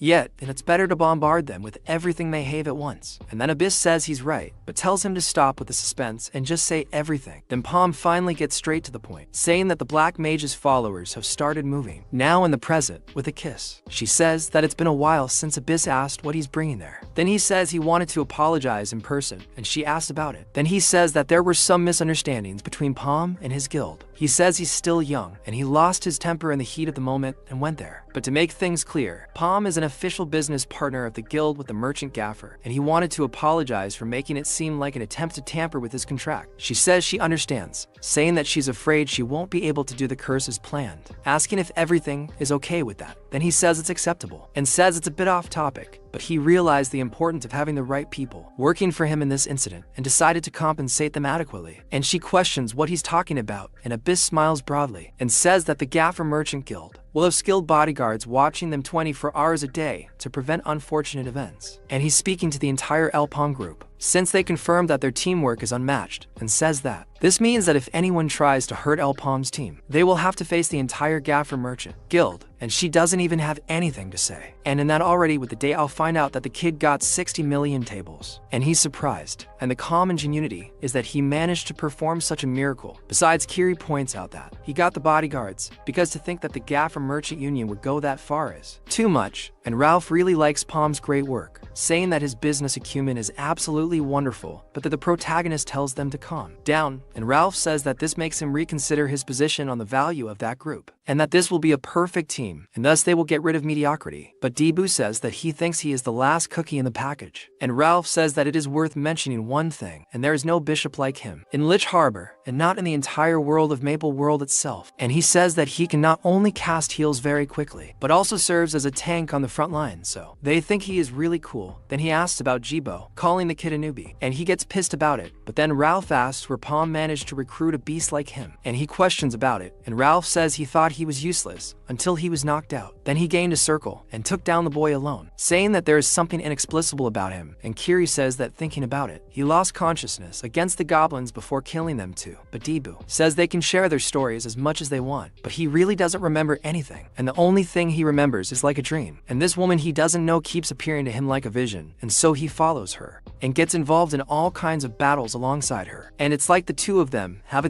been companions for a long time. But strangely, he can't remember what she looked like when he wakes up, and although he remembers that she uses an axe as a weapon. Palm is surprised by this, questioning about this dream about the axe, and notes that everyone in his past life knew that Debu and Aaron traveled together, and the mysterious power and the woman in his dream, who resembles Aaron, may be connected, and he wonders if he regained the powers he had in his previous life when he was unconscious, and he wonders how this is possible, and wonders if he disturbed something, traveling through time and altering destiny. But Rolf says that although he is impeccable, his intelligence is really questionable, and Debu gets all irritated, questioning Rolf, which makes him imagine that he is as intelligent as himself. But Rolf says that he is somewhat similar to Alpom, saying that he gained circles at a tremendous rate and has incredible composure and perception for an adventurer with his unlimited experience, and says that he understands why the Union Gaffer's merchant is so desperate to keep him. And on the other hand, he's not sure about Killy because he doesn't want to be rude, but he'll be direct, and she has good foundations in common sense, and as expected of a former sergeant of the Sign Knight structure, and for a two-circle adventurer, she's decent enough, but that's it. Nothing about her stands out, and the Gafor Union isn't stupid. They've only endured crazy things for them, and they've rewarded him duly, and his next action is to deliberately walk into the trap that Kania has set for them, to ensure evidence that they really are followers of the Black Magician, and for that, he's willing to do anything, and no matter how wild it is, as long as he's paid properly. But he doesn't know if he wants to share the efforts with someone who will clearly be a dead weight, and he questions her why she doesn't do them a favor, and returns to the Sign Knights. And the girl doesn't have much to say. After all, he's right, and she hasn't done much so far. And she ends up remembering an episode that happened there at the Knights of the Signs, with a guy saying that he heard that she went through some problems recently, and he claims that he thought she had died on the radio of the 100 people portal, since he hadn't seen her for a while. And the girl notices that is Kasinha, and he asks if she is going to see the master, and he says yes. Then he found out that she wanted to join some adventurers group, and says that this is absolutely ridiculous, but maybe this is more suitable for her, and maybe it is the only way to save the reputation of the master or the knights. And as he leaves, he remembers to say that his master must be in the office. And while the girl is left with a disgusted face after hearing all this, and she actually goes to her master, and he asks if she wants to resign from her position, and questions what is happening, asking if she played her character wrong, and she asks her master for forgiveness, saying that she cannot tell him the details at the moment, but in due time she will tell him. But he questions about that due time, looking at her, saying that it is right, saying that then they will make the entry into this group of adventurers, be part of his secret mission. And he asks Sunlight that she come back there and report directly to him every 3 weeks, and tell her not to forget this, because she is still his pupil and a Sign Knight until the moment she ceases to exist. I'm starting to think that this guy there doesn't have good intentions, and I'm just keeping it here in my head. So, she says she knows how useless it seems, but the Black Magician's followers have also infiltrated his forces, and she can't return to her master until she has something to report. She says she's not staying there for the money, asking only for him to give her some time, and she'll get better too, asking to be allowed to stay. Palm smiles, while Rolf says she's very naive, and this is making him laugh, telling her to get out of there before he forces her. But then Palm asks how determined she is, and they're all surprised. And Rolf asks him not to tell her that the boy was serious. Palm says that knowing how she is, here he'll probably ask in the wrong places to find the followers, and that will certainly make things difficult for him. And besides, he talks to Rolf because he keeps talking about being skilled, so he wants to tell him something, saying that he seems very proud of the skills he has. But he's not the only one disappointed with the group members, because he sent them to the second portal first, because he had faith that they would easily take care of the boss there, but it turned out that he would have been swept away if it weren't for the devil. But he says that they didn't fight an ordinary beast, saying that he wouldn't know, and he questions if it's a snow yeti, saying that he's already hunted a snow yeti alone in the past, leaving them all surprised, telling him to stop being ridiculous. Then he says that although it was in this past life, in fact he was really planning to take care of the monster alone, but the assassins sent by the Kania Union was much stronger than he expected, and so he had no choice but to change his plans. And both the members of his group and he were at a disadvantage, but in this he doesn't believe the boy, saying that he was just a slave before being hired by the Fork Union. But Palma gets angry with him, saying that if Rolf doesn't believe him, he's always ready to prove it to him, putting that murderous intent on him and making him put his tail between his legs. He says that he doesn't think that will be necessary, but he asks if he's saying he doesn't need him either. But the boy says that's not the case, saying that what he wants is for them all to get stronger together, and they have about a month until the next raid, and the best way to train is to get a good beating. And good thing this crazy guy must not be planning. Meanwhile, Bayu says she fears things have become a little inconvenient for her master, and says that fighting the Fork Union will draw unnecessary attention to all of them. But in this he asks how much she thinks the Union knows, questioning if the failure of the negotiation was all staged, and she says she's not sure, because even her spy didn't report anything related to that, and maybe their executives have information that the others don't know. And he thinks about Fork getting a little worried, and he says that this union alone shouldn't be a threat. And when that day comes, getting rid of them won't be a problem. But his biggest obstacle is the Maple World Alliance, and the rest is irrelevant. And it was like that over 800 years ago. The alliance formed between the Sign Knights, the Resistance, the Adventurers Union, the Nova, and other groups with the Sign Empress as their leader, and since the 6 heroes were sealed with the Black Mudge, they are the only threats left, and they should be able to take care of the fight between the merchant guilds easily. But he thinks that something doesn't fit, wondering if he could really have done it only with Fork's support. And Kiss remains very apprehensive while he thinks, and he tells her to prioritize collecting any information she could about Fork's union, and she obeys his order, immediately disappearing from there. Then that guy thinks about outpalming, saying that he hopes he becomes a worthy opponent. Meanwhile, in a forest, they are all getting beaten up a lot, with Rolf being thrown back. He wonders what kind of mage he is, and then the protagonist asks what they're waiting for, telling them to hurry up and attack him with their best ability. He tells them to land a successful attack, and he'll finish training for the day. Then Rolf tells them to get away from him, running away from Palm. They keep getting beaten and yelling like crazy. From afar, Debu is surprised by this, saying they're very noisy, and he can't focus with all that noise. He says he'd rather do physical training with them, wondering why he has to meditate. Then he remembers that Palm said his task is to extract the power he only awakens when he faints, although he doesn't even know if that's possible. If it is, things are going to get very interesting. Rolf starts yelling, telling the protagonist not to hit him in the same place twice. While listening to all this, Debu wonders if he can really get stronger this strange way. Back home, Rolf asks Palm if he's sure this is the right way to do it. Debu starts laughing at him, and Palm says that he was only taking the level of his circle into consideration in relation to the training. But then Rolf questions why this seems personal to him, and Debu starts laughing, saying that he is even better than before, but he wonders if it is okay to leave it alone. And Palm says that there are some guards who are also looking after her, so it should be okay, and he tells her not to overdo it, since she would have to do this again tomorrow. And Debu tells Palm that there is something he wants to ask, and Palm asks what it is, and he tells him to look at it, saying that he discovered it in the portal and managed to find the way out thanks to him, and says that he brought it back because he thought that delivering it to the correct recipient was the right thing to do. But it turns out that there is no information about him, wondering what he should do. And so the protagonist notices that it is the Crusade ring reminding him of someone, and Debu asks if there is something wrong. Then he says that in fact he has an idea, saying that he will take care of it, saying that Debu should go to sleep early tonight because he will participate in the physical training session the next day. And upon hearing this, Alva becomes very happy. While Debu is very scared and already in another corner, Kiri is still training with her sword, hitting several trees, clearing the forest until she gets very tired and remembers her senpai saying that she is useless, and then continues more and more pissed off, trying to improve her strength. Meanwhile, Palm walks around a corner until she knocks on a door and waits for the answer, but the answer comes from across the street with the guy asking who he is, and he says that for now it is a postman, showing the letter that Debu had found. And it is said that in the destruction of the portal, mysterious criminals destroyed the entrance of the portal in that accident, and the developed merchant guild did their best to find the criminal, but without success. And to be precise, there was no longer any need for it, as the portal reappeared near the initial location not long after, and after it became public, there were no more portal destructions. He only found out about the criminals much later, alone, and the reason behind that was something else. He is inside the place where that guy was, and was looking around. Then that guy asks how he knows about this place, and says he has 5 seconds to explain, with some very dangerous people inside. And he says it's the Silent Crusade, and says there is a secret organization that discovered that the portals were traps set by the followers, and they were responsible for the destruction of the portal, but their altruistic efforts went unnoticed in his previous life, but this time it will be different. While they draw their weapons to be able to deal with the protagonist, he uses telekinesis to bring that letter to them, and says he recovered the item that was lost, but it seems they don't want to reward him. And she starts the countdown, and the protagonist says that they are obviously all lost, and he knows a shortcut, but the countdown doesn't stop, and he says it won't end well for him if he keeps wasting his time. And they continue counting, and he says that due to personal reasons, he can't tell how he knows about this place, but if he kill under the Eldenstein Town Hall, the hiding place of their leader,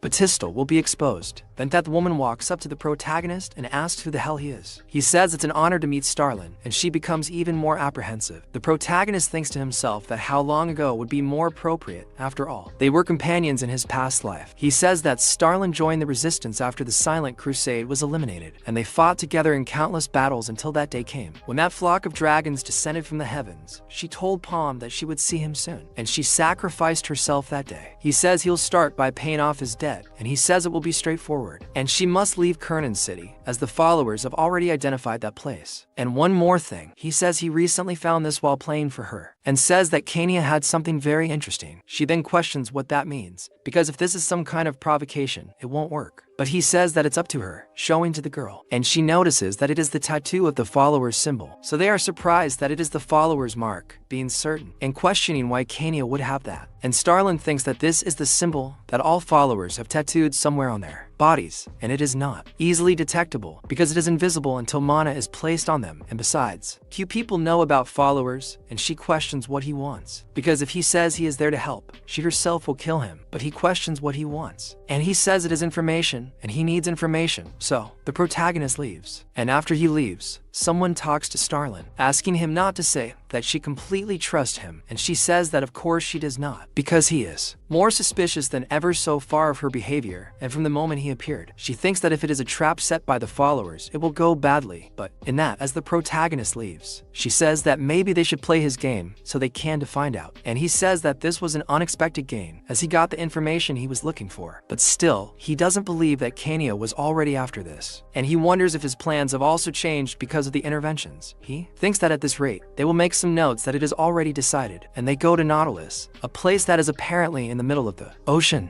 So, already in that port, the beau is surprised observing the surroundings, and he says that it has been a whole month, and his body is itching his heart. So, Habs asks the protagonist to choose one of the two, the 60-person portal with 6 divergent paths, or the 77-person portal in Laney. Both are decent enough to attract Kania's attention. He has already rested for a month, and is now back to work. The protagonist says he's not sure after thinking about it for a while. Habs complains about what he's talking about, not accepting that the boy will say it will exist now. He says he's already decided where he's going, and it's to the Tomb of the Eagle's Eye. Habs is shocked because the Tomb of the Eagle's Eye is in the picture. He asks if the boy even knows what he's talking about. Kieran, the captain of the Nautilus, who led many pirates under her command, had a protege named Leia, the Eagle's Eye, and she lost her life in the Eagle's Eye portal, which now serves as a tomb in her memory. Habs then says they offer 99 million fears to clear the portal because thousands of adventurers have tried and failed, and it's virtually impossible to get through that portal. And he questions if Kania could really be behind it, and asks how he even heard about it. And then Raken shows up there, saying that he seems to be talking about something interesting, and Habs is shocked, asking what he brings there. But he says that he heard that he would be starting a radio station soon and didn't want to give him something, and he's surprised that his superior wants to give something to Prota. And then he hands over to Phoenix Pins, telling him to consider it a special gift from the Garfield group, and he says that he has high hopes for the boy, and Palm in the present thinks what this means. And now they have the pressure to get through this raid, but at least he has for Phoenix Pins, and that's a pleasant surprise. And Debu asks why he doesn't get on board, and the protagonist says that he's waiting for someone, and they question who it is, but then someone appears, and Palm calls that drunk, and Debu notices that it's Iboru, asking what that's there, and he says that his boss actually wanted it, and he can't believe he had to deliver it in person, but whatever, asking them to try it on. And they put on new clothes, and Hao is all happy that he got new clothes, saying he'll wear them all the time, and Kiri herself says that it's light, because it's as if she's not even wearing armor, then asks what they're made of, and Iboru says it's from the skin of a snow yeti, and his boss gave them to them the other day, and asked them to make equipment. And Debu remembers when he said he was going to make good use of those skins, and remembers that it's that. And Iboru says that they must be doing well these days, because it makes sense, since they're skilled enough to clear a portal of 100 people. But Debu tells him to keep it down, asking how he knew that, and he questions how not. After all, his boss gave him such rare items as ingredients, but he tells him to stay cool, because he's the only one who knows, and says that besides that, there are more sets of equipment. But Palm tells him that this one is his, and he's surprised by that, saying that he's generous. But he says he really doesn't need it. But Palm says so dresses. And Iboru says he doesn't understand, and the protagonist tells him to go quickly, because they don't have all day. And Iboru doesn't understand, and ends up being thrown into the group, then a pirate, while in that submarine, says that it's in a terrible calm, and a person starts going towards her, and that person is Minya, and that guy says it's great to see her again. And she starts saying that she missed that breeze, and everyone shouts that she's back, and that means she managed to clear the orange class portal of 200 people, and everyone goes crazy, because the meta of the portal rares will definitely change now. But they say no, and so Minya asks the captain why, because she even cleared a portal of 200 people, and one of 74. It must be easy, and says that she has already surpassed the Eagle's Eye in skill, and says that there is no reason why she shouldn't let her, but that the captain asks if she wants to challenge her hordes, because it is what's appearing, so she asks who will avenge Leia, asking if she knows how hard she worked for this moment. But the captain says she'll say it again with the captain, telling her to go back, and the girl goes to drown her sorrows in drink, saying she doesn't think she'll leave so soon, wondering if she should just go. But another guy says that his account Kyron worries about her, so she says she's acting overprotective. But someone comes running up to them and talks to Menius, saying she needs to go with him, saying that some idiots just took over the mission of the Eagle Eye Tomb, and she's surprised and wonders if they're for me, wondering why they would go there, and it's the protagonist's own group who is going. Then Debu says he doesn't like Leia's atmosphere, and Kyron says they're in their territory, so he shouldn't talk like that, saying they just violated their golden rule, and they're lucky they haven't crossed a line yet. Bullet in there heads. He questions about this golden rule, and she says she will start with the written rules. In Nautilus, the person who pulls the pole from the table has priority to attempt the portal, and whoever takes the job must enter the portal sooner or later. And although there are only written rules, there is also a golden rule, which is to avoid pulling the pole that someone is eyeing, and the pole they got is the whales. So Miller goes to them asking who they think they are, and says that pole is his, asking how dare they steal it. Then Paula asks why she didn't get the job before them, and she says she was just waiting for approval, and he questions her about it, saying she didn't know she needed it, and she says she needs it because she works for Captain Kiri, and says that in any case they can't raid this portal because she will be illegal to explain, and the Nautilus mission table is reserved for pirates, and they are not allowed to try any portal in their possession if they are not pirates. But Dibbo starts laughing, saying that now he understands his boss, and Miller asks if he is that funny, telling him to return the pole. But Dibbo asks why he should, but says it is a pleasure to meet you, and they are the pirates of Ibor, taking him just to serve as a scapegoat, and he starts laughing all nervously back there, and Miller asks if they are serious, because you don't just become a pirate like that, and you need to go through a certified process.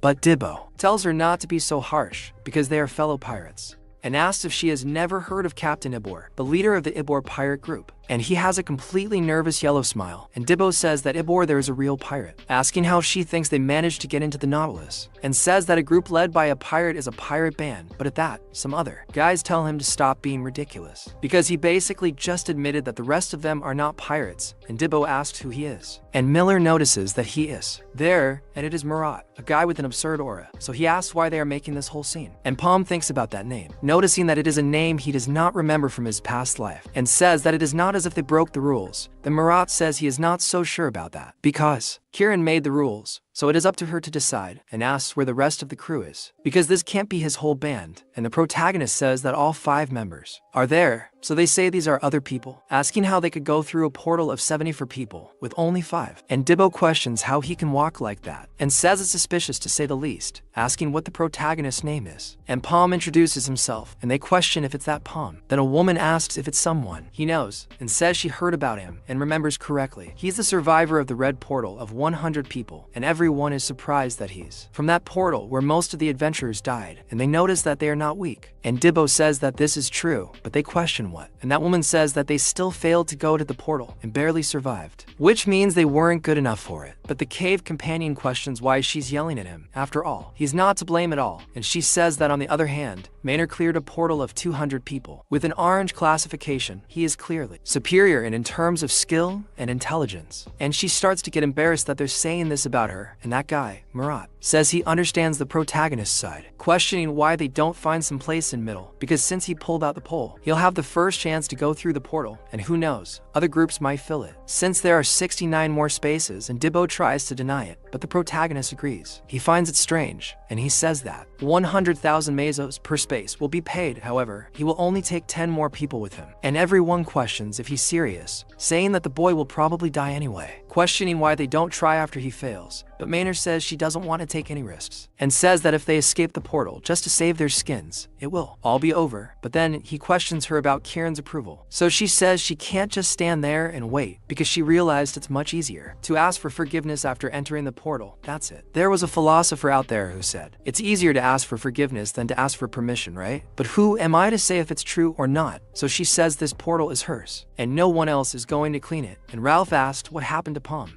because he was doing very well, and he questions why only sell 10 seats. Because it was a great chance to make money, and the basic Alithi lost 5.9 million months, saying they need to sell the other slots quickly. But then Kieran says they would be outnumbered 14-1 that way, and asks if he forgot that they might have followers among them. But he questions him then, because they'll just crush them if they get in the way. But the protagonist thinks he can't afford to take risks this time, considering the enemy's objective, because Captain Kieran's first protege, Leia, with an eagle eye, lost her life in that portal of 70 for people, and the followers murdered the second protege, Manor, also in the same portal. And devastated by the loss of 2 proteges in the same portal, Kieran retired from the adventure and went into hiding, and the followers took advantage of the lack of leadership and tore Nautilus apart. And this was supposed to happen 2 years later, but things changed. And according to the Silent Crusade, the Cania Merchant Union's money was recently tracked there in Nautilus, and this is a telltale sign that they decided to execute the plan beforehand, and they need to restrict the number of adventurers. To protect the manor for sure, he won't make the same mistake again. He needs to minimize the use of his mana. But then everyone starts cursing each other around Aburu, who wonders why he is there. And already at night, someone knocks on the door, and the protagonist uses telekinesis to see who it is, and opens the door asking who is there, and is surprised, and tells that person to come in, and it is Captain Kieran herself along with Murat. Then he asks what brings them there at this time, and she says she has something to confirm personally, and suggests that he be honest with him, saying that it is Palm, asking if he is a follower of the Black Magician, and he gets a big fright, questioning how Kieran knows about the followers, questioning if the future changed again, or she always knew, then questions why in her past life she let the girl die. Then Murat says that he seems shaken by this question and begins to thicken towards the boy's side, but Palm says he is not a follower and was only shocked to hear this question, but she says that for sure. He does not doubt the existence of the followers, and he says it is because there is no point in hiding anything, and she asks how to know he is not a follower, questioning if he has any proof, and the boy says he really has no way of proving it. But he is sure, since he visited her, because he already has his answer, and he knows who the followers are, and what kind of relationship he has with them, and if not, he would have been greeted with a bullet in the head instead of a question. And he asks if it was the Silent Crusade that he warned, noting that she has good connections. And she says that is true, because the Merchant Guild of Cania are the followers, and he is their enemy. But that does not mean that they are allies, however. They can work together against the common enemy, and imagines that he is there to discuss this, questioning if there is something she wants from him. And she says that the situation is bleak, and she knows that the followers of the Black Magician are behind Leia's death, eagle-eyed, but it turns out that they have infiltrated deep into the Nautilus, and she can't trust anyone other than a few members of the crew and Murat himself. Then the protagonist is surprised that they have already arrived there, and says that things are moving faster than he anticipated. Then she says that sources told her that they will move soon, and she has reason to believe that the next target is Mania, as she is the icon of the ship now that Leia is gone. And if Mania, who all the pirates admire until now, also dies, great chaos will happen in Nautilus, and even she will not be able to restore order. So she wants to make a deal with Palm, saying to bring Mania safely back from the Tomb of the Eagle Eyes, in exchange for giving him an item from the Nautilus treasure vault. And so, sometime later, in front of the portal of 70 for people, Debu is all excited, saying that they are going, telling them not to rush, and Mania is entering with the protagonist, and once inside, Debu notices a new, very scary environment, and he says that they are not there to have a picnic, telling them to keep their guard up. And Ralph thinks they only sold 10 spots thinking about the money they lost, until a monster appears. And it's like a rather weird velociraptor, and Debu gets excited looking at that insignificant little creature, saying he'll finish him off quickly, but apparently the thing's mother appears, and the boy gets scared, because she's twice or even 3 times the size of the baby, and Debu starts saying he was joking, while the monster comes at him, and things start to heat up with all the pirates, killing some of those Tyrannosauruses and everyone shooting those things, and they tell them to keep taking them down one at a time. And the little pirate talks to Gil, saying that the sound of the gunshots is calling more monsters, but he tells her not to panic, because they'll make it, telling them not to be intimidated by that smelly Draco, because he can create a portal of 200 people. But he forgets to look back, and one of the stinky Dracos almost bites and kills him, but Mania's shots manage to blow up that monster, killing him completely. And she tells Gil that he is right, and tells them to stay calm and regroup, telling him to let her take care of the rest. Man, I really like the AIDS breathing that appears in several monsters, and in that the monsters keep going after them, and the protagonist group runs away. And Debu is surprised that another one is appearing, questioning where they are coming from. Besides that, he remembers that Palm ran away, saying that they should go without him, because he needs to do something, and he gets angry about that, because he ran off somewhere alone once again, but he faces a wall, and ends up getting out of the way of the monster by instinct, and the monster hits its head with everything on that wall, getting dizzy, and he takes the opportunity to finish that thing, saying saying that for him it's okay, and they will do it. And he remembers Palm saying that their teamwork on the battlefield is horrible, and that way they will only waste energy trying to fight at 100, and they must work together as a team, and they must think of each other as a family now. And all three are very surprised and do not like what he is saying at all. So he says he will start with Dilbo, and he really cuts everything in front of him, while remembering Palm ordering him to advance towards the enemy formation and cause damage, not caring about killing the enemy with one attack. Instead, he must focus on inflicting damage, and he must keep advancing at all times regardless of what happens behind him, just ignoring the attacks that come from behind. This is because Ralph will protect his back millimeter by millimeter, and he talks to the boy, asking what he would do without his father. And Dilbo tells him to shut up. Then Palm talks to Ralph, saying that he will act as Dilbo's shield, ordering him to abandon his current selfish fighting style, and says that now instead he will fight for Dilbo, ordering him to protect him at all cost. And this is an order, and things really work that way, and so they are back to back, with two monsters coming one from each side, and he wants to see what those things are made of, and each one goes to a side, killing each one a prey. But then Ralph stays surprised, because Dilbo is about to be hit, and he calls the boy his son, putting yourself in front of him to protect him, and wonders if this is what a father's love is like, saying that it sure is touching. And Dilbo asks if he can stop talking that shit, and they remember Palm saying that last but not least, he will play a crucial role, and he says that a burn caused by her abilities is not easily healed, and she will use this ability to finish off the injured creatures. And she actually puts the plan into action, using Solar Slash to kill the monster with a single attack. And he says that she is the one who has made the most progress of all of them, now reaching the third circle in a month. And she says that it is not as bad as she thought, saying that they will take care of it quickly, with several Dracos heading towards them. Meanwhile, someone is protecting that portal, but then they see people arriving, and it turns out to be Cadril coming that way. So they ask what brings them there, saying that there is no more room, but Cadril tells them to move out of the way because they cannot play by the rules, and it is an emergency, and they need to tell Manir immediately. Meanwhile, inside, they keep killing Dracos. So everyone congratulates Manir, and she says it was easy, and the other little pirate says it's a great stroke of luck, telling them to look at the size of that mana stone, and says it could fetch a huge price on the market. And then an arrow pierces the girl, and she can't believe what's happening, and Manir too, and that arrow belongs to Palm, who goes after other pirates, almost killing another one of them. And then one of them gets that person out of the way, and he shouts to Manir to end the threat, and she immediately shoots, ending Palm's arrow. But another comes from behind, and she is almost hit, and then Magnum shots come from there, and she gets very angry, looking back, telling him to explain this, and the protagonist says he's just cleaning, and then he launches other arrows at them, telling them to just stay still because it won't be long.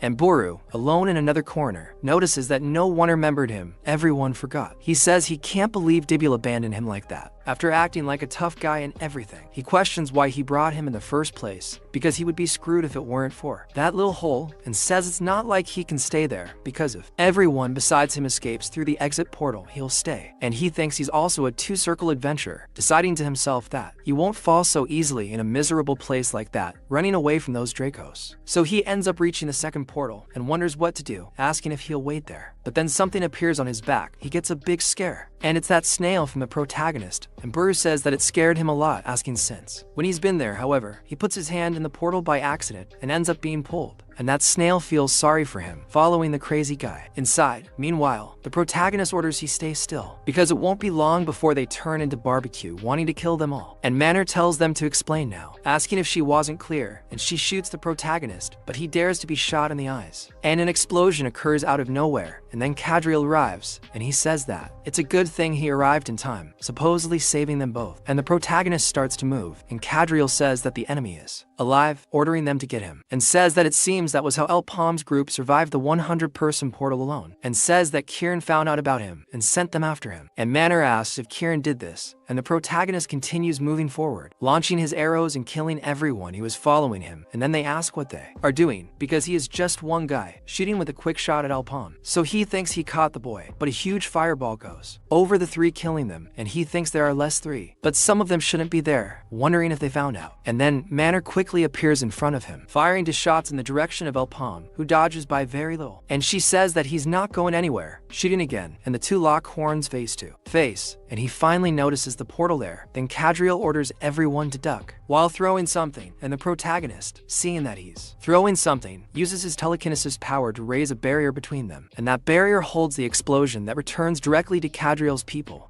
and cover the portal. They get frustrated that this is happening, and Manhwa wonders what the hell this is, while the protagonist gets close to her, using his staff face to face, burning her clothes. And the girl also takes her gun to him, but then she starts saying that he is an idiot, questioning what he is doing, saying that he better have an explanation, otherwise he will suffer. But Elpam questions if she is ready to hear the truth, and she starts to shake, and everyone questions what she is doing, because Manhwa was taken to, and Cadriel says he was just trying to help. But in that, an explosion occurs inside, and they are scared by that guy who was with Manhwa asking her to tell him that she is okay. But then an arrow comes out of there aiming at both of them, and Manhwa herself shoots it at Cadriel, killing him, and he asks why she is doing this, and she has already changed completely. And that other guy who was with her the whole time asks what this means, and she questions the result, and the protagonist says he wasted it a lot of mana because of his stubbornness. But he was right, and they are all people who recently joined the crew, so she talks to Gil, ordering him to leave the original crew safe, saying that these are Quirin's orders, showing her cord. And on the other side, Iboru says that he shouldn't have gone in there because now he has to wait for the rest to find him, and he realizes that he is in another cave and says that he doesn't want there to be monsters there, so he looks ahead thinking that that is an adventure running up. And the snail is scared by that crazy guy's instinct for self-preservation, so he shouts to that little thing that's separated from his group, asking if it minds if he goes with it for a bit. But in that, he is attacked by the snail itself that makes him stop, and he asks why she did that, saying that he will do it to her escargot. But in that, the snail tries to warn him because that thing there is not human, and he says that that snail there is not a monster. And when he looks ahead, a monster is about there and tries to attack her, and several of them appear in front of Uro, who is definitely a dumb guy. It would have been better if he had stayed there just fishing. And Minya talking to Gil about Quirin's order leaves him surprised, and he notices that thing on her chest, and moments before, while the girl asks the protagonist to have a good explanation, the protagonist asks her if she knows how to read it. Look, since she died, and she is surprised and tells him not to dare talk about her death. But he says that there are some followers of the Black Magician, among those she believes to be her companions, and they were the ones who killed her. And she tells him to shut up, asking if he thinks she will fall for that. But he says that Quirin already knew everything, and that's why they made a deal. And he complained if he needs to spell it out for her, because their goal is to further dilute Quirin's influence, targeting her second protege, her, Minya herself, and she is scared by this. So she wonders about the Black Magician's followers being on the Nautilus, and besides that, it is the crew members who are behind Lei's murder. Then he says that Quirin asked him to give her this, and she notices that she is sure that it is Quirin's pendant, and this thing basically symbolizes her, and she wouldn't trust it to just anyone.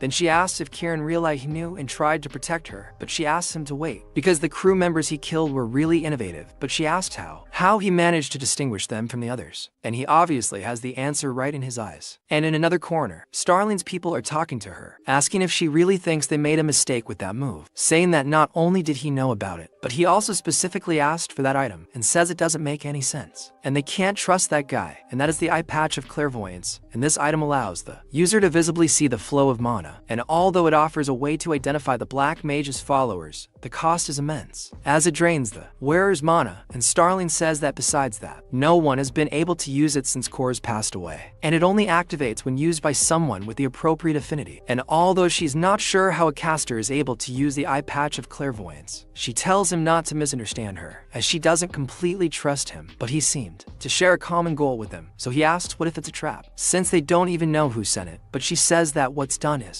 done, telling him not to look at her. So, if his mana isn't sufficient, he will end up dying before he can even make good use of it, and they must wait to see what kind of answers he brings. And he says that everyone except the three in front are followers, and the girl is surprised, but decides to take action, so they ask what he's talking about, saying that Manor can't fall for this unfounded slander, and the protagonist questions this, saying that it's quite the opposite. For example, facing the followers has always been annoying, even in his past life, and their tattoos don't appear unless mana is extended to them, and each follower has a tattoo in a different place. But he says that despite the invisibility, a follower definitely has a tattoo. Then he says that he understands that everyone has different tastes, but on the forehead, asking if he didn't have a better place to get it, and the mark actually appears, leaving everyone surprised, and they think this is bad, aiming at the protagonist and shooting, quickly wanting to kill everyone in the area. But then Joe uses the cannon detonator on them, along with Manor, who starts killing, and the protagonist says he used a lot of mana trying to identify the followers, and if they continue like this, they will be fried. And he says that the second portal is close by, and tells them to catch there. breath there, but Maynard tells him to shut up, saying that he will kill them all. However, one of the followers tells the others to stay away if they don't want to die, because the time has come to hunt, throwing that skull at the place. And that skull starts to cover Joe and also Maynard, and she wonders what this is, noticing that it is an illusion, but she can't see anything until she is attacked, and she is surprised by what is happening. And that guy says that as expected of Maynard, even blind, she can dodge, but he guarantees that she will not continue to have the luck on her side in the next. And Joe tends to talk to Maynard because he can't see anything, and that guy who blinded her says that she has been saying how much she misses her eagle eyes, but he tells her not to worry because he will join her, shooting the girl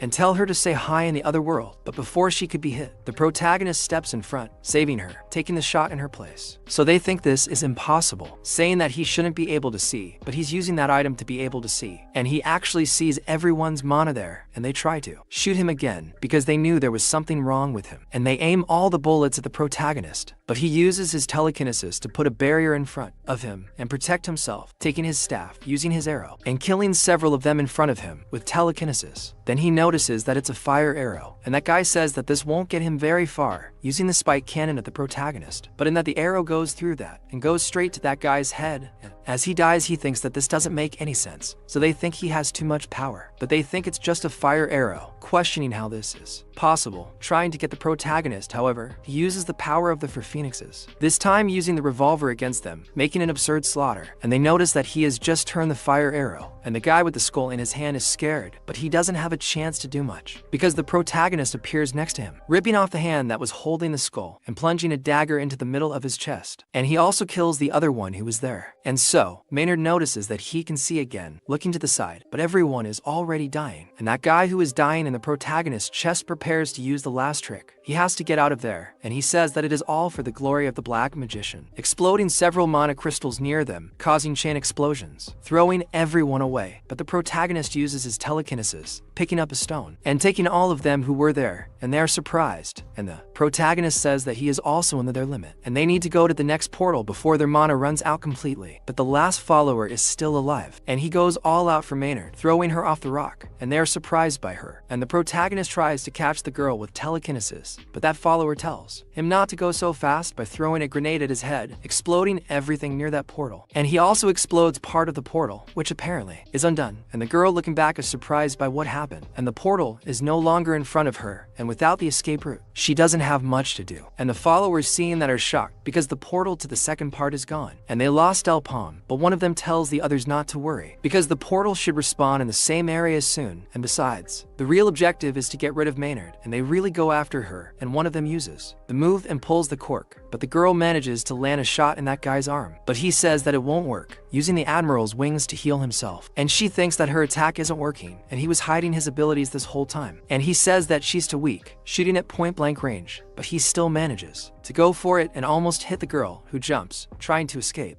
and ends up behind him, shooting at close range behind his head, and those shots go down to his foot, and he starts screaming, but while she's stuck to that guy, the others shoot, but she gives him a leg lock, spinning quickly and putting him in front of all those bullets to receive in her place. Then she prepares to continue shooting through his middle, hitting those behind him, and she continues making a line of corpses, but that guy is still alive and tries to hit her with the dagger, but Maynard shoots him again right in the abdomen and puts her pistol in that guy's mouth, exploding from the inside out, and so Pedro falls asleep, and she says there's no time to waste, questioning what they're waiting for, telling them to come at him. Then Debu asks what all this is, because more portals have appeared, and looking to his side he notices that there are some there too, wondering if they all lead to the second part. But Ralph says they must be special types of portals, because if what he read is correct, they say that each of the portals is connected to a different point in the second phase, and if a certain number of individuals pass through one, that portal closes, forcing the rest to use another passage, and at that, Debu asks him to wait, questioning if he's saying they won't know where they'll end up,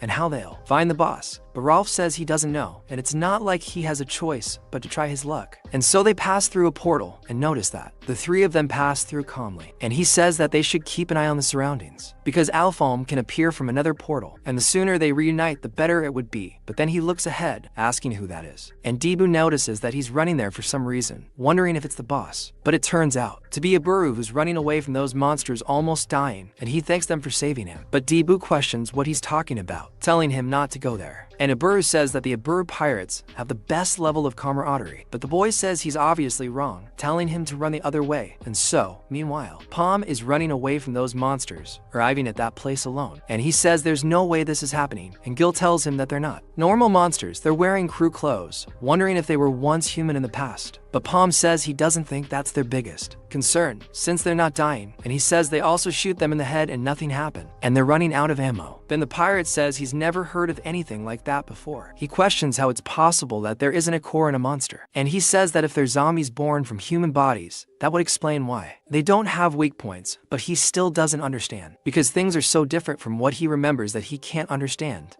He needs to find a way to defeat them all, but he wonders what that thread of mana is connected to their bodies, which goes to another place, and he wonders how long that thing is, and says it must be on the other side of the wall. And when he goes there, following the flow of mana, he sees Dilbo and notices that everyone seems to have passed to the second part too, but he uses too much mana, and notices that it is almost exhausted and he can no longer sustain the skill. And so the monsters come after him, and Dil asks Palm what happened, telling him to get out of there. But the monster almost gets him. However, something happens, and a pillar falls on top of that thing, and in that, Minor appears and Dil is all happy, and she shoots those pillars, throwing them all on top of the monsters, and the guy who is with Dil thanks her for being saved, asking if everything is okay with her, and she talks to Kevin, telling him to get out of the way if he doesn't want to die. And he even finds what she's saying strange, but she fulfills her promise, blowing up everything in front of him. Then with that hole, Palm looks at it scared, and Kevin and Gil talk to Minor that she really almost killed them, but she says that there are still a lot of them, and they complain about what they do because they are low on ammo, and she says that maybe she can still get one more shot like that and use all her mana, but Palm asks her to wait, saying that she shouldn't do it yet because maybe they will need this ability later. And she is surprised by the boy, saying that he is lucky to be alive now, asking if he didn't see the monsters, and they didn't, can be selective. And the protagonist says that they are about half a mile from the devil in a straight line, and he doesn't have time to think of another tactic now, and he asks him to get ready in 5 or maybe even 3 minutes, and she questions what he can do in 3 minutes, and he says he will clear the portal by eating mana crystals. Meanwhile,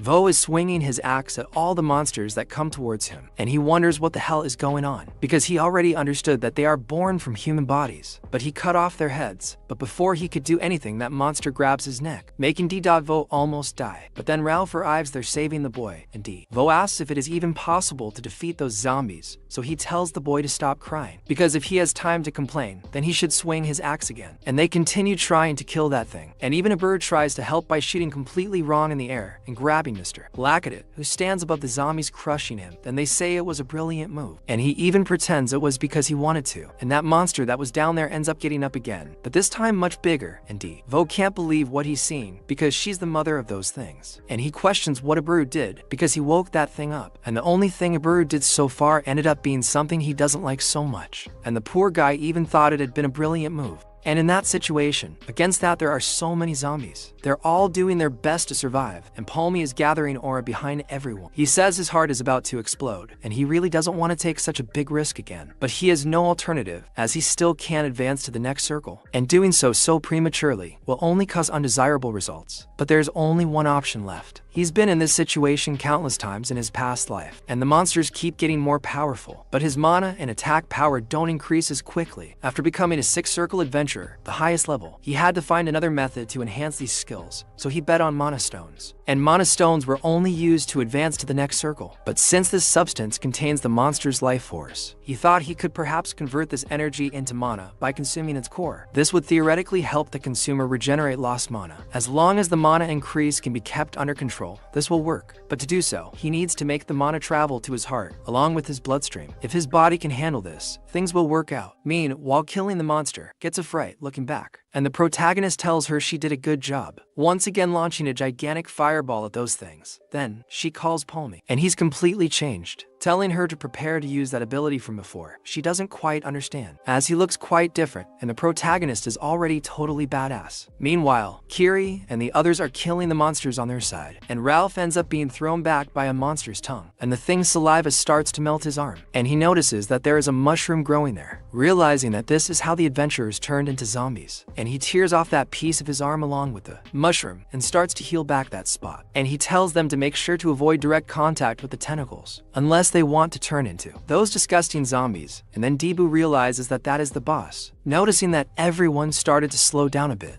and they'll be finished if they continue at this rate, so he goes ahead, telling the two to leave him with him and go to a safe place, and everyone tells him to wait. But he thinks he needs to do something, going ahead, cutting everything that is in his direction, and one of those mushrooms, the huge one, launches its tongue towards the boy, and ends up catching a part of him, making him spit blood. But he still manages to get out of the way of that thing somehow, and when that monster was fixed to hit him, he opens his eyes with blood flying, and Kiri stood in front of him, receiving that attack for him. Then, in another corner, there with Mania, Palm asks her to concentrate, telling her to focus on her skill, because he will take care of the aim, and they will destroy this wall. He says that he only has one chance and tells her to start, and she really aims her skill, and uses the crushing bullet together with Palm's help, and that thing opens a rotating hole in the wall while she destroys everything in front of her. That the protagonist uses his telekinesis, making it go faster and deeper. He uses the revolver on that thing, but thinks it's still not enough and tells it to hold on tight, because they haven't gotten there yet. He uses several fire arrows on top of that bullet to give it more pressure, and it pierces the entire wall until it reaches his friend's path, D, that is out of ammunition, and the monsters are going after Mania and also Palm, while D.Va on the other side is stuck dying. He is left without any hope. But it is said that monsters without the core are basically puppets. They were deceived by those in front of them, but in fact, men as children are trapped in their bodies and are connected to the true owner of the core, and therefore, they seem to be invincible, because the one they must target and destroy is that huge monster back there. The protagonist uses his bullet to actually go to that thing, being close to it, and using the rocket impact, leaving and destroying that thing along with its core, and D.Va and Ralph watch it, along with him and Mania who end all the threat, and the girl starts to fall, and the monsters are destroyed, and Gil and Guru are super happy that it's over, and the protagonist says that the portal is finally clean.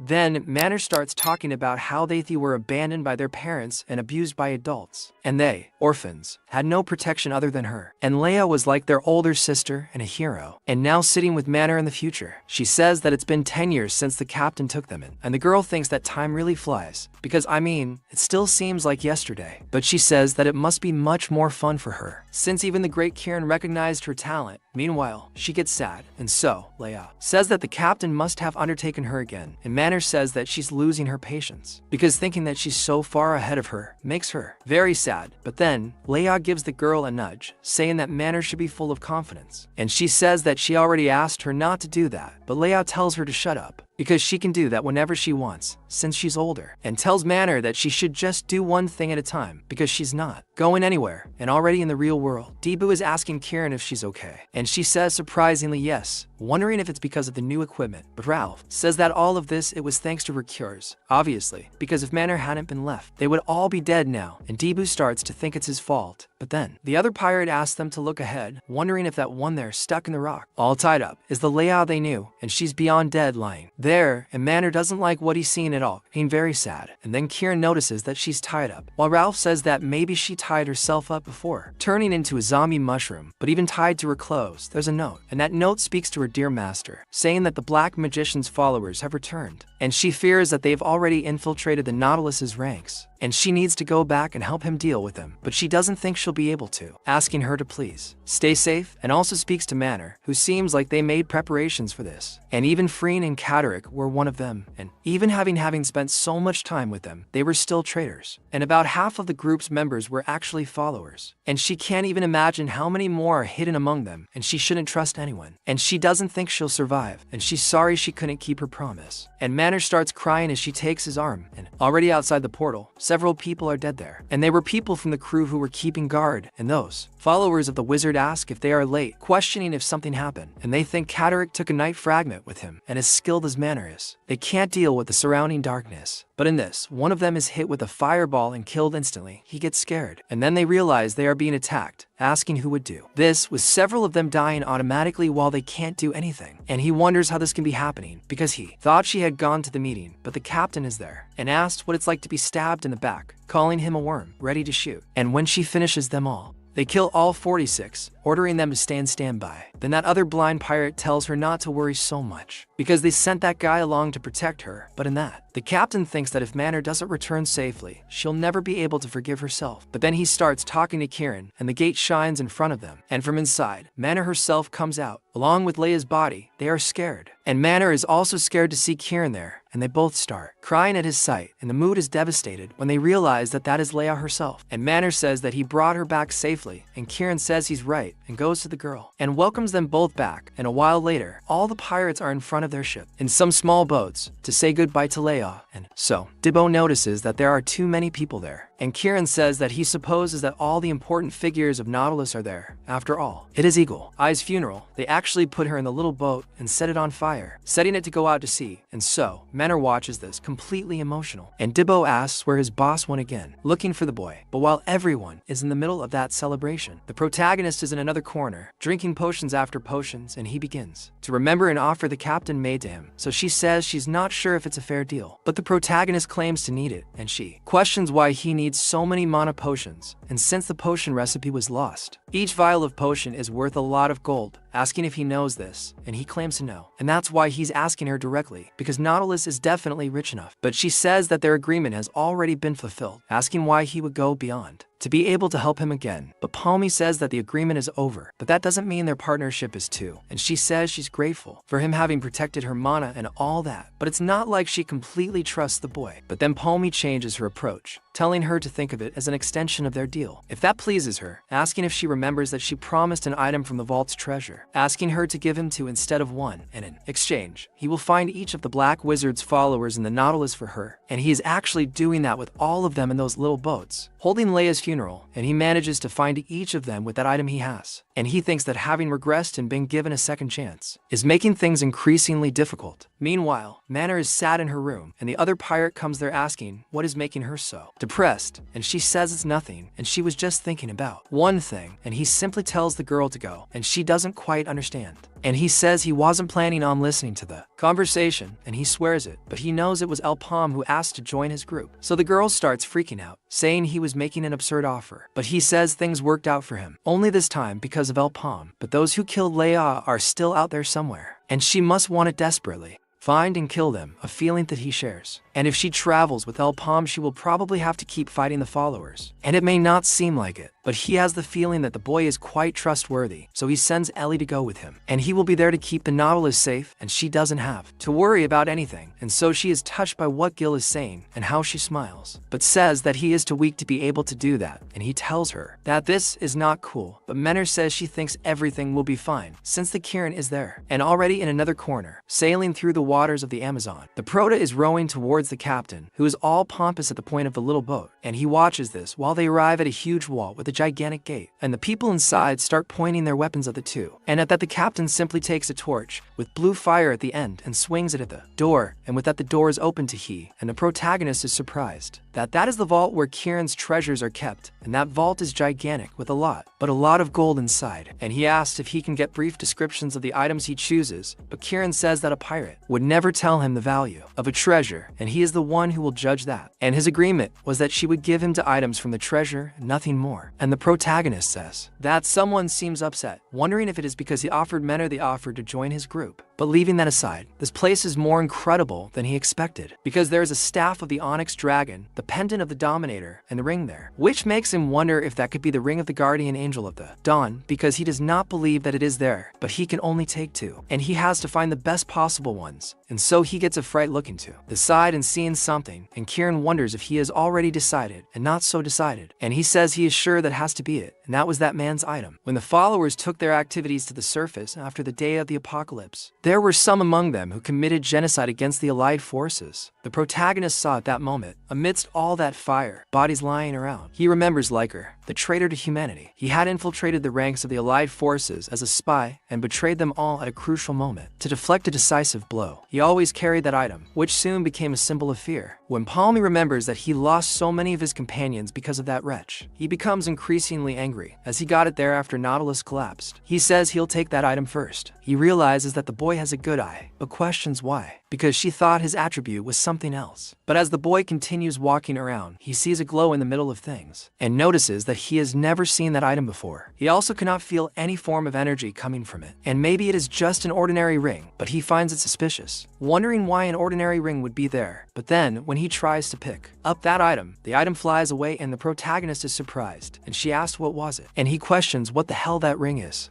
because he simply flies to his finger before he even touches it, and when Quirin sees it, her eyes widen, saying that she's sorry, but that ring is reserved for someone else, asking the protagonist to choose something else, and he says that he completely understands, but he can't take that thing off. Have you ever wondered what your life would be like with 9 fingers? Well, I think you're about to find out. In another corner, that subordinate, a follower of the wizard, tells his boss that the mission in Goldreach was successful. He says he did well, but asks about Alpalmi, saying that by now he must have finished. But then the person starts shaking with fear, begging for forgiveness, saying that the mission to exterminate Alpalmi was a failure. His leader is dying of rage, breaking his throne, asking about this failure. That John, I don't know what he's being serious about, because even with the fragment of the night, they did wrong, because he spent so much time and money building that guild, which is full of incompetence. He says that this is his last chance, and if he fails again, he'll have to make up for it with his life. I'll give you some advice. If you want something done right, do it yourself, because you're giving chance after chance, sitting with your ass on that throne. It's time for you to move. Go there, break it, go there and face Alpalmi. Meanwhile, the idiot in his room has just finished packing his bag, puts it on his back, and moves his foot, wanting to leave, and Dio asks if they're leaving already, and he says yes. But they'll be back after all. They have good drinks, and Ralph suggests he work on his dice skills, because although that served him well, things went well for him, as he won from Millie and just from that. And Dio thinks that this bastard is too lucky, and Daibo calls Alpalmi to get out, and he says yes. But in the meantime, Main starts running asking them to wait, and Daibo is surprised, and so he looks back, seeing the brothers smiling, and she asks if there's room for one more there. Meanwhile, in another corner, a boy is running killing some people, and escaping with his friend. The two hurry to keep running and get out of there. Then the other says he already understood, telling that guy to stop looking back and just follow him, because if they don't keep going, they'll all be scared, because there has to be something there. Then they see a gate with several stakes ready to kill whoever passes by, and they say that it must work. Then the other tells him to run inside, because he will activate it and follow him. While he pulls down the lever, the other agrees and heads there. As soon as he pulls down, he starts boasting, thinking he was really going to die there. But then the universe charges him for speaking too soon, and both of his legs are ripped off by a gigantic sword that comes towards him, and he falls all twisted. The one who started in front shouts Gushirin, looking back and seeing his half-dead friend. Then the door closes behind him, and Gushirin screams on the other side, who is already without both legs, just the little one lying there. So he tells his friend to run while he still can, calling him an idiot, saying that he should at least save himself. When he looks back, he sees a light on top of a dead horse, looking at him, all imposing, and after a while,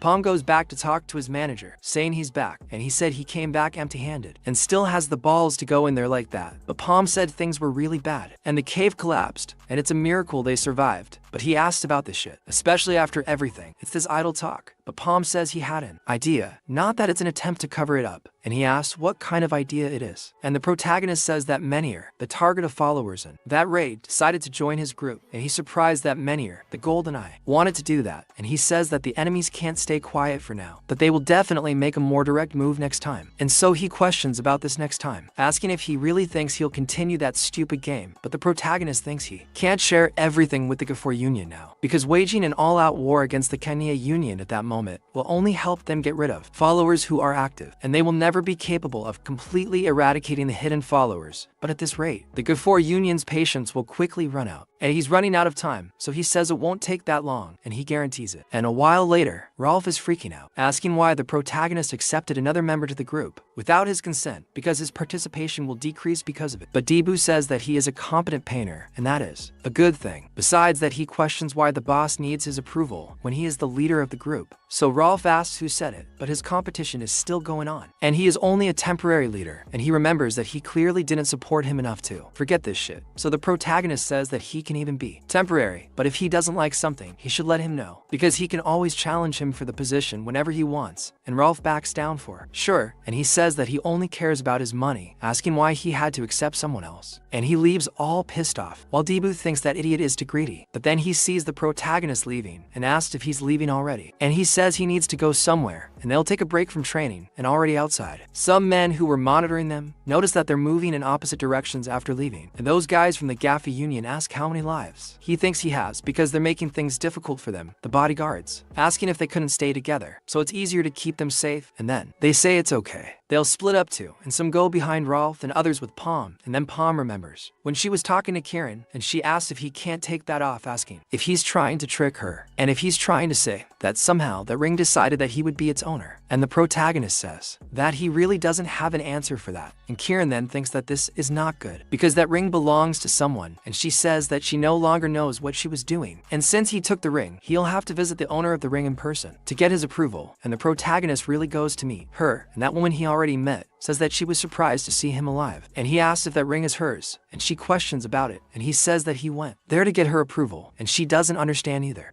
And he says that that ring just refuses to be taken off her finger, and he wanted its ownership to be transferred to him, and she, seeing that ring, is surprised that he can't take it off, and looks at the man behind him, and the guy simply agrees, and she says that she's afraid she can't do that now because the owner isn't there, and he asks if she can find the owner because he would like to talk to the person about this ring and how to activate its effects too, and she thinks she'll have to do that, and he asks about it, and she speaks to Palm, telling her to consider that an official request, ordering the rescue of the ring's owner, Pierre, the hero tracker. Meanwhile, Slod Pier is in a pretty bad situation, almost being killed by some skeletons. And the protagonist remembers the day of the apocalypse, when several monsters were attacking. And he says that the only hope for humanity on the brink of extinction were some adventurers. And one of them was Freud's advisor, Evan, and also the Defier of Fates, Luminous, as well as the Great Thief Phantom, the Elf Queen Mercedes, the Axe Heroine Aaron, and the mysterious hero Shade. And it is so that the return of the 6 heroes was the hope that humanity needed. And one of the heroes kills the monsters with absurdities, and it is said that they witnessed absolutely supreme powers, as they killed the monsters just by raising their arms, and with that they saw the miracle they performed, and they could hope again that they would eventually save the world this time too. However, they didn't realize that the power of the 6 heroes who had just awakened from the prison silo was incomplete, and during the fight against the Black Magician 800 years ago, the heroes' items fell into the time rift, and are being discovered in the portals of that era for some reason, and the Alliance was in ruins, and therefore, it was unable to give the heroes enough time to recover their powers. But in this life it has to be different, and they must put up solid shields that can protect them against the followers, and he will serve as bait to lure those wretches out, and will unite the factions of Maple World to form a powerful alliance, and change history once and for all. And Jiba is currently thinking that the scenario he is seeing is absurd in the middle of nowhere, with a lot of cliffs in the corners, and the protagonist thinks it must be around there somewhere, seeing some marks on the wall, and he asks everyone to put it on some part of the body, and Jiba questions what it is while attaching it to the body, and that thing starts to emanate magic, and he questions what is happening, with magic flowing everywhere, and that magic interacts with the surroundings, making reality be shown, and he sees a portal, and he is surprised that a portal appeared out of nowhere, and the protagonist says that this is called the talisman ability, and Mina says that they would never have found it without what he had in his hand. And the protagonist talks about the hero tracker because Pierce supposedly knows a way to track the hero's items, and he is surprised that there is actually someone who knows about the hero's items. And since that is the case, he will save you no matter what the cost by entering that portal, and when they enter that place, they will see some absurdly large ruins, but they finish it quickly, and Jiba and Ceci will glorify that they cleared the first portal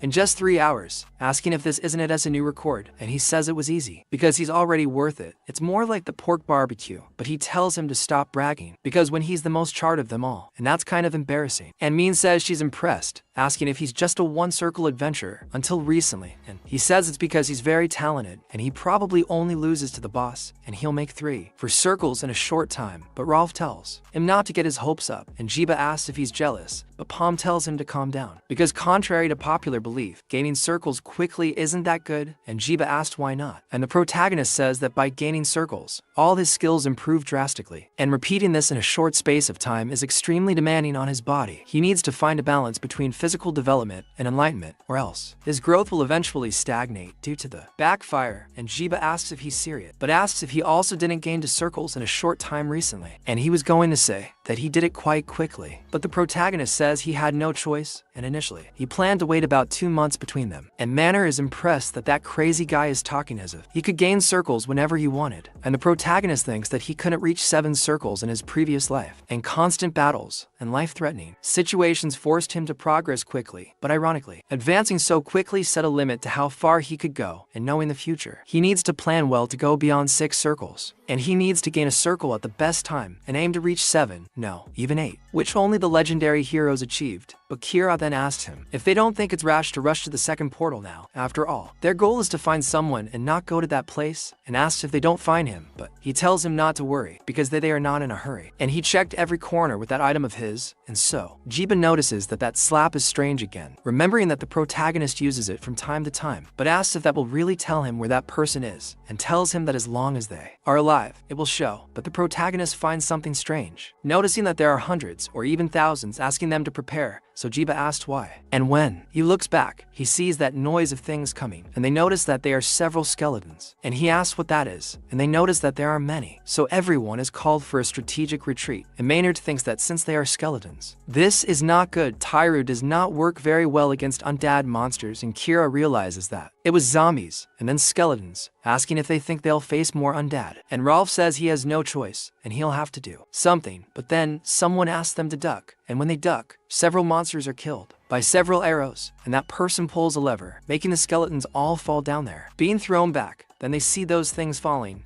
apart on the ground. And then that boy talks about the eye patch of clairvoyance, saying that the protagonist must be from the Silent Crusade, and thank God, he thought he was finished. And now that they are there, he asks them please to give him some food. The kid is almost dying, and those is who they went to find. And when he falls to the ground, Jibu gets scared, and they go to the boy's aid, and he says that he studied that place while he was trapped there for a month, and where the devices are and how they work, as well as the movement patterns of the skeletons. And he has a few tricks up his sleeve, and keeping the description is one of them. The problem is that his food ran out about 5 days ago, and there were no monsters to hunt and eat, as they can see. So Jibu asks if that is a talismanic ability, saying that this is very cool with them entering the place, only with that thing placed on the wall, and tells him that he was trapped to die of hunger, but they arrived. But the protagonist tells Pierre that he has something he wanted to ask him, but the boy answers, since his mouth is all full of bread, so the protagonist asks him just to leave it and eat first before answering him, and Maynard says that it is a relief. Anyway, because already that they also found the exit portal, now they're going to go back, saying there's no need to go after the boss there. But the boy starts talking, asking to wait, saying that, in fact, he can't go back yet, asking if they can help him, and everyone thinks this is strange. And he asks for 3 days, asking if they can keep him safe for 3 days, because he has the item he's looking for, and he can't leave without recovering it, and he'll feel so guilty for his dead companions if he does that. And he says he'd love to continue the expedition, but he's not a good fighter, and honestly, he can't do it alone. So he says he needs everyone's help, saying that 3 days should be enough for him to find it, and they'll definitely be rewarded when they leave. But the protagonist asks how he plans to find something that he couldn't find in a month in just 3 days, because they can't waste time on a lost cause. But the boy says he's been avoiding the search in dangerous areas, but he thinks he has an idea wherever the item is. Meanwhile, that evil guild leader begins to observe the city where he is and says that Alpalmi will not get out alive this time. But then someone asks him if he is sure, and he takes a guy, asking who is there. When he turns his eyes, he sees something terrifying, dying of fear, and then a huge demon speaks to him, saying that he is completely disappointed with Evoke, and says that he thought he was someone who could do things, but instead they are having trouble taking care of a novice adventurer, asking for how much longer. He intends to shame him, and in front of that gigantic red spider, he kneels, speaking to Mr. Will, saying that he has no excuses and accepts any punishment. But the plan to kill that bastard is already underway, asking him to give him one more chance, at least. Then the spider asks if he would take responsibility, saying that he will listen then when he explains to him how his plan can work. Yeah, a guy with a subordinate, and then the guy who's even angrier than him comes along. He lowers his head. Isn't that always the case? It's always the case, and even with Palma, the zombies keep hunting them. But then the boy uses his telekinesis, primates several of them, inciting all the zombies, taking them to another corner, and he also uses the same telekinesis to trap those zombies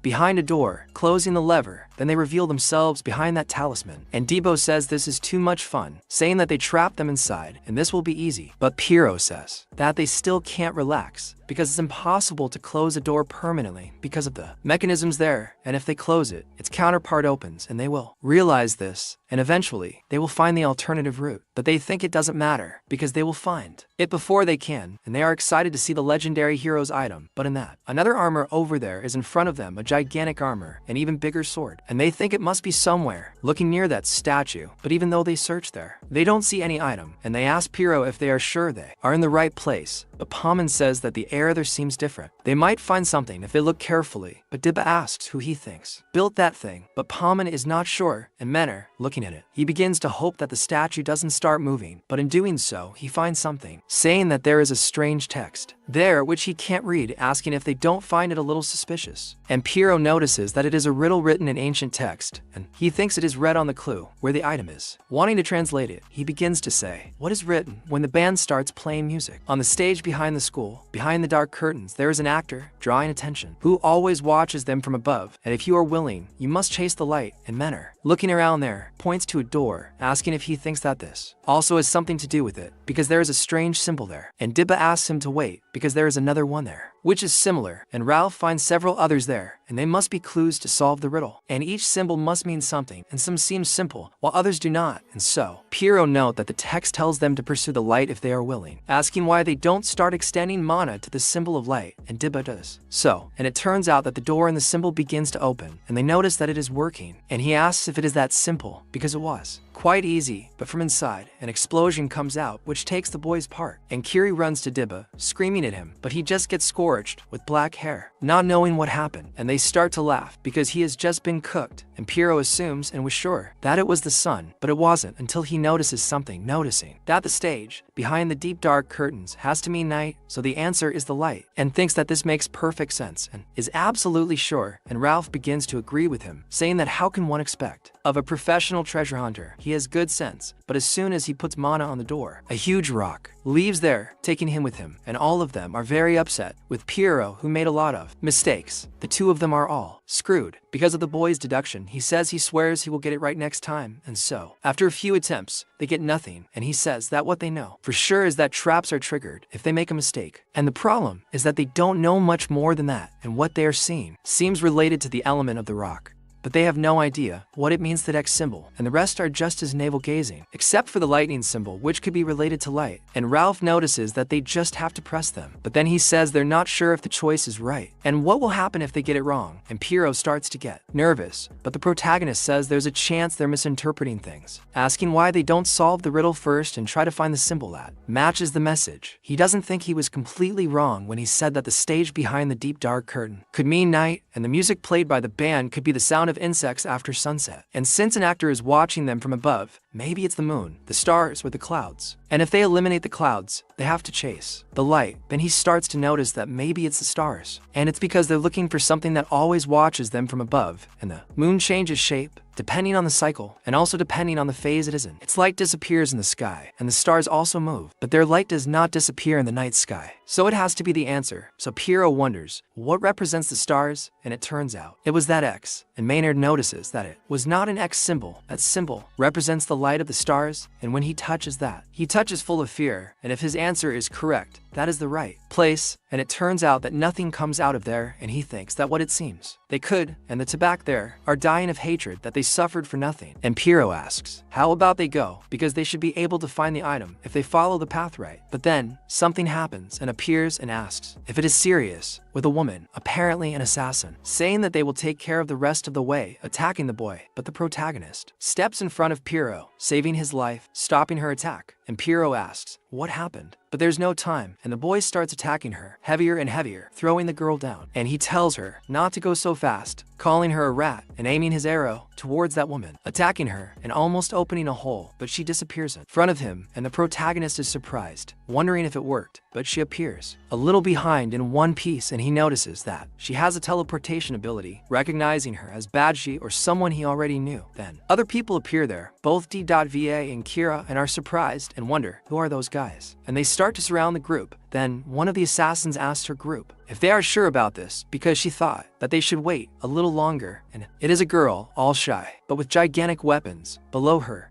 and she says that they need the hero's item to make up for these recent failures. But whatever, and she smiles, all psychopathic, with a scar mark right above her nose, from side to side. Then Pierre asks, how is this possible? Because they shouldn't have been able to find the portal entrance because of the talisman's ability, and Palm says that she has no idea, and even confirmed several times to make sure that no one was there following. But then, one of them speaks with the boy, feeling sorry, and it seems that they caught him completely off guard, and he likes the look of curiosity on his face, asking why they didn't have that doubt with him.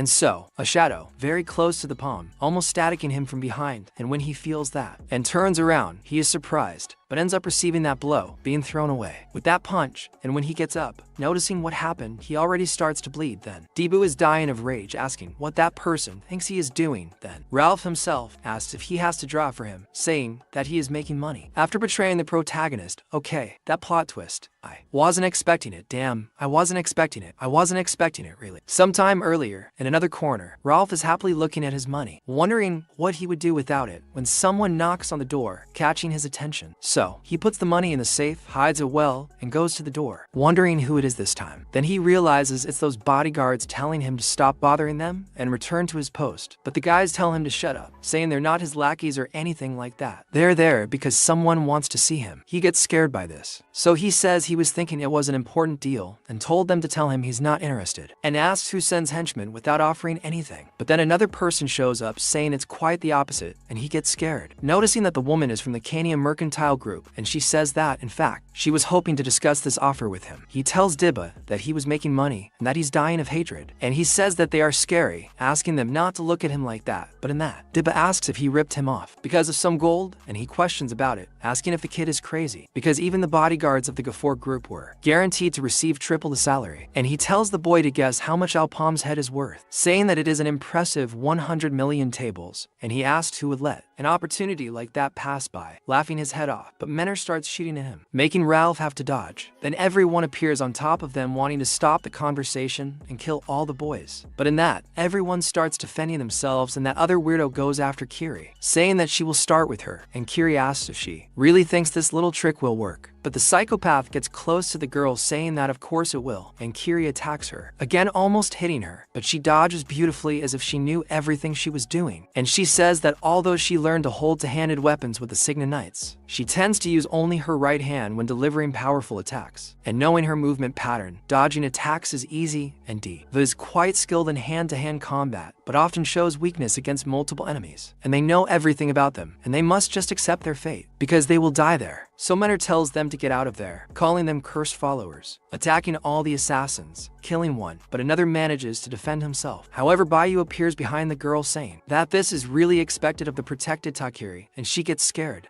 and shoots back, trying to hit her. But she uses her ability teleportation to disappear and attack Menor from another corner, wrapping her with her chain and pulling the girl by the neck. Then she says it's a shame she's facing an enemy that isn't on her level, and starts to strangle the girl with that chain, and Menor suffers a lot from this, almost being suffocated. But Palm reacts again by launching a fire arrow above Baiju's chain, starting from the L and throwing Menor to the ground, leaving the girl surprised. Then she asks what the hell Rolf is doing, and he asks Bayu if she thinks it's easy to keep that idiot under control, trying to hit the protagonist anyway. And he says he broke his ribs in the first attack, so I doubt he'll last any longer. And the protagonist is actually putting his hand on his ribs to be able to defend himself. But meanwhile, Pierre ends up being completely impaled there in the corner, and his eyes are already starting to lose their life with that attack. And in that, everyone shouts Pierre and that he is getting desperate. But then the boy's form dissolves, and that was just a talisman. And the killer is surprised that he killed a talisman and not a real boy. And so he simply measures the foot from there, getting close to another door and opening it, telling them that it is there. And when he opens that door, he asks if they are not curious to know what that does and why he thinks it knows. And that thing is a stone shape, and everything starts to shake with the gears being released. And Bayu wonders what is happening with that other psychopath, thinking he has a bad feeling about this. And then the whole floor is open beneath them, and they start to fall. And the killers are taken there in the middle of a smoke, and they are scared of it, trying to hold on, but they can't. And Kiri screams to Debu, and he asks what she is talking about and what she should do. And then he ends up noticing, while seeing an entrance, that he screams to Manhwa for them to hold on by grabbing the girl's hand and also grabbing onto Debu. And she asks Debu to do what she does better, and he tells them to hold on tight by sticking his axe into the wall and holding all the boys, descending even further, but managing to stop and enter one of those tunnels. And when they throw themselves there, they think that was a close call, but the last one to enter is Debu himself. And those gears keep turning, and with that, the ceiling up there begins to close, and they are trapped in that place. And they say that this place is complicated like a maze, and by playing through all those divergent paths, they may be connected to a different area. And Kiri asks if they remember all those openings in the walls, and she begins to suspect that some routes will lead them to her, and with that they may find El Palmo. And if they are lucky. But Manhwa notes that the chances are that they will not be so lucky. It's more likely that they find the followers, and she ends up stepping on a trap and gets locked inside with Debu getting trapped. And they start to be sure only now that they're screwed. And then Kiri asks, what the hell is this? Telling Debu that he's careless, but he says it wasn't him. And they end up activating more and more traps, and the gears keep turning and the walls keep closing, and he notices that the walls are getting narrower. And so Kiri starts using the solar cut on that grid, but the grid remains to whole, and she questions how this can be happening because the grid is releasing mana.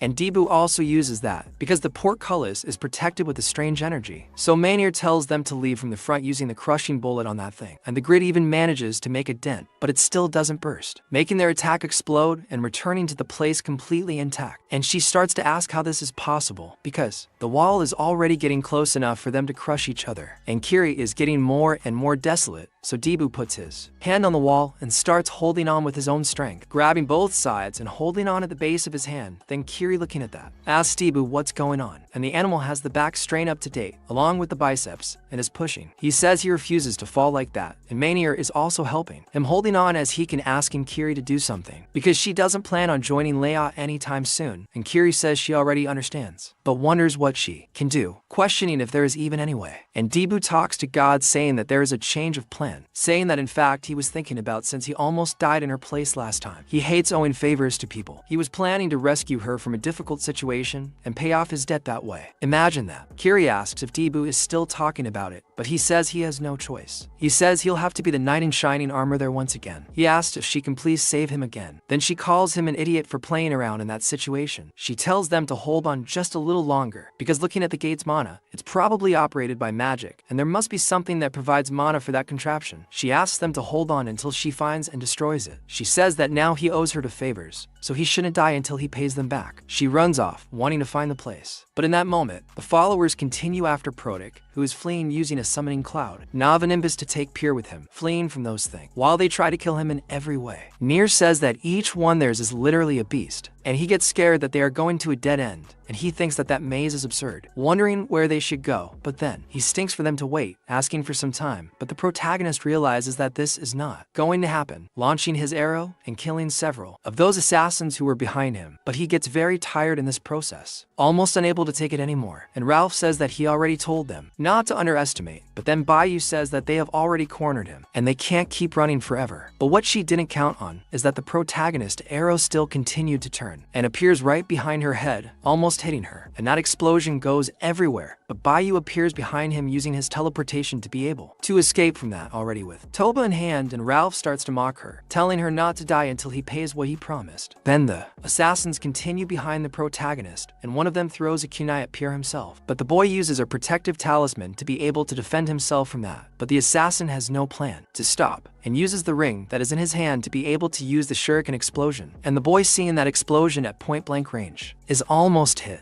But the protagonist pulls him by the collar, grabbing the boy and throwing him to the other side to escape that explosion. The explosion goes to one side, and the boy runs to the other along with Palmy, and is carried like a sack of potatoes, complaining about the pain he's having in his neck. But the protagonist doesn't care about that and just wants to keep him alive, throwing the boy to the ground as if it were nothing. And when he falls, the protagonist prepares to continue attacking those assassins, and when they come in a trolley towards Palmy, he becomes more and more focused, launching his arrow, killing one of them, cutting him in half. And then they start throwing shurikens again at the boy, who is completely tired from having to defend both him and that other idiot. And he uses his arrow once again against those guys, but the assassins surround him more and more, and he tears into pieces everyone who gets close. And the little guy is already becoming completely berserker. But this has a price. He is very tired, and there are still many assassins left who even so they get scared, because Palmy is completely monstrous. Meanwhile, Kyra arrives at a place where magic is happening, and that place is giving mana to all the gears, and he wonders if it's that. But even so, even if it isn't, she doesn't have time to find anything else if it isn't that. However, she thinks that if this thing provides mana to the entire structure, it will be difficult to do anything, as it is a tremendous amount of mana, and she has no doubt about that. and she can free dib and Amelia if she destroys it. But then the psychopath gets close to Kair again and goes after her, attacking the girl with the 5th stage Batujutsu, passing through Kair, cutting her completely with her Dankokuzan, and she starts to spit blood, falling on all fours on the ground, all injured. And the psychopath thinks she's very lucky because she will only have to kill him to be able to get rid of the other two. Besides that, she is the weakest of them, and she starts to smile at this information, wondering if things could get any easier than this. And Kair doesn't like that, unfold, and tells her to get out of her way because she doesn't have time to waste with people like her. But she says she's afraid she can't fulfill such a bizarre request. By the way, she has a name and asks to be called Cashier, and tells her not to be so aggressive, asking how about they discuss her situation. But Kair dares, only sits on her once more, telling her to shut up and move along because she's busy. And Cashier notices that she's totally stubborn, so she has no choice but to kill her, and she dares her summer rain on Kair. And she asked where she was hiding so many throwing knives, but she ends up noticing that some of them aren't real. And Cashier keeps throwing more and more of them at Kair, and she thinks that this is bad because she can't tell which ones are real or not. And Keksa throws more and more, and one of them comes spinning over the girl, and she almost doesn't see it and is hit from behind. But she turns around very quickly, noticing that she can attack even from behind with her telekinesis. And she notices that she is changing the direction of the blades, realizing that it is. And the situation is getting worse, but then more and more knives come towards her, and Keksa throws one directly into the belly of that girl. But unlike what she was thinking, Kair manages to grab that sword from under her arm without being hit. And she notices that she is not using telekinesis. Instead, she is controlling the trajectory of the weapons using threads, which means she can use this to her advantage, pulling the girl closer to her with her strength. And so, Keksa asks her to wait, because if she thought she would say that, she is wrong, and uses the fast blade to cut the girl even more in several parts of her body with 100 Hitokiri strikes. And so, she jumps in her own line using Battle Jutsu, 6th stage, sweeping sword, cutting Kair even more. And the girl almost loses consciousness from so many blows she took, and is attacked backward. And so, Keksa jumps in the widower's eyes once again, and says that she knew she had no vocation for this job, but maybe it is not too late, telling her to forget her companions and run away now, and unless her pride does not allow her to do this, it is better for her to leave. And she says Kair's full name, Kair Proudmani, and says that she was born into a very prestigious house, with wealth and influence throughout the world, and to think that they let their own daughter follow such a dangerous path is too much. But the girl tells her not to say that, and Keksa continues saying that it was bad, but she shouldn't be upset, because frowning is bad for the skin. However, she asked if the girl knew that in Maple World people of humble origins are not given opportunities, saying that this is very unfair, since someone from a good family has a second and third chance, even without any talent. And apparently she has a great resentment towards Kair for this. And she remembers Kair's childhood throwing her to the ground and telling her to get out of his sight because she wouldn't be there if it weren't for her family. And she had a lot of hatred for the girl at that moment. And she says that her group is made up of extraordinarily skilled adventurers except for one, and returns to Herolf's combat experience, the improvisation skills of Mania, Dilbo's tremendous potential, or Alfalm's mysterious brilliance, while she was about to continue humiliating the girl. He asks what then, leaving Keksa with nothing to say, and she says that she is right, she is weak. She still hasn't managed to bring a smile to her master or her parents, and she still has a long way to go to reach the level of her companions, but that doesn't mean that she is superior to herself. It is at least in one thing that you win. The author gave her a gigantic buff that the other girl must be jealous of to this day. So she goes after her again, and Kair tells her to shut up and move on, because she already said she doesn't have time, and Keksa gets more and more irritated, and calls her a stubborn fool again on top of her children, and tells her to know her place. So she uses her weapon puppetry, picking up all of them and throwing them at the girl, while they say everything in every way. And Kair starts to follow some of them with his eyes, and uses the falling moon of lunar vision to be able to freeze some of those weapons in midair. And Keksa asks what this ability is, because they didn't tell her anything about it, and ends up noticing that her children are getting destroyed. And she says that silly tricks won't get her very far, using the fast blade on the girl, using 100 blows irritated Kair. But Kair starts to see everything that is in front of her.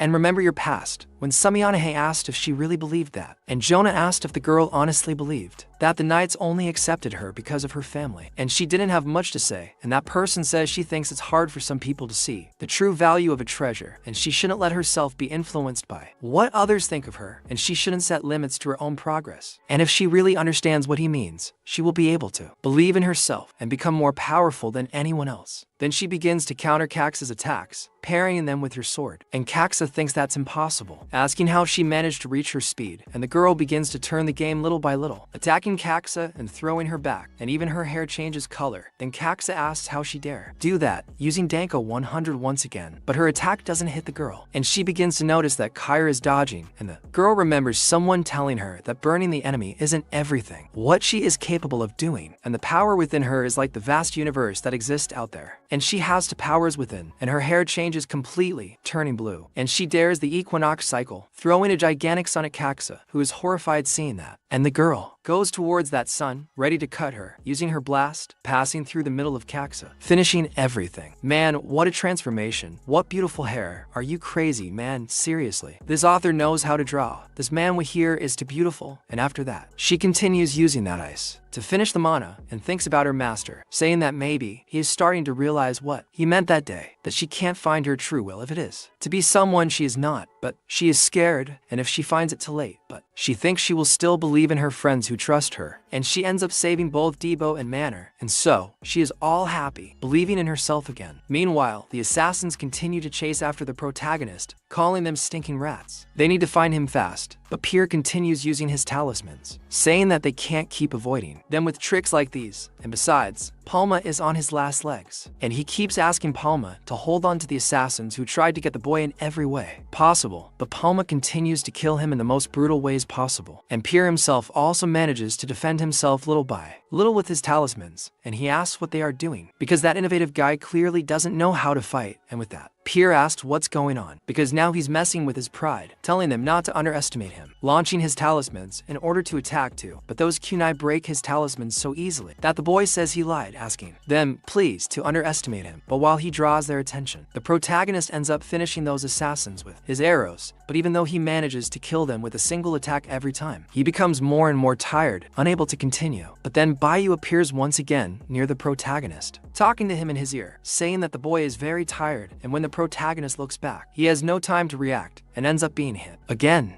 Then Pierre calls Palma, and at that moment, He gets Baiju's attention, and when she turns around, the protagonist turns back even after being hit, so he can get her, launching a point-blank attack, almost blowing the girl's head off, and she backs away trying to escape, and says he's very persistent, but when she notices, they've disappeared, and she's surprised by this, and Ralph says that this is getting annoying, and she clearly underestimated Palma, but she says it's okay, because the surprise has already bitten him, and she looks at her knife, which is clearly poisoned, and the protagonist is currently spitting blood, black blood full of poison, and Pierre asks if he's okay. But when he looks at the blood he spat, he notices that it's literally acid opening a hole in the ground, and he asks if it's poison, and Bayu starts talking to Ralph that Palma has maybe 40 minutes at most, because the poison that hit him is a potent substance, which causes excruciating pain and fatal damage. He can't run far, and Ralph remains silent, following her. Then she says that they will split up there, telling him to make sure to do his job. Meanwhile, Palma remains with Pierre, and says that he really didn't expect things to be this bad, and he shouldn't have insisted on exploring those ruins, telling the protagonist that he's sorry about that, but the boy tells him not to worry, because it wasn't his fault, and that this ability of hers he would catch sooner or later, and this time it's not a trick like when he faced the twin brothers. She really uses the teleportation ability, and he says that he will take care of Bayu, he will do what he came to do. Then Pierre asks what he came to do there, and he says that it must be the device that opens the door in the ceiling, and he comes face to face with that message to be deciphered, and starts looking here. He thinks that if his guess is correct, solving that puzzle will provide the mana to the device, and tells Palma to hold on just a little longer, because he will try his best, and he continues trying to do something, while putting his talisman near the protagonist to be able to defend him, and Palma tells him not to rush, because he also has something to do, activating his magic eye, observing the whole room. Meanwhile, Ralph walks with the assassins trying to go after the protagonist, telling them not to do anything even if they find him, because he is his. But the assassins say they have no reason to listen to him, and Ralph questions what he is talking about, telling him to tell his boss. But then a fireball comes towards them, and Ralph asks what is happening, and that fireball is killing all the assassins, taking everyone, and the protagonist is literally using the blunt, seeing everyone's position and killing them with his arrows. And he says he has not seen him anywhere. And how is that possible? He wonders if he's using that monocle from before to put the entire structure within his reach. Damn, the crazy guy is so angry, he has to see through the wall. It's garbage, that's it. If you call the GM, if you call the ADM, you'll be banned. And so his last arrow goes towards Ralph, but appears right in front of him. And while Ralph trembles all over and puzzles along with his puzzle, he says it's perfect and finally concludes, saying he got the device. It must be operated immediately.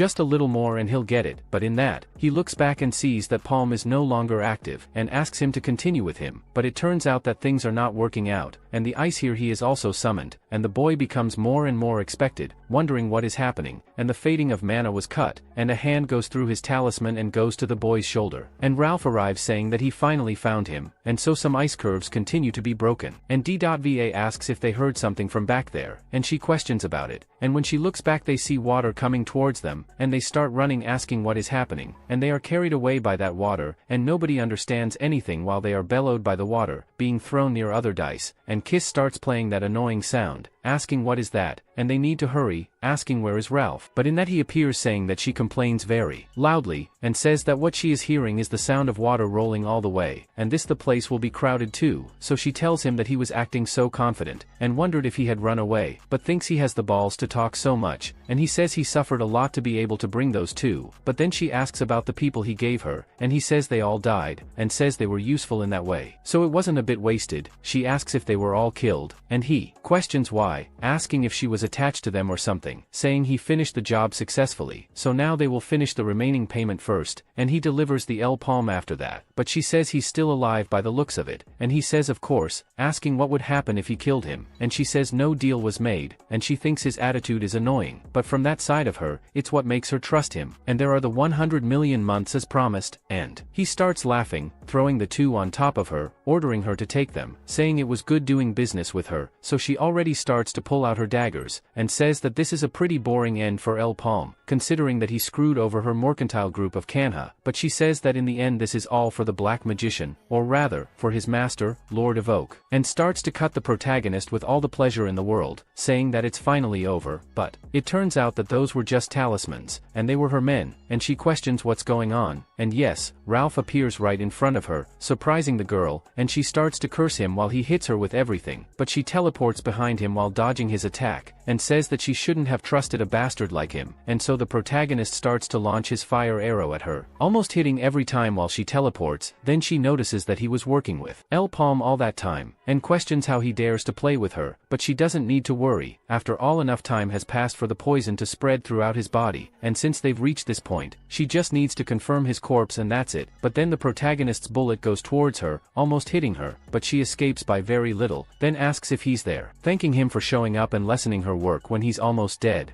But then another talisman is activated, and the protagonist reveals himself behind Haralong with the cloud and nimbus, and he is already stuck casting another spell, preparing another silk to stick in her, and she asks how he is doing, seeing that the protagonist is 100% recovered, hitting her in the back, throwing her everywhere, and so Ralph asks him to take it easy, and the protagonist watches to see if it was really effective, but they think she is quite resistant, and she asked Ralph why, because she thought he was someone who would do anything for money, and he says yes, he would do anything for money, but if they win the world will be destroyed, then the money he worked so hard to earn would become toilet paper roll, and why would he help with that, and him joining her side was just a plan of hers with Alpalmi from the beginning, and Alpalmi knew that Kanya, who was cornered, would want to send an assassin and read them like a book, and the moment she laid eyes on Ralph, the result was obvious, and she then asked if they hurt Alpalmi in the first attack. It was all to trick him, and he questions about hurting her, asking if she knows who he is to say that, and he is the best healer in Maple World, so that Wound is healed in no time, and of course he would have had problems if he had really attacked her, but he didn't want to keep bragging, and thanks to her he got 100 million that easily, and she is alone now, and she is getting more and more irritated, and says that this decision, and she will make him regret it, invoking all her magic to try to get out of there, but meanwhile, both Kiri and the others are underwater, and Debu goes to her, picking up the girl, and coming out of the water with her, taking her to breathe, and Manor also manages to get out of there asking what happened. And Debu says that anyway, this is not a good situation, because there is water gushing from all paths, and it won't take even 30 minutes for that place to be filled with water to the brim, and she begins to realize that he only has 30 minutes left, and as she thought, there is no other way to escape other than opening the ceiling. But since she destroyed the power supply, there is no way to open the way. Then they start to notice something, and something falls from inside one of those underwater paths, and he questions what it was, but when he looks up, he sees that statue. It is moving, something they did not want to happen. weapon. And with that, Bayu begins to remember her past, when she was in the middle of a terrible destruction and killed the first person, and she keeps sending that person to hell. But her master tells her that hell is too good a place for trash like him, and he just paid the prisoner for his actions, but her future is not exactly better than his, because she has blood on her hands, and revenge is over for Bayu. And he tells her that as promised, now her life belongs to him, and so, at that very moment, she becomes more and more angry, going after both the protagonist and Ralph, ripping off their heads, but they were just clones, so she wonders when she will give up. Because using clones is a very old trick, and most of them are false illusions, and therefore are harmless, but the problem is that the real ones are always around, hitting her. But at that moment, Pierre says that they need to hurry, because he can't keep using his talisman abilities forever, and when the protagonist hits her, she uses her teleportation, and he starts following her with his eyes,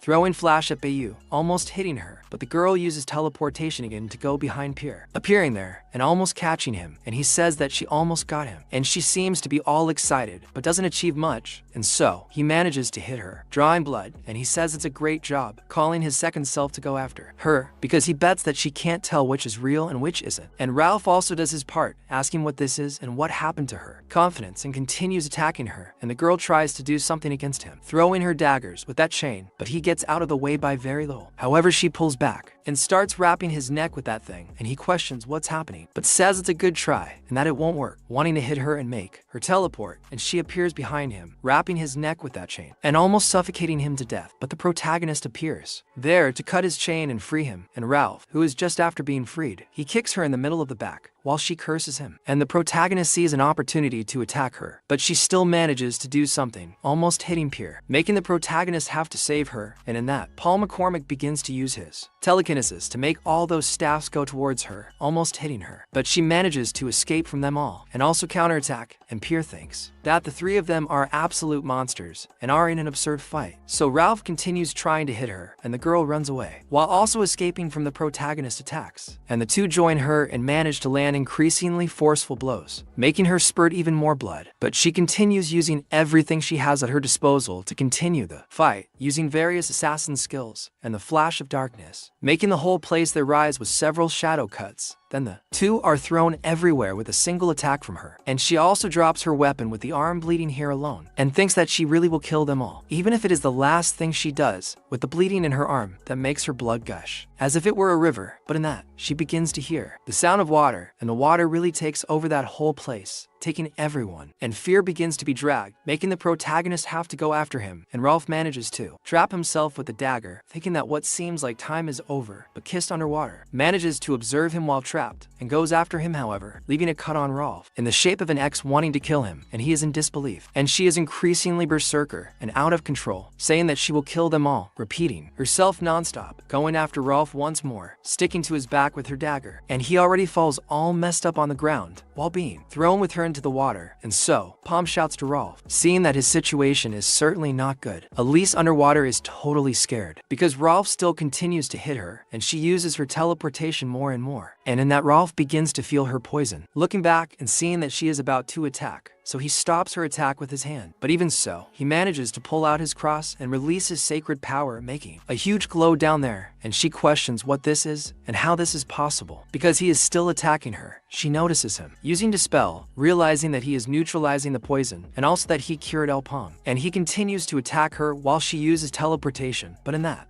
he almost manages to catch her, using the sacred magic shell, and she notices a barrier, and his hand passes through this barrier, almost catching her, and she gets a fright, and sees that his hand was open, and almost catches something in her chest as she teleports. She thinks about that movement just now, wondering if he found out, and he says he came close, but he couldn't resist, because she was literally bragging about it, about his teleportation artifact right in her chest, and he says, it's time to end this, going after the girl, and increasingly trying to land punches on her. She barely escapes, while being pressed by that barrier, and he tells her it's useless, attacking her again, and she teleports, but when she appears behind him, he asks if she's doing it again, hitting her right in the middle of the stomach, making her lose her breath and spit blood, and he says he's already identified her movement pattern, and he's not that dumb, hitting her more and more, and says it was fun while it lasted, but then she loses control, avenging the knife on that shield, telling him to shut up, throwing Ralph back, and the lady raises her hand to finish him, saying that this is no fun at all, but the protagonist was only helping, and launches an arrow that tears off her arm right at the elbow, and she sees her arm flying, starts to scream, and sees him from afar, and the palming is increasingly prepared to continue helping, but Ralph tells her not to forget that he is there. 2. Throwing a punch in the middle of her face, throwing her away, pinning her to the wall, and with that, her teleportation artifact is finally broken, and she thinks that she can no longer use the darkness teleportation now, and if it continues like this, at this rate, she will not be able to complete the mission, but she thinks that she cannot do this, and she must carry out Master Volk's order, going after him again, and says that she will kill him, no matter what happens, but the protagonist simply uses his fire bullet in her direction, and she even tries to stop that bullet fire head-on, using her dagger in the form of darkness to face that attack, and continues thinking that he will not get out alive in any way, facing that fire completely head-on, and it begins to burn her skin and disfigure her face, and she says that, even if her body disintegrates in the process, she needs to do this, and her dagger breaks more and more, and she ends up losing another arm in the process that goes flying, but in that moment his bullet finally disintegrates, and she grabs the knife with her mouth, thinking that she will do this for Master Volk, already going with her disfigured face holding the dagger with her mouth as if she were Zorro, but the protagonist tells her that it is really a shame, and she could even do that, but he still has one more shot prepared to be launched in her direction, and when that shot comes in her direction, she doesn't even have anything to do. After all, she's already almost like a turtle, face to face, with that face all burned by that shot, and at that exact moment, when her life flashed before her eyes, she remembered Volk, telling her that she did a good job, so she stopped biting the dagger, letting it fall, and getting all happy seeing the image of a Volk. Then she asks him, please, to forgive her, while she is completely disintegrated by the protagonist attack, and her dagger remains there by her side. My friends, brainwashing is a complicated business. The girl gave her life for a guy who will probably call her useless. While Beiju signs the contract with Vasco, Miner's situation is not good at all, and she is against Aldebaran, throwing her crushing bullet at that thing, and Chess starts to wonder how he manages to move in the water. While shooting at that thing, it even opens some holes, but starts to fall. He hit it right on target, but she doesn't have much ground left. The sword almost hits the girl's head, throwing her sword at her with everything she's got, but Diabo saves her at the last moment, grabbing the girl and sticking himself to the wall with her. That monster is still behind them, through the water, and continues to launch a bunch of attacks at them, but he also arrives to help this time, using his ice magic, freezing the water, and stopping that thing's movements. So, she thinks that killing that statue is not her priority, and they need a new power supply to open the ceiling, and the only thing she can think of is something they already have there. And Miner begins to understand, now attacking the statue to get its attention. And while she gets the attention of that thing, making it defend itself from her shots, Diabo appears from behind and hits the monster's head. Then, they realize that she needs the mana stone of that bastard there, but they tell him to be careful because he doesn't want to break the mana stone. Instead, he should aim for the breakable parts of that thing, and as soon as he finds where the stone is, she will be able to do something. But then that statue starts to get pissed and its eye starts to glow, and so, all the wound that Diabo had left on that thing begins to heal, and his foot gets stuck, with the stone skin of that thing growing around him, and he begins to find this strange. And the monster begins to emanate mana throughout its body. He takes his hand to where Devil is trying to grab him, and he keeps saying that he can't move his foot, but he sees that hand almost reaching him and yells at him to be careful, but there's not much the boy can do other than look scared at that hand coming towards him. But in that, Ralph's sacred magic shell surrounds the boy, protecting him, and Devil is all surprised to see him there, and Ralph tells the boy that he's been calling him son for a while. Then that barrier breaks while Ralph takes Devil away from there, saving the boy, and it turns out that the monster is a pat on his own back for nothing.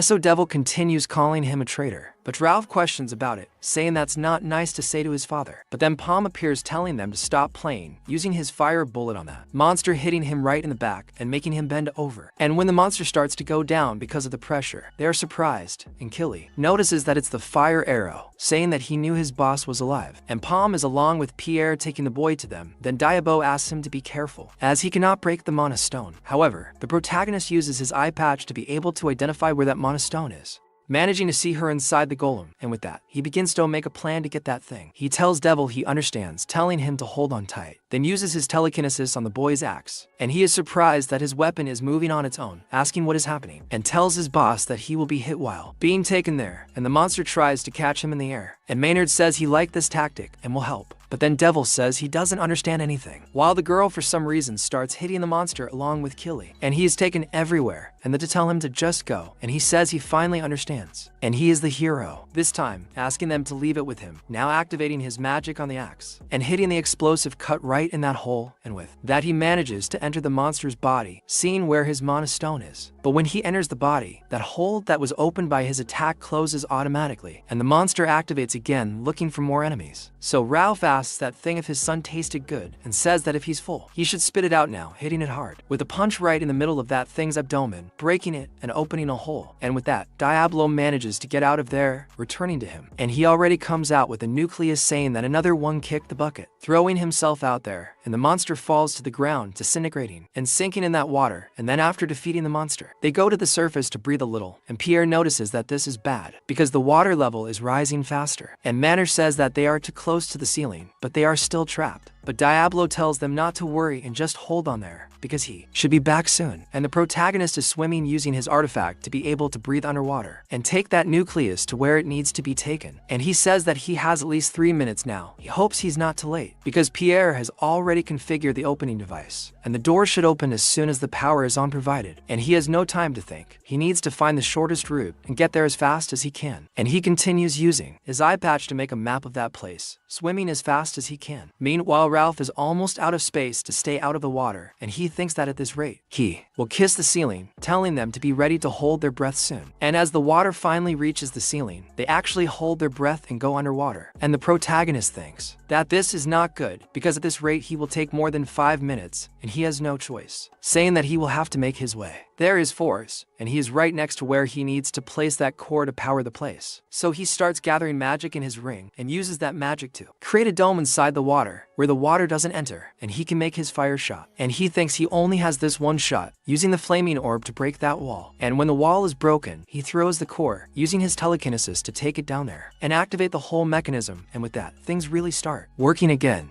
And magic runs throughout the place, and the gears start turning, and the door above it really is open, and everyone swims there, managing to breathe once more. And D.Va says she was terrified. She was going to die, and Kyra is all happy along with the others, and they say they're tired of that place, and Maynard asks that thing to please not move either, and Pierce says he didn't know, but then D.Va calls her boss asking what happened to him, and from the middle of the water, the protagonist comes swimming as fast as he can, trying to escape, and manage to breathe again, but he starts to lose consciousness, as he's been down there for a long time, and then Maynard goes to him, going down to the protagonist, giving the boy some oxygen. Meanwhile, he dreams of something, of someone saying he's being hard on himself again, and he remembers his past, questioning where he is, seeing his old companions, and then they tell him to rest a little if he needs to, asking him to take it easy, as he did a good job, and he realizes that this is his memory of the past, and he remembers that, while telling him to listen well, because he promised them all, and already outside, he comes back to life, waking up around everyone. And Maynard gets scared with the boy getting up like that, and he asks what happened, questioning if she saved him, and D.Va says that it's a good thing he's alive because the boy left them worried. And he says that for some reason, he doesn't feel much pain. And Ralph says that it's all thanks to his healing abilities. And he then just agrees, calling everyone to leave, but he notices that something is wrong, looking at Maynard asking what happened, because she is all curled up, all embarrassed, and she says that it's nothing. She's definitely remembering the kiss. Look, I don't want to say anything, but I already like the couple. And after continuing on their way, Ralph tells them that it was all part of his plan, and DVO is surprised, and he says yes, although they had to improvise a little later. But at that, DVO says that they should at least have told them because they were worried. But Ralph says that he must deceive his friend to deceive the enemy, otherwise they couldn't have done something so realistic. But at that, the dick asks me if it's serious, because he had the feeling that his first attack was to evaluate, and he says that he has no time to waste, not wanting to touch on that subject because they need to move. But they ask why he's taking that woman's body, and Ralph says that he'll be useful because they need to honor their part of the bargain with the Gotham merchant. But at that, Ralph asks them to wait and runs ahead, and D.Va asks what was it, and the boy says that he finally found what he was looking for. And then Kiri asks if this is the hero's item, that shiny thing in front of him, and they ask the boy if he's sure it's the real thing, because how can he even confirm that? Pierce says he's sure, because it looks exactly like the description, and this must be the storage key of the great thief Phantom. The protagonist explains who Phantom is, the greatest thief in Maple World, who kept some of the most incredible items in his warehouse, according to what he heard in his past life. And if this pendant really is the key to his warehouse, things will be very good. Pierre thanks them, because he wouldn't have gotten this far without them. But then, a stone begins to fall,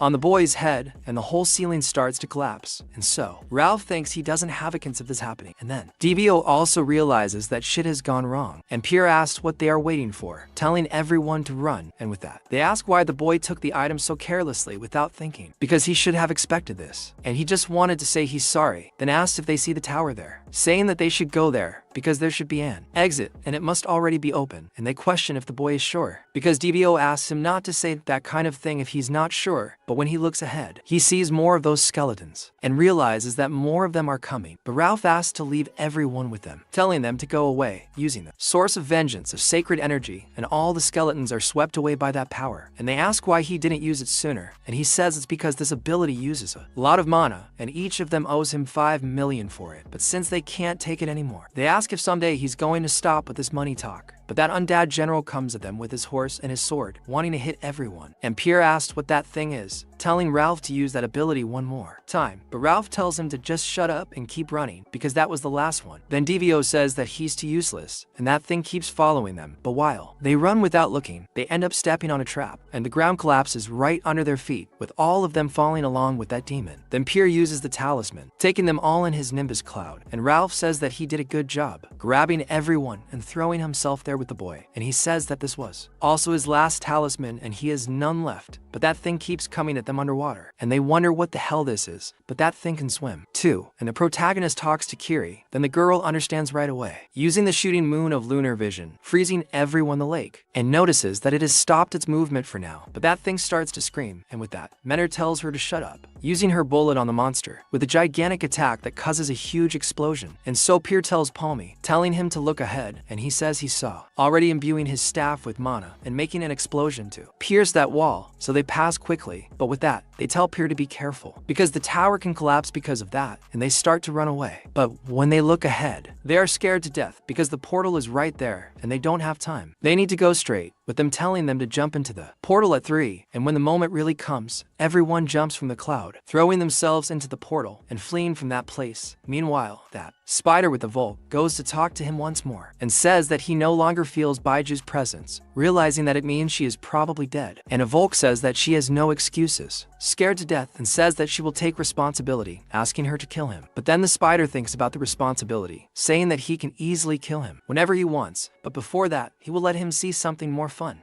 After all, having more viewers always makes it more fun, so Evolk is scared to death, wondering what the spider will do, and she says it's time to introduce the new players. Meanwhile, somewhere else, a guy I have no idea who he says there's still hope. And since the portal is still active, the young master must be alive. He suspects he's trapped somewhere waiting for help. Unfortunately, we still have room for 6 more adventurers, and he'll put together a rescue team with the best he can find. But that nobleman is scared to death, thinking about Jack. And then the blonde finds out about Jack, asking if that Jack was trapped soon. His subordinate says he's the son of the richest man in Maple World, and his group had skilled bodyguards with several rare items. It's hard to believe a group like that would have trouble clearing an orange level portal. She thinks Kania must have done something again, but thinking that would put the Mongos in the most influential merchant guild makes her wonder if they didn't care more about hiding these abilities, and thinks that something is definitely wrong and they should contact Gulti, Richie. But then she notices someone opening the door and thinks she wasn't expecting anyone. So they start arguing, and the protagonist says he already said no. But Pyrrha asks if he even knows the true value of this, saying that she can't let this go, and they both notice that voice asking if he's serious, and Pyrrha says to the palm that the ring isn't even his, so why is he being so annoying about it? But the protagonist says that as he already said, it's not that he won't return it, he literally can't, so she writes down that she's sure, and there's no mistake, it's Pyrrha. But the boy tells the protagonist to shut up, saying that this is not cool, telling him to return his ring, calling the protagonist a thief, and he says that he brought the idiot back as promised, but he keeps asking who the idiot is, telling him to return it, and the girl realizes that everything really worked out. Meanwhile, they release the latest news is that Jack and Riche got stuck in the portal, and they say that this doesn't make any sense, because they thought that was the best group of 3 circles ever, and that's not even important, because Gold Riche is forming a rescue team, and the reward to bring her back safely is 1.5 billion mezzo, and everyone is totally surprised by this, and they think that this will certainly attract renowned adventurers, and maybe they should apply. Then Debo notices that everyone is talking about it, and Ralph crying says that's what he's talking about, and asks El Palm about a crucial moment like that. because his healer instincts to rescue people are burning inside him. But Debo tells him to stop being funny because it's more like a gold vein instinct. So they wonder why they are in the favela and say that there were many stores in the market. And it's not like the boss asked them to go to a specific place. But Ralph says that there are these reasons, and he will find out as soon as he gets there. And when they enter that establishment, the owner is all slouched there, and Debo notices that he is pushed around asking if he is sure it is the right place. And Ralph says that it has been a while since he has been there, and calls Gary saying that he has customers, telling him to wake up, and he is surprised to see Ralph, and Debo wonders if they are friends,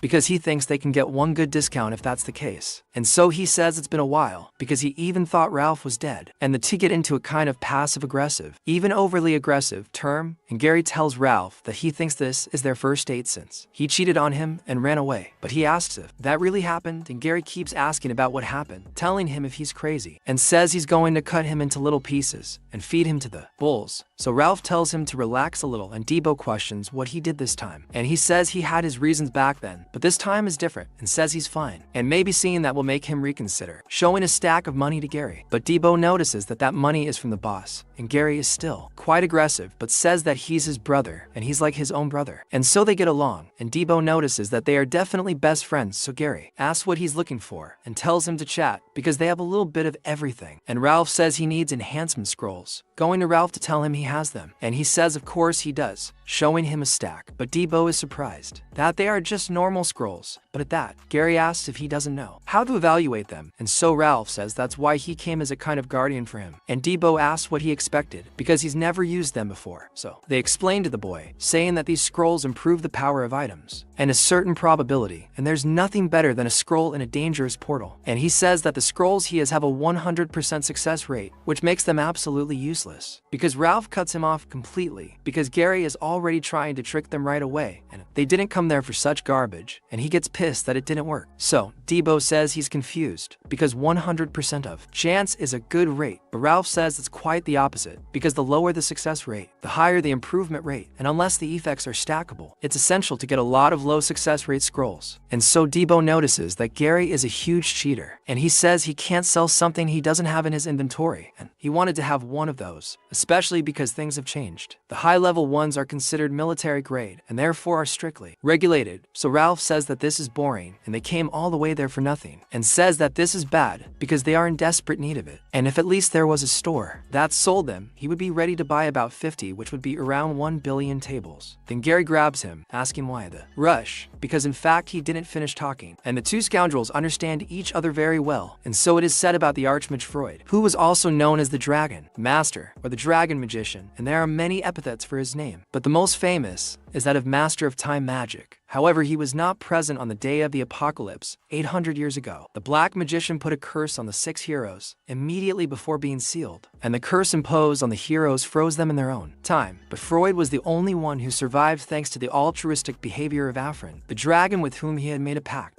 and leaving everything behind. Freud traveled the world trying to find a way to lift the curse from his classmates. However, he failed in the end and was never seen again. And Pai says that this is the story they know, but he certainly left something for the future, because the ring he is wearing is the ring of the hero Freud, and so the protagonist can hardly believe it, because he was really curious. Because how did he go back in time? He wondered if the Master of Time Magic did something, but as if he existed 800 years ago. And why wasn't he there on the day of the apocalypse if he was alive? And so Lorena says that she no longer doubts Palm, since it seems that he was chosen by Freud. But there is something she wants to clarify first, wondering why he opposes the followers. And the protagonist, just hearing this, is dying of hatred, and he says that he still can't tell her all the details. But there are people he needs to save, no matter the cost, and coincidentally, she herself is one of the people he wants to save. In another corner, he is training alone in the middle of the forest, very tired with that. And Debu comes close to her, asking if she isn't tired, and she gets scared, and he asks where she was before, because he was looking for her. And she says she went to see her master, and there was something she needed to give him, questioning why he was looking for her, and he talks about it, saying that he has a favor he can ask of her, and she is surprised by that. And he gets all blushed, saying that he has a place he wants to visit tomorrow, asking if she wants to go with him.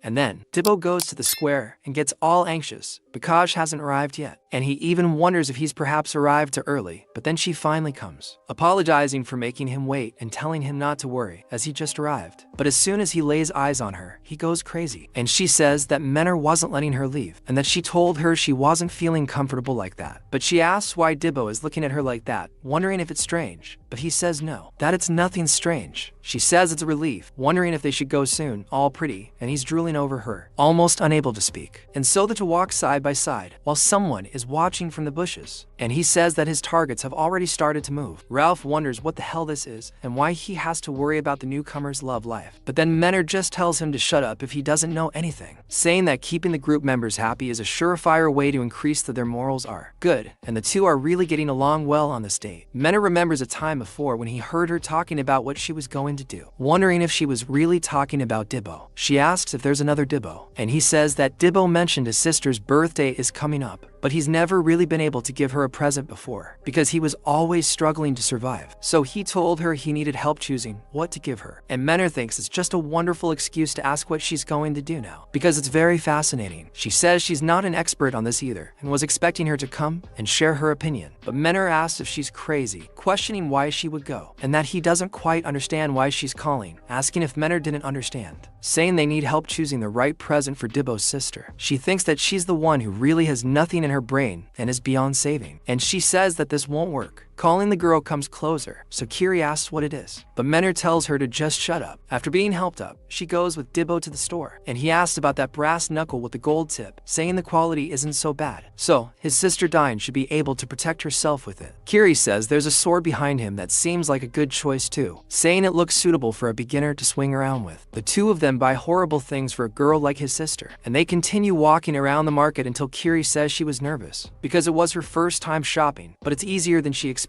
He's surprised that it's her first time, and she says that she joined the Knight's Order when she was young, and has trained rigorously ever since, so she's not used to being out on the streets without armor. He thinks for a moment, and says he thinks they haven't looked at the explosives yet, asking if they've taken a look, and the girl quickly agrees. Meanwhile, those three are disappointed, and Menor can't believe what he's seen, because they're not doing anything, and haven't made any progress, questioning how they can be so clueless, asking when they will satisfy him. Then he, the spectators, Buttrolf probably says that they don't know they're watching, and so he says that putting that aside, it's clear as day that they both have feelings for each other, but it's not going anywhere. And Menor says that one of them doesn't even know how the other feels. At this rate, things aren't going to work out, but then someone says they completely agree, and it's the boy's own sister, and she says that's why people say he's very good, and she starts to get worried, and then they notice it's his sister there, and Rolf asks when she arrived, because he didn't even notice, and she herself says that she was the one who asked him to buy a birthday present, but to tell the truth, she doesn't care about that. And what she really hopes is that her brother doesn't come home that night, and the girl is forward. She's a little forward with these ideas, and Menor asks if it's not too early for her to think about that. Then she asks if the two of them don't look cute together, and Rolf says he won't lie, and they do look a little cute together. Yes, and she says that maybe that's how others used to see them together. Another girl wants his romance, but Menor doesn't care and isn't interested, saying she's not curious about his love life, and he says he didn't say anything, and then the protagonist says it's a huge waste of time, and Menor says she already imagined he would say that, since it's not something that interests her, but the protagonist says that's not true, and she's surprised, and he says that the fact is that he has priority at the moment, but he's been in a relationship before, and Menor is shocked, asking if he could tell her more details about his relationship, and Rolf is down, because she didn't even want to know about his love history, but she's all interested in his, and the protagonist says that it's all in the past, and besides, she's not even alive, but even so, she must be alive now, but he thinks it doesn't matter, but still, Menor keeps asking him to tell her more, while Debu's sister is. She's all excited that they're getting closer, and Rolf continues to feel lonely there in the corner. After a long time, they say goodbye at night, and Debu thanks Killy for coming with him, saying he's sure it's made of snow, and he'll love it. She says she's happy to hear that, then heads off, but then he asks her to wait, blushing, thanking her again, and saying he'll see her on the train in the morning. The girl doesn't seem to be leaving either, telling him to feel free to ask her again when he needs to buy another present. So, he goes back home, and the girl is surprised that her brother arrived. He's annoyed because everyone's at home, while it's sparkling and shining, and he thinks it's annoying that he's there, but still, it was better than nothing. Meanwhile, in another scene, lots of blood, bodies, and destruction are happening with a wizard in the background. So that wizard asks the monster to stop right there, saying that it will never be able to get past it. But then a symbol of an eye full of horns appears in front of the boy, and that old man who has that symbol in the middle of his forehead summons mana in his hand, along with a huge snake, and launches it at the boy, and he is hit and taken away. And he is also taken into the room that seems to be a treasure room, and he thinks that he has finally achieved it, because how long has it been since he waited to get his hands on Freud's seal stone?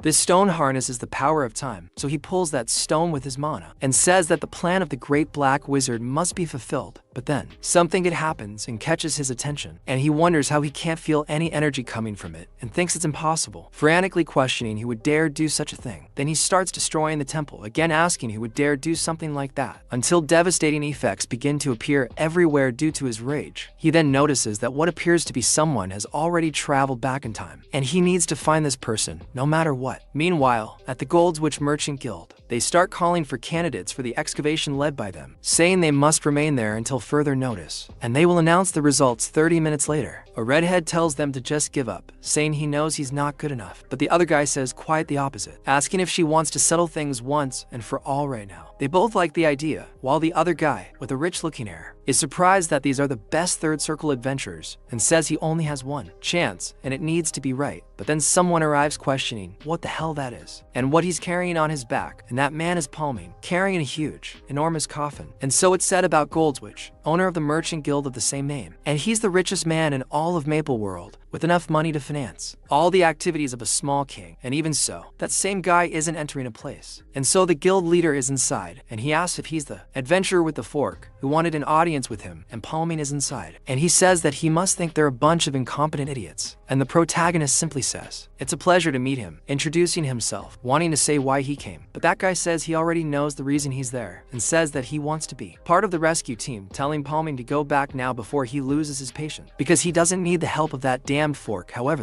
the protagonist says that unfortunately he's not there representing the fork, and that they have even less reason to talk, saying he's an insignificant adventurer from the third circle. But the protagonist throws the box on the floor, and Mr. Bariga asks if he's gone mad, telling him to leave now because he's not in a good mood. The protagonist apologizes if he was offended, but asks him to take a closer look. When he looks, he's surprised by what's inside, seeing Baio Mortina da Silva, and the protagonist bringing her body. He's even more surprised by this, questioning why a Carnero executive is there, asking if he even knows what he did. He says he's well aware. And Mr. Bariga asks if the fork is planning a war, and he says it's something like this. The merchant ship Goldrick's defender will also be part of it, and he questions what kind of nonsense the protagonist is talking about. But then another person comes in, saying they can explain the rest. And anyway, this matter also concerns him, in a moment before the protagonist. Kiri and I go up to that person, and he asks if the two are absolutely certain that the Black Wizard's followers are active. And he says that this is unbelievable, as he doesn't believe they somehow continue to exist. And the protagonist says that they not only survived, but also planted seeds throughout Maple World, including among the Zodiac Knights. But then that guy says that the protagonist will be held accountable for his words, but he thinks that if what Palm is saying is true, all the questions he had have been answered, and he says that he still doesn't trust the boy, and he only trusts Kiri's judgment. However, the protagonist says that this serves its purpose, because he asked Kiri to arrange a meeting with him, knowing this, and he then questions what Palm wants. And he says that for days later he wants to get rid of them once and for all, and so he arrives. There, Mill, the commander of the Zodiac Knights, and he says that this is no longer a competition between merchant guilds, it's a fight against the followers. And he talks to Palm, and he puts a little tap on the woman's forehead, reveals a tattoo. And he says that this is the mark of the followers. They have the emblem of the commander they work for. He's surprised that Badju was a follower, and so the meat must really be well lubricated. Then the protagonist asks to make an offer he can't refuse, and after a while everyone is drinking, downing beer. Menor asks if he's sure about this, since the fight is tomorrow, and he says that a day of rest won't hurt them. He says they did everything they could, the items were improved, and they train hard, and having proper rest before a fight isn't a bad idea. Even the other men from the company are there, those who are defending them. Then Rolf goes to the protagonist, asking about what they're whispering in private, asking if they're in love or something like that. He says that he has a counsel for him with the greatest expert on love, but the protagonist drops or Rolf punches him, telling him not to get so close. And he says he was just kidding, asking if he has no sense of love, and the protagonist really doesn't. But he says he actually wanted to ask something, asking why he volunteered to join Jack and Rich's rescue group, especially when he said it was clearly a trap. And Menor is also strange, asking if it wouldn't be better to join during the raid made by Carnia, and he says he has something he needs to check, saying he doesn't know if it's trustworthy. But Jack and Rich apparently find a map that would lead them to a treasure left by Freud, and he had initially thought it was nothing more than tavern gossip, but the followers did something to him. The humor has to be true, and they say Freud was in charge of the most important items, and he can't let the followers get that map. And he says that's if it's still there, and they'll hope everything goes according to plan. And then after a while, in another corner, a demon speaks about El Palm, saying that the boy is 20 years old, is from Leaf Harbor, and served the capo as a slave for 3 years, but awakened a circle out of nowhere 2 months ago, and then the second circle 2 days later, and the third 2 weeks later. And he has the potential to gain additional circles in the future. And so they send William.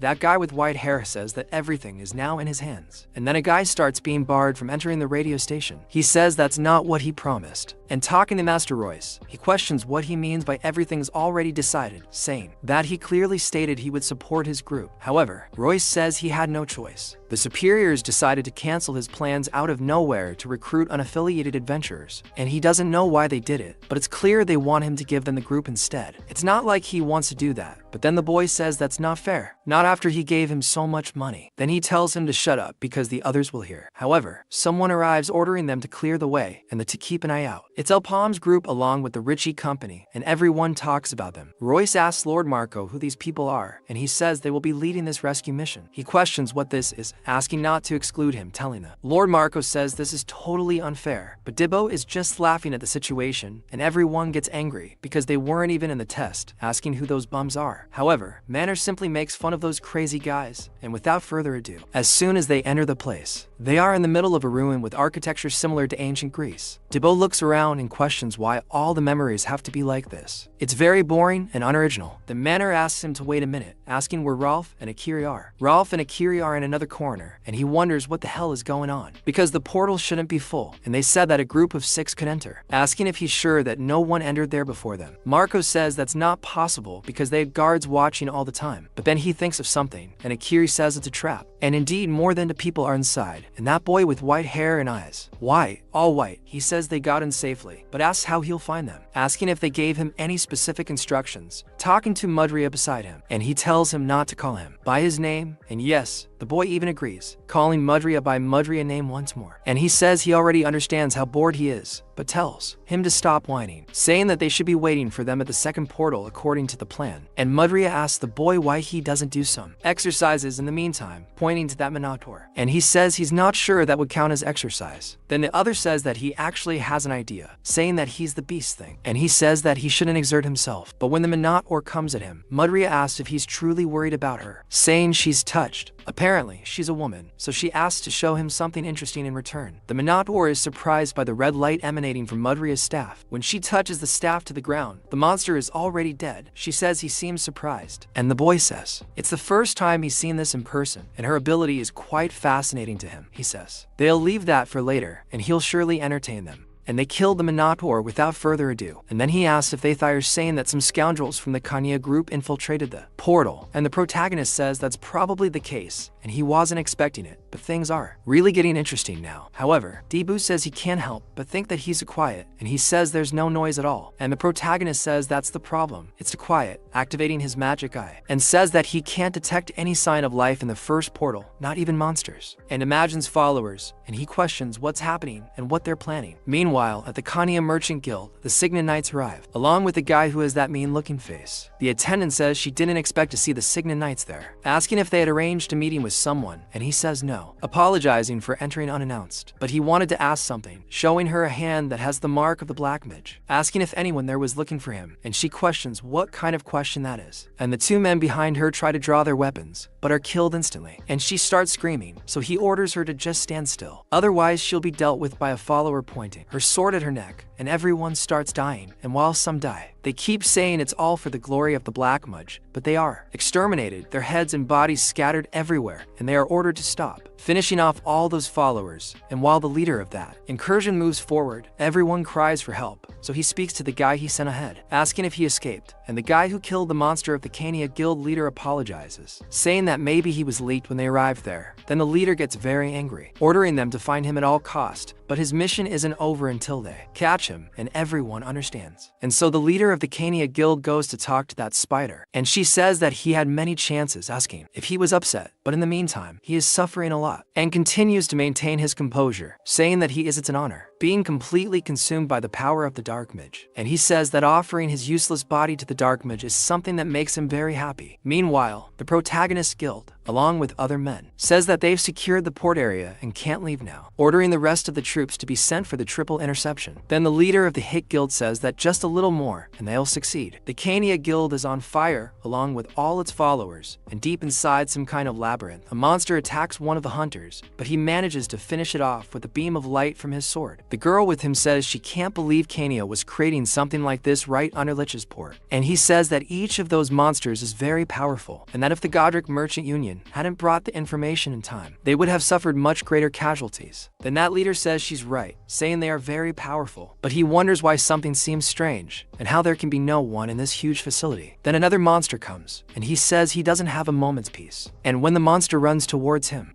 they prepare to kill him. Meanwhile, in another corner, a guy who looks like he's from the Hit Guild is wondering where those wretched monsters came from, saying he'd already be dead if it weren't for the selfless behavior of his guards. He continues, saying he doesn't want to die. Huddled in a corner, the protagonist arrives, saying that even so, he seems to be announcing to the whole world where he's hiding, asking if he knew that this tearful voice could be heard on the other side of the portal. As soon as he sees him, he asks who's there, but the protagonist throws him to the ground, kicking him away and taking the sword from his hand. He says it's good that the boy still has energy left, and he doesn't know who he is. Palm tells Jack Rich to calm down, saying they're there to rescue him, and he's surprised by this. Then the protagonist throws something to him, and he notices it's from his father, saying they really are there to help him. But he asks how there are only 3 of them, and he says they're on a mission to rescue just one person, and that's it. It's magical enough, but then the boy says that this place is too difficult for a group of people. So he notices that he's hiding something, and the protagonist uses his magic eye to see his mana. And seeing the hit mana, he notices that he doesn't have a tattoo, and maybe he's exaggerating. But then the mana says that their objective is clear, and they will take the target to safety. But then the protagonist sees an attack coming from there. So when that cutting attack arrives, he even manages to escape those assassins, but in doing so, they barely get hurt. And they ask where the manners of those lunatics are. And the protagonist says that a group of thugs is coming. But then someone arrives talking about manners, and it's the white-haired lunatic. The protagonist asks who that guy is using the magic eye to see him, but he notices that the amount of mana he has is ridiculously high, and that guy falls to the ground, saying that he seems well prepared for someone who has just been attacked, and he assumes it's not so bad, activating the mage's mark and also his mana in his hand, saying they'll see if Commander Will's warnings are true, starting by using the mage's power together with that spider. Then an explosion occurs and everyone is surprised, wondering what's happening, saying that as soon as the team entered, something happened, and then a box behind them explodes, exploding in various parts of the city, causing utter chaos. And under that madman who looks like the hero of light, a huge portal opens up, and he starts falling inside. Then they shout for Lord Mahili, but he only tells them to stay away from him, as it's a trap, falling into it completely. And as soon as he's teleported to another corner, he wonders where he is in the darkest place, where there's only light around him. Then, in the middle of all that smoke, he asks who is there, and that being says that your question is interesting, saying that he's sad that he didn't recognize you, and a corrupted version of himself appears in front of you. Meanwhile, someone is very upset because there's no chance they've managed to turn the tables, since 3 companies of soldiers have been annihilated, and now the Knight Commander has also disappeared. The leader of the group asks if they're sure about this, ordering an immediate investigation into the matter, because things aren't good, and the followers have plenty of reinforcements. Then the guy from Hit says that this is bad,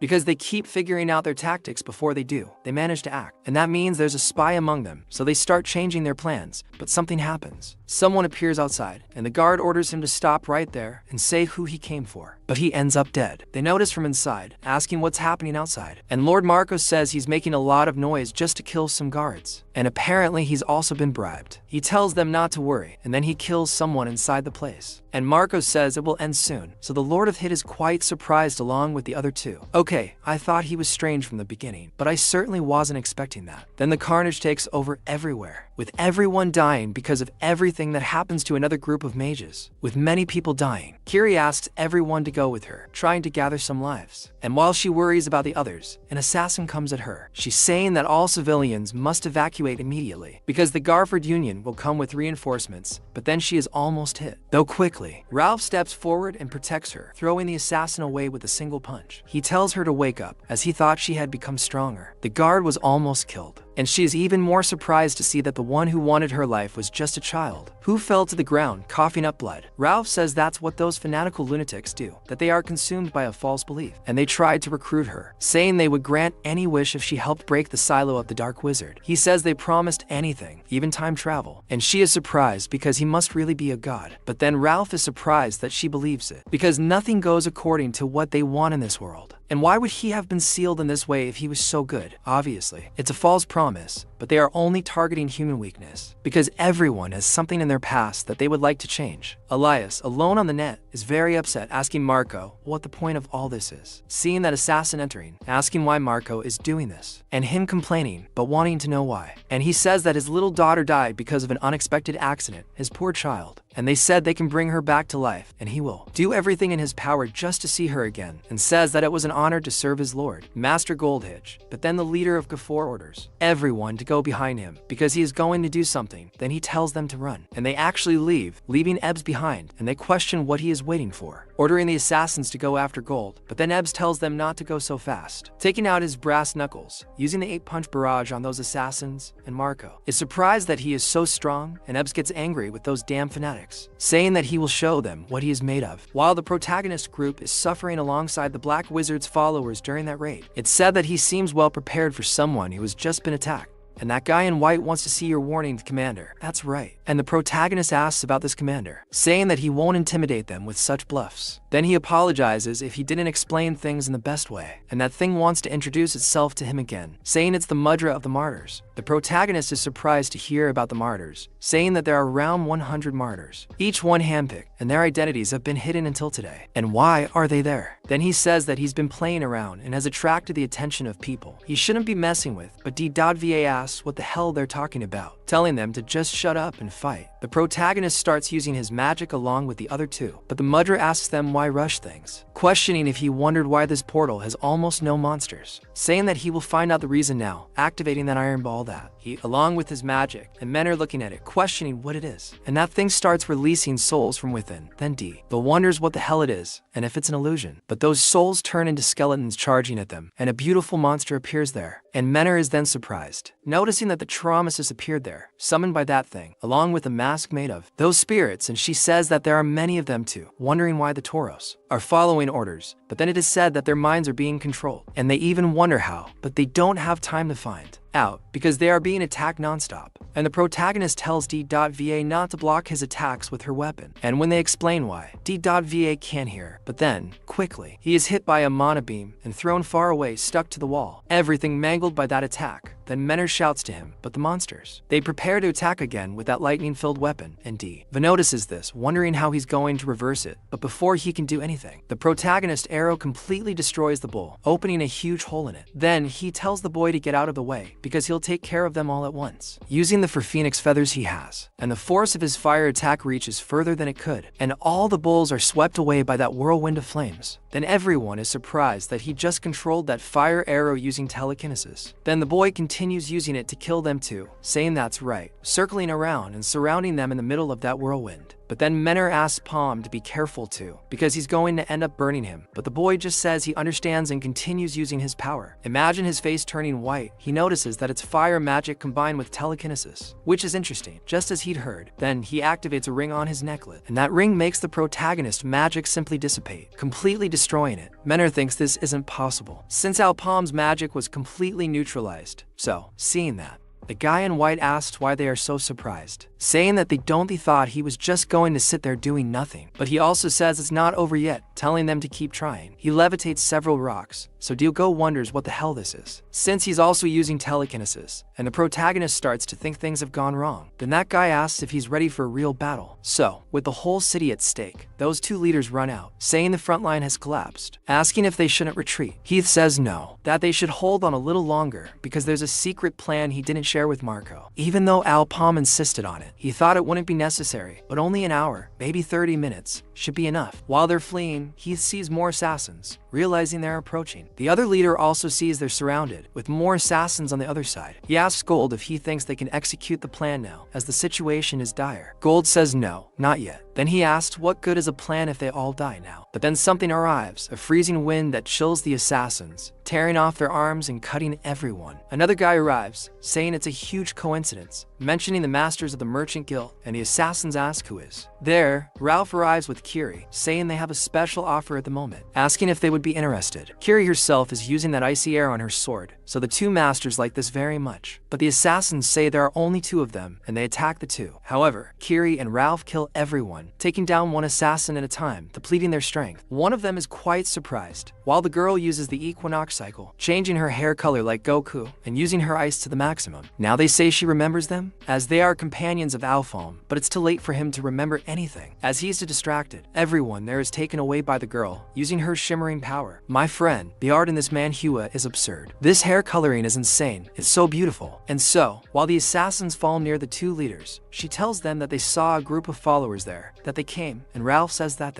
they don't normally do this, but the situation is urgent. He decided to offer his services without upfront payment, but he says he'll tell you all about today's offer. Then they're attacked again, and the whole city is cut off. They notice there are still more of them, but the guy coming is complaining, saying he only gets thugs. Ralph talks about it, because he's chewing on his feelings, but asks what the occasion is today, saying it's not every day he meets 3 masters of merchant guilds at once. Then the guy from the Cannon Guild gets angry because he wanted to tear Alphonse's body apart, with his bare hands already completely transformed by the power of the Black Mage using his whip. While all this is happening outside, the protagonist is inside the dungeon suffering greatly at the hands of the gravity guy, and Debu runs away from there, and the protagonist asks Sho, is that possible? Since he'd never heard of a telekinetic attack of that level in his past life. The white mage asks if it was just humor throwing his stones at the protagonist, wondering if he was being tricked. After all, he can't be that weak. While that stone heads towards the protagonist, he flees along with Debu, and they are hit. But from the middle of the fire comes an attack from Alphonse, and that attack is no small feat. It's a distraction for them to escape. They climb onto the protagonist's cloud, then they go after him, and the black mudge remains relatively calm. Debu tells them to look at those guys' faces, but the protagonist says they got their objective, so they're leaving. But then something appears near them, drawing Alphonse's attention, a winged thing. That thing stops above their bullet, and when they look up, that monster ends up exploding Alphonse's projectile, throwing them all aside. Debu wonders, what the hell is this? Then he's grabbed by a hand that's completely crushing his body, causing him to spit blood, while that monster opens its mouth full of teeth towards the boy, spitting out the razor blade trying to kill him. Miller, seeing this, becomes desperate, but the protagonist acts faster, pointing his arrow at him and launching it. But before his arrow can do anything, an attack from the gravity mudge cuts all 3 arrows before they reach their target, exploding in the air. The protagonist is furious about this, and the white mage says that the more he thinks about it, the more convinced he becomes. He gets close enough to the protagonist to touch him, and the white mage speaks directly to Alphonse, asking if he's afraid of him, wanting to confirm this, throwing the boy to the ground. After all that destruction, Miller doesn't even know what's happening, trying to look around, but she's hit and thrown directly against a pillar by Mordris. The kick sends the girl flying, and Mordris orders her not to waste time, and they kill her quickly, causing the assassins to rush towards her, and she gets angry with those stupid followers, pulling out her weapon to try and do something. But then, in the other corner, Debua is still in a lot of trouble, being thrown from side to side by that thing, suffering greatly at the hands of that bull monkey, with its mouth full of teeth, weird as hell, and the monster is sweeping the floor with it. Meanwhile, Rolf is running a lot in the middle of all that destruction, taking off like a maniac. But then an attack comes towards him, and he is almost hit, and that leader of the Cania Guild continues swinging his whip all over the place. And Rolf holds on as best he can, wondering what kind of madness this is, but the whip comes again, and he puts his arm in front to avoid being hit, but the whip sticks to his arm, and an electric bolt comes towards him, and the leader of Cania says that there's no point in resisting, and orders him to give up, and he will find peace. But then Rolf says that he is bound to die, ordering the knight in shining armor to do something. So she orders him to leave that imbecile in peace, using both sides of her art, the sun and the ice. And she says that he may be useless, but he is her leader, and cuts off the entire attack from the leader of the Cania Guild, freeing Rolf, and he gets very angry. with her once again lunging at the girl and now using another type of power, causing several stones to rise around her, trapping her in the middle. And those stones release electricity converging in the middle right on top of Kirito. And he shouts at the knight, but she is on the ground after receiving that damage, still with that stigma on her back. And she says that she is alright. Then both the sun and the moon continue to shine, but quickly shatter behind the girl, and she notices that the strengthening has ended, and the leader of the Kania guild was falling behind her, appears beside her very quickly, ready to attack her. Meanwhile, the two other leaders of the merchant guilds are arguing, and that rich kid asks Hit what they are going to do, and when he will proceed with the plan, and says that at this rate everyone will die. And Hit says just a little more, and he should wait a little longer. But then, they arrive there asking what kind of plan this is, because now he is curious. Meanwhile, Rolf is spitting up blood, totally pissed off, and he asks to Kirito asks if she can still move, and she thanks him. He says that it seems the healer can't do the job, so the leader of the Kania guild says this will end soon, opening a bizarre eye in the sky to throw at them. As the attack comes, Rolf positions himself in front of Kirito, and they both prepare to strike. But something appears, cuts him in half, and the leader of the Kania guild questions what it is. Then the guy from the Zodiac Knights says he knows it's not exactly a friendly introduction, but it's still a goodbye. When the leader looks back, he's hit squarely, causing an absurd explosion of power, and Kirito wonders what the hell is, until he notices it's that guy from the Zodiac Knights who left a hole in the leader of the Kania guild. This is looking a lot like Toji. The scene is very Toji, and he starts laughing, saying he expected to finish him off quickly, but it's a shame, and then he begins to. The text describes a scene where Kirito curses everyone, calling them the Impress's depraved dogs, collapsing at the feet of a completely dead knight. It then approaches the other two, asking why they're there and what they've gotten themselves into this time. Kirito is surprised to see him and reveals that she's Kasum, a man who's definitely not very trustworthy and doesn't like people with that kind of smile. Wright notes he's an elite knight of the Zodiac, and they say it was a close call. Kasum says he'll escort the merchant guild masters ahead, telling Kirito she seems to need rest, but she says she'll help. He asks what she wants, and she says the master told her to help if something happens, asking Kasum's permission to assist. He then asks what she can do, but the Black Wizard's voice tells them not to worry, because they'll all be together, and they think it's impossible, since the leader of the Kania guild survived that, and he starts laughing, and then the hole in his stomach starts closing. Then the Black Wizard appears, saying that they'll go to hell together, and an hourglass appears above him, and he gets up, all unsteady on his feet.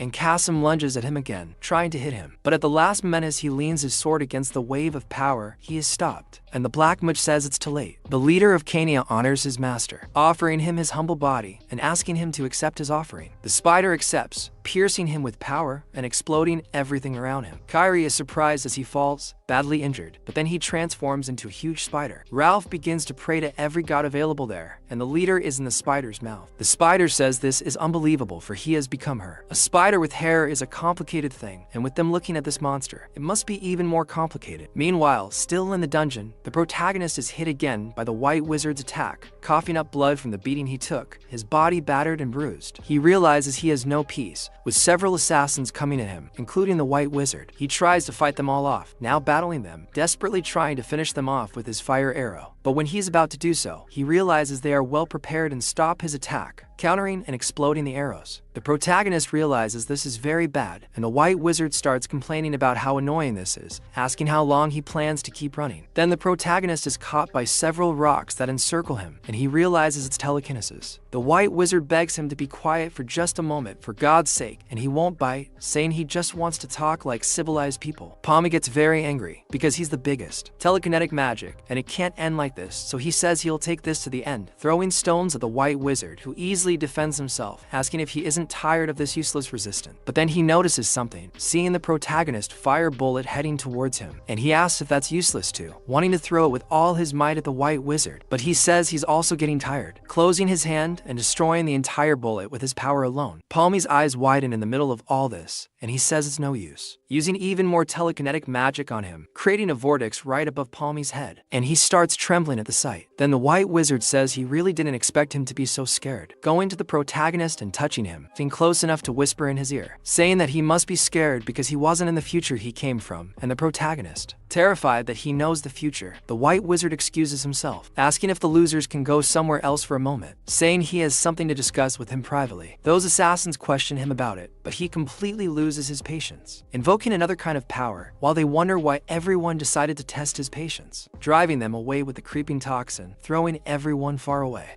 and so they notice that the ground has turned into acid, a skin because Mew is doing this, and the protagonist becomes even more frightened, questioning what is happening. And those assassins also don't understand anything, wondering if he is betraying them. But he says he doesn't know, and he isn't really betraying them. But then something happens. He grabs his own neck, twisting it, thinking he didn't foresee this. And then the Black Wizard says that if he thinks this is funny, he's mistaken. Then Mew says that he was watching, and this is very bad, telling Lord Will, saying that he knows how revolting this can be, but this is for the greater good. And the protagonist is surprised that he is talking to Will, wondering if he is referring to Commander Will, who must have taken control of the body through the tattoo, and that's why. The followers can never betray their commanders, so he begins to control Will's action, telling him not to be too harsh with him. And then the protagonist notices that the tattoo is fading, and he says he will talk to them, completely removing the tattoo from his body. Palm is even more surprised by this, and that guy says it's time for him to return home, and that symbol on his eye is absurd, so Will realizes he has completely lost control over Mew, and he questions how he dares, saying that he is nothing more than a pawn on a chessboard. He questions if this is a declaration of war, saying that he better have an explanation for this, talking to Commander Arcurian, and the protagonist, seeing that tattoo, realizes that it is a completely different tattoo, asking who he is. And he is surprised that a person has two tattoos, and he has never heard of anything like that in his past life. And he says that they all faithfully serve the Dark Wizard, and how should he put it, telling him to think of it as an internal power struggle, asking if that makes sense, and says that while they should have the objective of bringing the Dark Wizard back to life, they disagree on the methodology and philosophy, so to speak. They are on the same side, but they oppose each other, and he tells the protagonist that this is probably funny. And so he is surprised by the division among the followers, saying that now he understands. And that must be why the followers didn't appear in his past life, and even the day before the eclipse, despite having grown considerably with the commander. They couldn't reach an agreement. However, he asks what he wanted to talk to him about, and Mew says that he has an item he is looking for, the sealing stone of the hero Freud, and the protagonist trembles upon hearing this. And Mew talks about Freud, praised as a hero by his people, and how he made a sealing stone to stop the Black Wizard a long time ago. So his master wants the stone, and he says that this is a stone that gathers incredible power for eternity, and was created to seal the Black Wizard. But if they can use that temporal power, it's possible to rewind time, but only for the dead, and bring them back. Ironically, the sealing stone is the most effective way to resurrect the Black Mage, and he spent years searching for the sealing stone's trail, and finally found it. Except they only discovered the sealing stone's breastplate. In other words, someone used that item before they got to him, and their priority was to locate who did it, which wasn't very difficult, especially since the individual would stand out.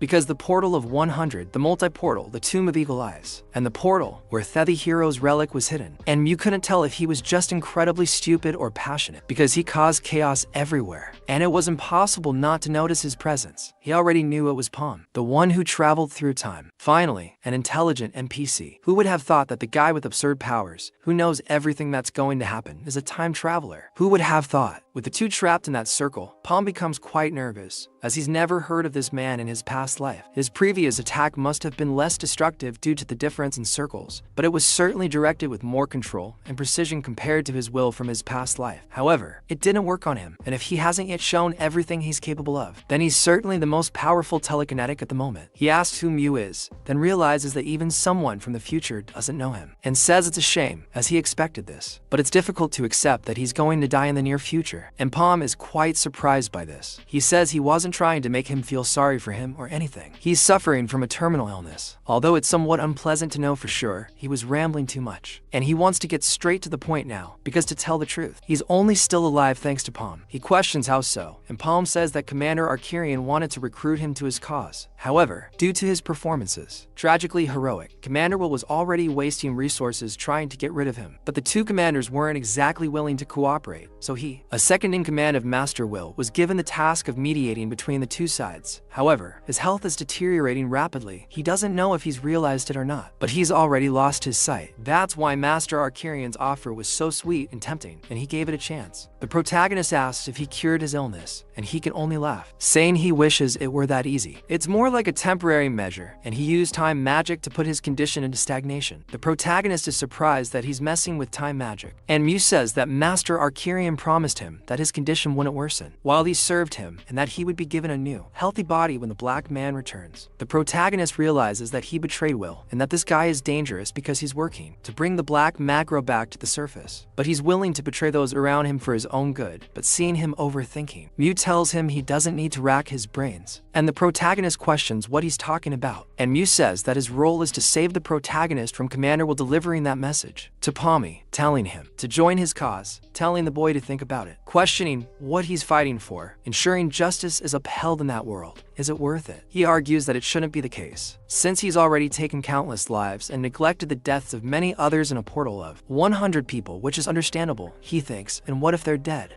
In the future he came from, there's no reason to try to save him. Them, especially if he seeks selective justice. But if that's not the case, if there's something he truly desires, he should think about it carefully, because the black magro is much greater than he thinks, and he is like a god, and by ordering him to follow him, he can achieve and acquire anything: supreme authority, immortality, or the power to resurrect the dead. And he questions whether Palmy knows how the commanders from 800 years ago are still alive. It's because the black magro apparently granted immortality to those who swore to serve him, and that's just one example. Whatever his goal, the black magro will probably have the answer, and there's only one condition, which would be to kill everyone who knows about him and help him with his mission. And the protagonist then thinks for a moment and questions if Mayo is asking him to kill the members of his group with his own hands. And Mayo asks him to think of it as a courtesy gift he is bringing, because he is more than capable of becoming ruthless to achieve his goals, and the more people know about him, the better for him. But Palmy says he doesn't understand why he needs him so much, questioning what they're plotting. Mayo confesses he doesn't know either. He's simply doing what Master Arcehian told him. But what he knows for sure is that the Black Mage will reward his efforts, asking what Palmy says. Palmy replies that the choice must be obvious, but Nesu, the protagonist, hesitates. Mayo speaks to Palmy, telling him to make a decision. He remembers everything he's been through since returning from that time and questions justice, revenge, and everything else. He says there were those who shone so brightly, even when that world was coming to an end, speaking of hope while carrying so much on their shoulders. They meant as much to him as the world itself. However, he remembers each of them dying right in front of him, until only he remained. And he says it was a tragic end. He lost everything again that day, and yet this time, his new companions are talented, but they have no real reason to travel with him, and are easily replaced by others. He questions whether they are necessary sacrifices for his old friends, and why he has done this. His conviction completely shaken, until he remembers a smile reminding him of his beloved, preparing to attack Mayo. He questions what this is, asking if his explanation wasn't enough. With the palming ready to attack him, he says that he is right. He doesn't care about justice or revenge. He is simply protecting those he wants to protect. Then Mayo says she understands, and that's a shame, because then diplomacy didn't work, and he's going to resort to good old-fashioned brawling. Meanwhile, Jibo is still running from that monster, and that enormous hand goes towards him from every direction, trying to squeeze him like a mosquito to kill him. And that giant horn, that monkey thinks he's got him, but as soon as he opens his hand, he sees that the boy wasn't there, wondering where he was. But then Jibo says that he's too slow and won't catch him like that, attacking his head with his axe.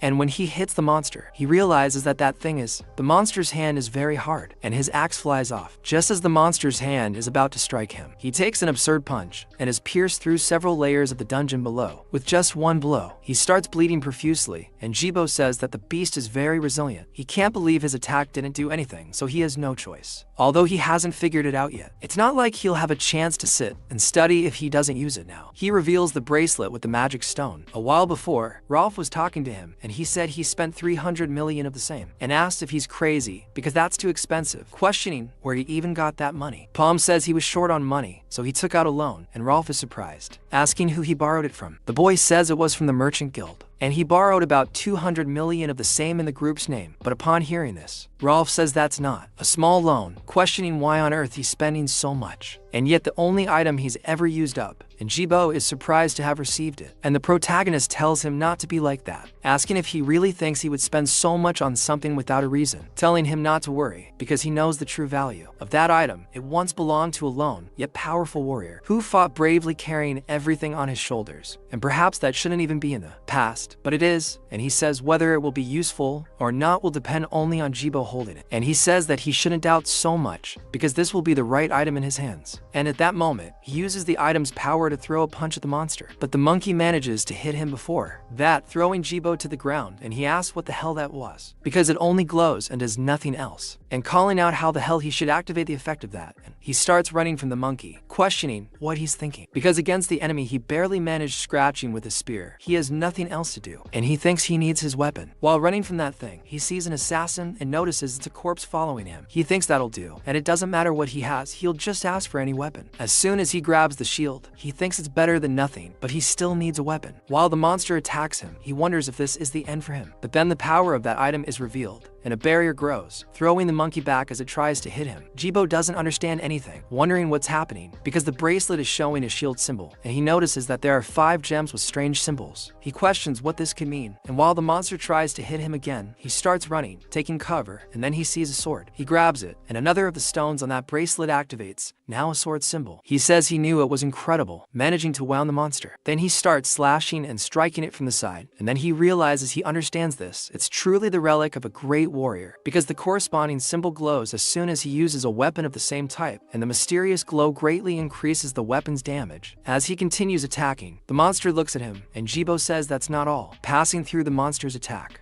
and managing to wound him several more times. And he says that more gems activate as he continues fighting, further increasing his strength in the process. Which means that the tough skin of that horned bat monkey, it's certainly resilient, but now it's vulnerable, and he manages to hit the monster's abdomen, gaining 4 stacks of his passive ability. He continues the battle, as the monster is alive and jumping around, while the monster unleashes a fireball on the boy's stomach. He tries to stop it with his sword, but the sword breaks, and he's thrown towards Xian. Completely battered by the fireball, he realizes he let himself be carried away and ended up getting hit, and several other fireballs come his way. He thinks there's still something he can do, and then the monster starts roaring near him. However, he thinks that thing is too slow, so he grabs another weapon, and the monkey is surprised. Now he grabs the axe again, thinking this is the end, because the bracelet activated this time. Now Finn is going to get beaten like a thieving ox, and the monster is going to get beaten like a thieving ox. The monster throws several other fireballs at Debo, but he dodges them all, coming out with his axe towards the monster, which tries to hit him, but he dodges the attack, passing by him preparing to retaliate, telling the monster to take that, lunging at his arm, chopping it all up, and so the stacks accumulate until there are 5 of them, and the full attack combination, with him managing to launch the strongest attack he can produce with his weapon. And he tells the monkey that it will surely hurt, hitting him right in the middle, splitting the monkey in 2, and he falls to the ground, looking back and seeing what he did to that thing, because the monster finally died in his hand.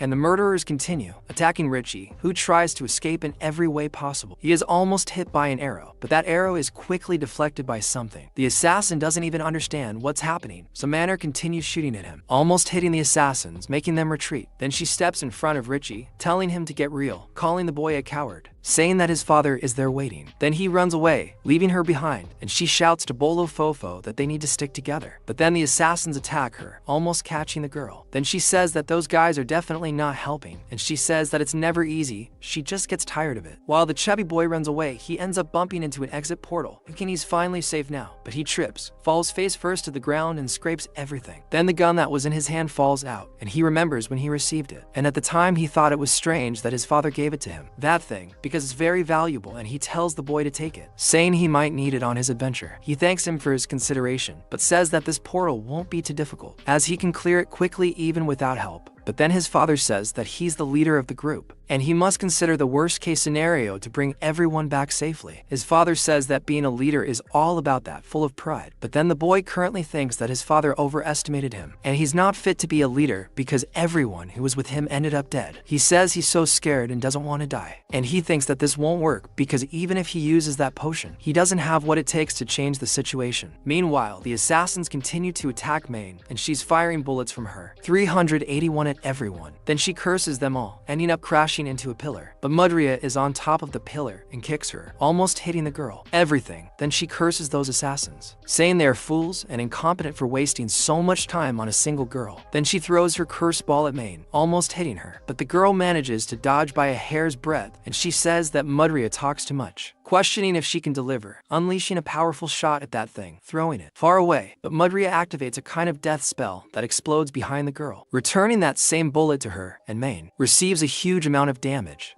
With that, questioning what happened, Mudria questions whether that wasn't. Surprisingly, the girl continues shooting more and more at her, but Mudria simply waits and uses the same spell, returning the bullet to Maine's thigh. With blood pouring down, Mudria apologizes, seemingly confused, and explains, asking how she feels being on the receiving end of her own attack. Main questions what she's talking about, insisting there's no way that's possible. Mudria confirms that's exactly what she's talking about, and that her magic is damage reflection, a special power bestowed upon her. She tells the girl to attack as much as she wants, as she'll receive all the damage from those attacks. She says she won't be able to touch her while the spell is active. Main asks if she's serious, wanting to see if she can do anything. But while she's channeling mana into her pistol, she realizes she's running out. Mudria asks if she really is, saying she's very disappointing, throwing the ball of her feet at the girl, throwing her aside and pinning her against the wall. Main is completely stunned, exhausted from all the beatings she's already taken. Mudria orders the assassins to finish her off once and for all, but as they attack the girl, something unexpected happens. The chubby guy steps in front of her to defend her. Mudria says she thought he had abandoned his companions and run away, and he agrees. He says he promised to protect his group and wasn't good enough, but he still wants to protect her. Then an assassin hits him squarely, calling him an idiot because he knew this and came back to die. He's making no sense, but Mudria questions him about his own actions. Mudria says he doesn't know what made him come back, but he does, and they'll be idiots for the rest of their lives if they run away now. Using that potion his father gave him that grants him extra power, he questions what's happening since he clearly hit him. But then the wraith stabs the assassin in the eye with the dagger, killing him. Everyone is surprised, wondering if he was hiding his true power, and perhaps he has a few tricks up his sleeve. But Mudria says it's nothing like that, and she knows about the extreme golden potion. This legendary elixir drastically increases the user's human vitality for 30 minutes. And then she says she can't believe he was in possession of an extreme golden potion. And to be fair, the Gold Reach Merchant Guild is known for its wealth. However, it's still not enough, and the boy has trouble dealing with those assassins. And two of them prepare to attack from afar. They say they were scared for nothing because he only became more resistant, but still lacks skill, and it's a huge waste of a rare elixir. However, the boy says they're not wrong, and this item is too good for him, but he decided not to take it all alone, and so Maniac's Magnum shot is activated, killing the assassins in one fell swoop, with Tiranbachis that split their bodies in two. And so she says that this was a good idea, and she admits this overflowing with mana, telling them all that it's time to turn the tables for real, ready for the second round. And Heath says that he's counting on her because she's a competent adventurer unlike him. And so the assassins continue to go after them, saying that the two of them will die then. But Mudria tells them not to rush.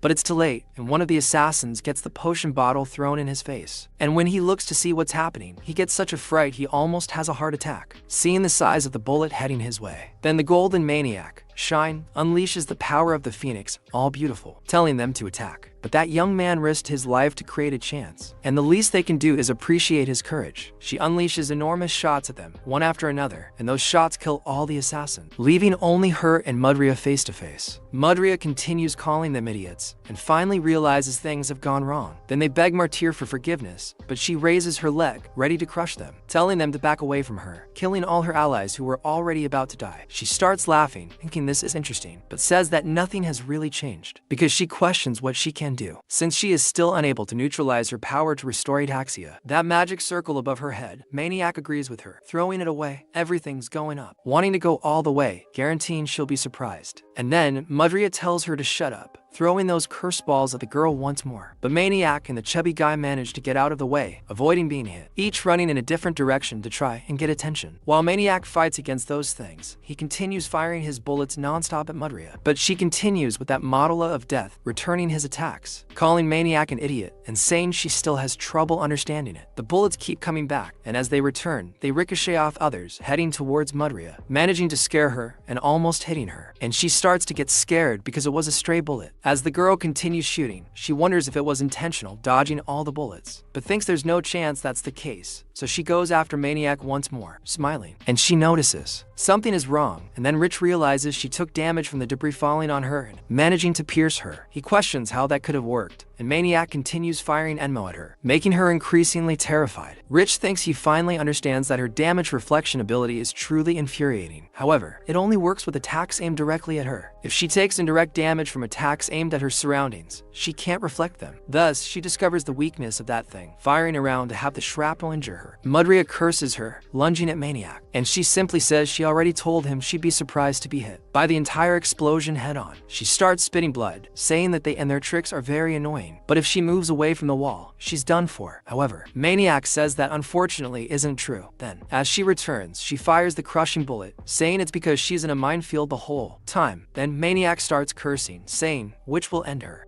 invoking that magic circle of return, but Hat Bullet doesn't hit the circle for some reason, completely veering off course and passing by Mudria. She doesn't understand anything, and the bullet goes upwards, causing a collapse on her head. Then that huge rock goes on top of Mudria, burying her completely like a corpse. Hit thinks she was aiming from the ceiling the whole time, and probably no one can survive that pile of rocks. But the rocks move and Maynard gets scared, telling Hit to pay attention and get away from there. Hit tries to run to him, but then an explosion occurs and they are all thrown far away. Mudria comes out spitting fire and curses them all because they made her lose a good part of her vitality. She notices they've fled, leaving only her in that destroyed place. She questions how they dare, but thinks she knows what she'll do from now on. However, that won't work again, and so she says the hunt begins. It pulls the girl out of there because she's almost at her last breath, and he asks if she's alright and says it's all his fault because she got hurt trying to save him. He says that because of her leg, he'll catch up to them quickly, saying they need to find another way. But then Maynard says everything's fine, raising his pistol and saying he still has it. Mudria comes in full of hatred, asking where they're hiding, breaking everything around them, saying they can't hide from him forever, and it's only a matter of time. While his iron ball goes flying everywhere, a bullet heads towards him, near his back. But then that magic circle that reflects fire appears. She says that won't work, but ends up with the magic circle pierced by the bullet, hitting Mudria squarely. She questions how that's possible, holding the bullet a little longer and not letting it fall, asking what trick this is. Then she says she'll attack first, to be able to fight head-on, but when she throws that ball, only the residual image of Maynard is there, and it's not tinted. And that's when she notices this, ends up completely frustrated, but is hit several more times by more shots, and so she questions what is happening. Maynard asks if she's having trouble processing all this, and as Mudria looks ahead, she realizes what she's fighting against: phantom summons, something that doesn't exist in that world. She understands that phantom summons allow the user to summon the shadow of a companion, but Eagle Eyes was the only one who managed to use this ability, and she's dead. This is bad. The shadow may look human, but it isn't, and it can't reflect the creature's damage. So the bullets keep coming at her, and she has to run with everything she has. However, some start to graze her, causing damage that accumulates, so she becomes increasingly frustrated. Because the bullets even curve back, she thinks she needs to do something, since attacking the shadow is useless, and the bullets keep coming upwards as she runs. And she says she needs to find and attack the Conjurer, wondering where Maynard is, where she's hiding, saying that an ability of that caliber would require a large amount of mana, and she needs to be close and can't be far away.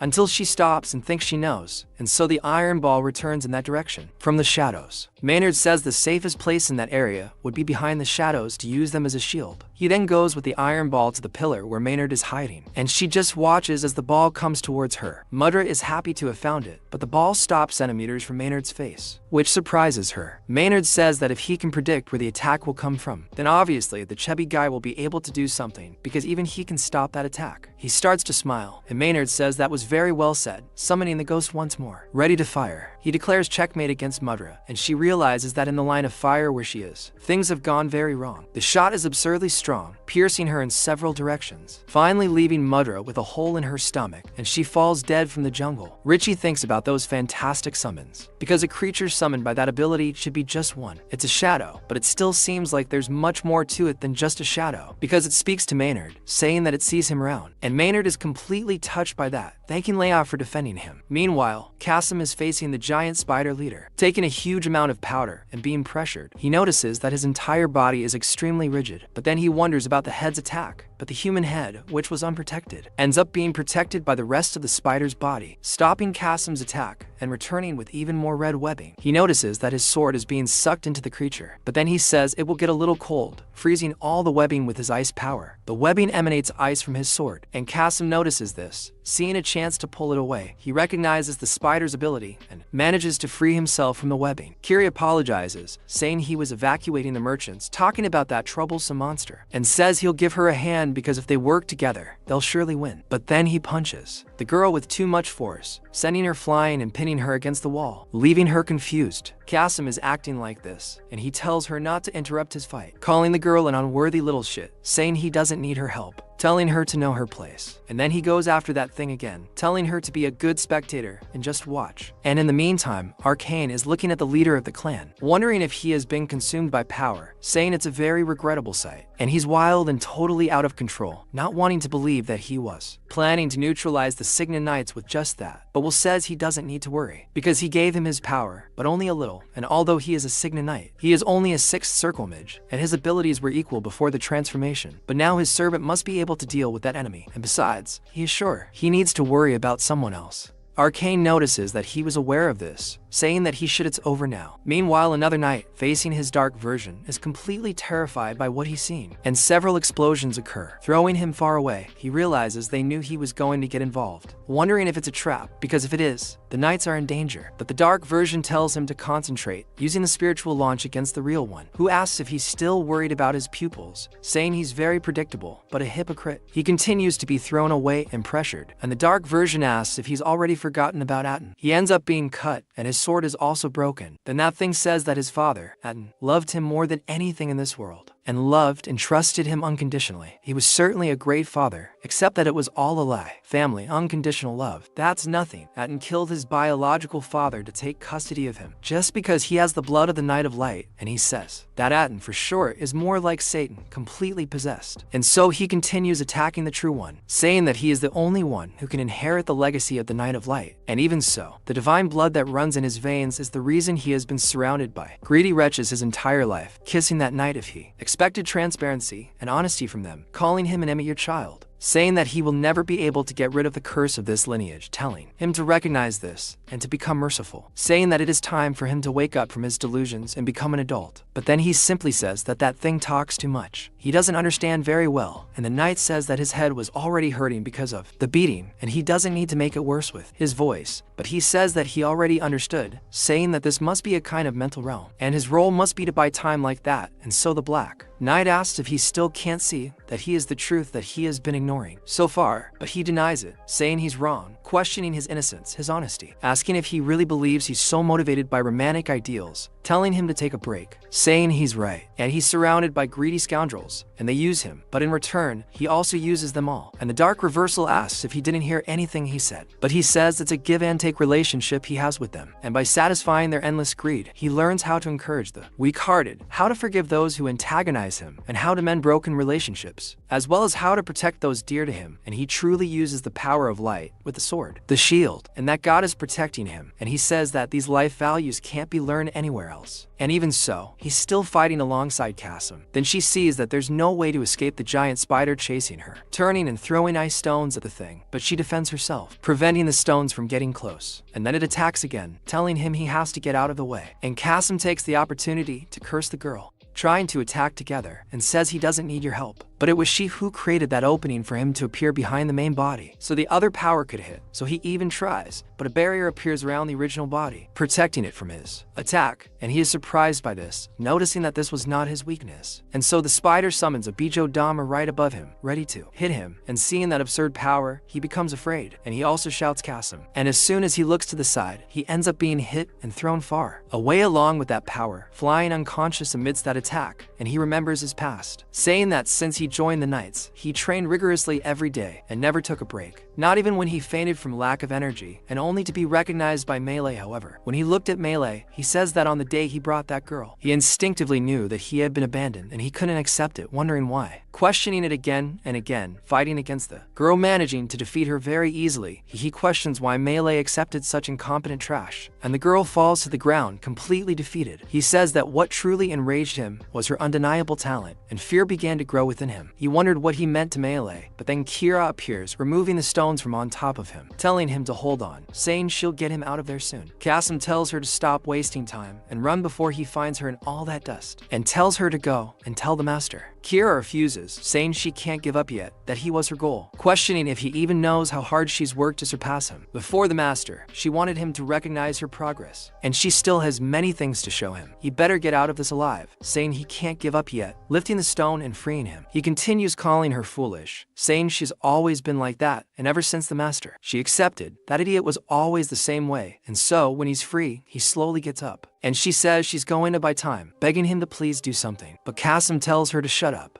saying she can't do anything alone, telling her not to make him laugh, and orders her to stay behind him and not go anywhere, saying, "That's an order," getting up and facing that spider head-on, which he starts running with. And he tells her to defend him while he attacks, and the girl agrees, and so he says he's going to attack from above, and she follows the attack, going after him, with him using ice and her using sun, and the two attack together, and he tells her to go to the right, and the girl actually defends and tells her to react faster. He tells her to attack from below, but ends up being the one attacked, and Kasim orders her to go right, up, left, down, and continues giving orders, fighting against that spider together with the girl, and he attacks while she defends, and things actually start working, and the spider gets scared, but ends up noticing that when it hits Kiri, things will stop, throwing the girl to the ground, and he yells at her, but before she can wake up, that Bijudama is formed in front of the girl, ready to strike you, but then while the power comes towards her, Kiri gets scared, but Kasim confronts it, stopping the thing. And then he remembers when he handed in his exam to Meili, and he says that he aced it again with a perfect score, and that he still has a long way to go to be called her protege. However, Meili says that on the other hand, all his teammates did terribly, and Kasim says he can explain, but Meili points out that they did CDDEF, and he did everything alone again, telling Kasim that he still doesn't understand what he's trying to teach him. Instead of understanding and reflecting,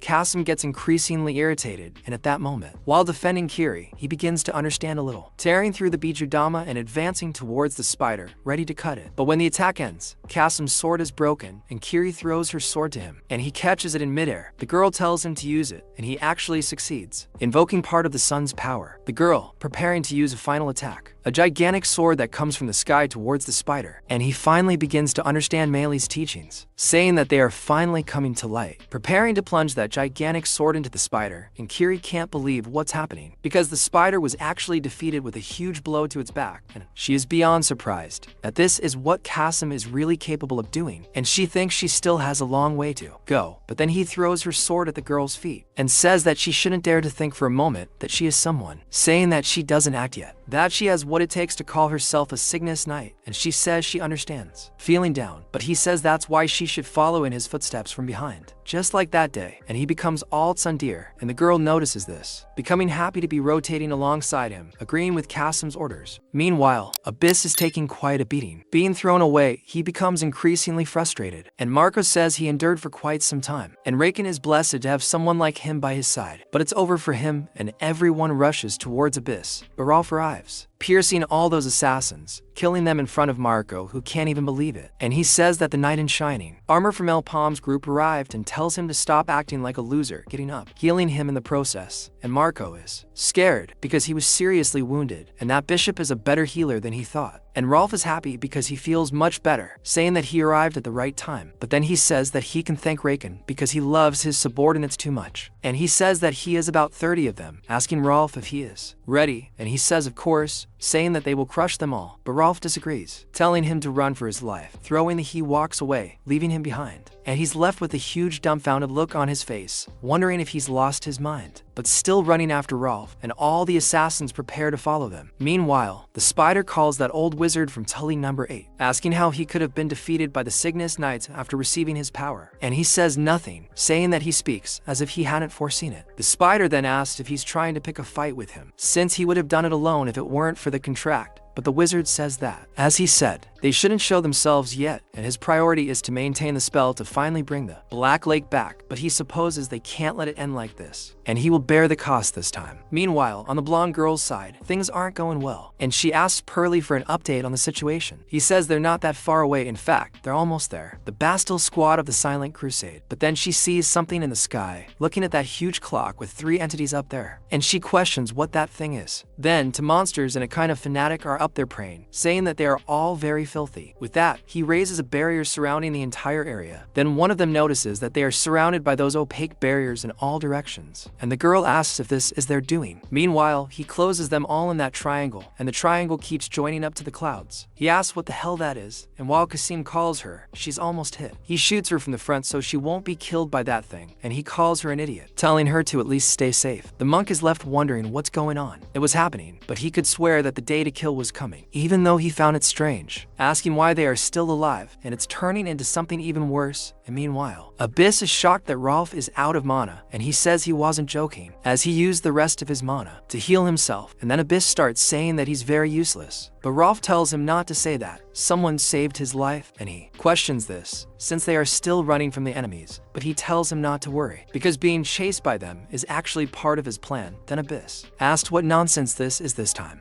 But then he starts yelling that there's something in front of Rolf, and the barrier is right in his face, and he questions what it is. And the two of them are trapped against it. 7, and they think that wall appeared out of nowhere. And then Abyss starts to think it's all over for them. But then Rolf says it's a bit early to use that, but he has no choice, throwing something into Abyss's hand, and he doesn't understand what it is. And Rolf tells them it was a great job following them there, but says goodbye to everyone. Then Abyss doesn't understand anything, and that thing starts to glow in his hand. And then the glow intensifies and blinds everyone there, and they end up hitting the wind, because not even the shadows of Abyss and Rolf remain. And they embed their sword in the ground, wondering what happened and where they went, because only the 7 remain there. Meanwhile, that mirror takes them to another place, and Abyss crashes to the ground, asking what is happening, and when he looks ahead, he is in front of Raken, and he asks where he is, because he thought it was over, and Goldreach gives grace to God. He's alright, saying he used a teleportation stone, and it teleports the user to a designated person within range. However, they aren't commonly used because of the high cost, and the fact that they require Mezos to activate their effect makes it somewhat impractical. Ralph says that's what was preventing him from using it, since it costs so much, and he only wanted to use it at the perfect moment, and those bastards will take forever to find them there. But then he gets a shock, looking ahead and seeing a pile of money, not believing it, wondering if this is paradise, and he has no money, like Uncle Padinha's. Meanwhile, Largan asks what their next move is, since the 30 minutes he mentioned have already passed, and Goldreach says that's true. But he's not sure anymore, because something must have gone wrong, and they should go to a safe place while they can. But that barrier is apparently preventing them from doing so, and Rolf questions what is. So, how can they leave without all the gold? Or rather, without it. Gold says he still has some teleportation stones with him, and he'll arrange for them to be teleported to the people waiting outside. They should escape and prepare for the future. But Largan says that's nonsense, because if he has so many stones, he can surely escape with them. However, he says he can't leave, stating that at least one person needs to stay to receive them. Meanwhile, at the bottom of the sea, a submarine that looks like Kilger is approaching somewhere. Outside, everyone is trying to break through the barrier, but without any success, even with very strong attacks. They notice that it doesn't even crack, and they think it's not working. One of the boys asks Master Bastil what they should do, and he says he doesn't believe how resistant the barrier is, as it must have been erected by a commander. And only one person comes to mind, that snake guy, so he tells them to find another way, because they need to get in there, and everyone agrees. So he thinks to himself, hoping that Starlin will hold on, because they will rescue her no matter what. And inside, she herself is in a very bad situation.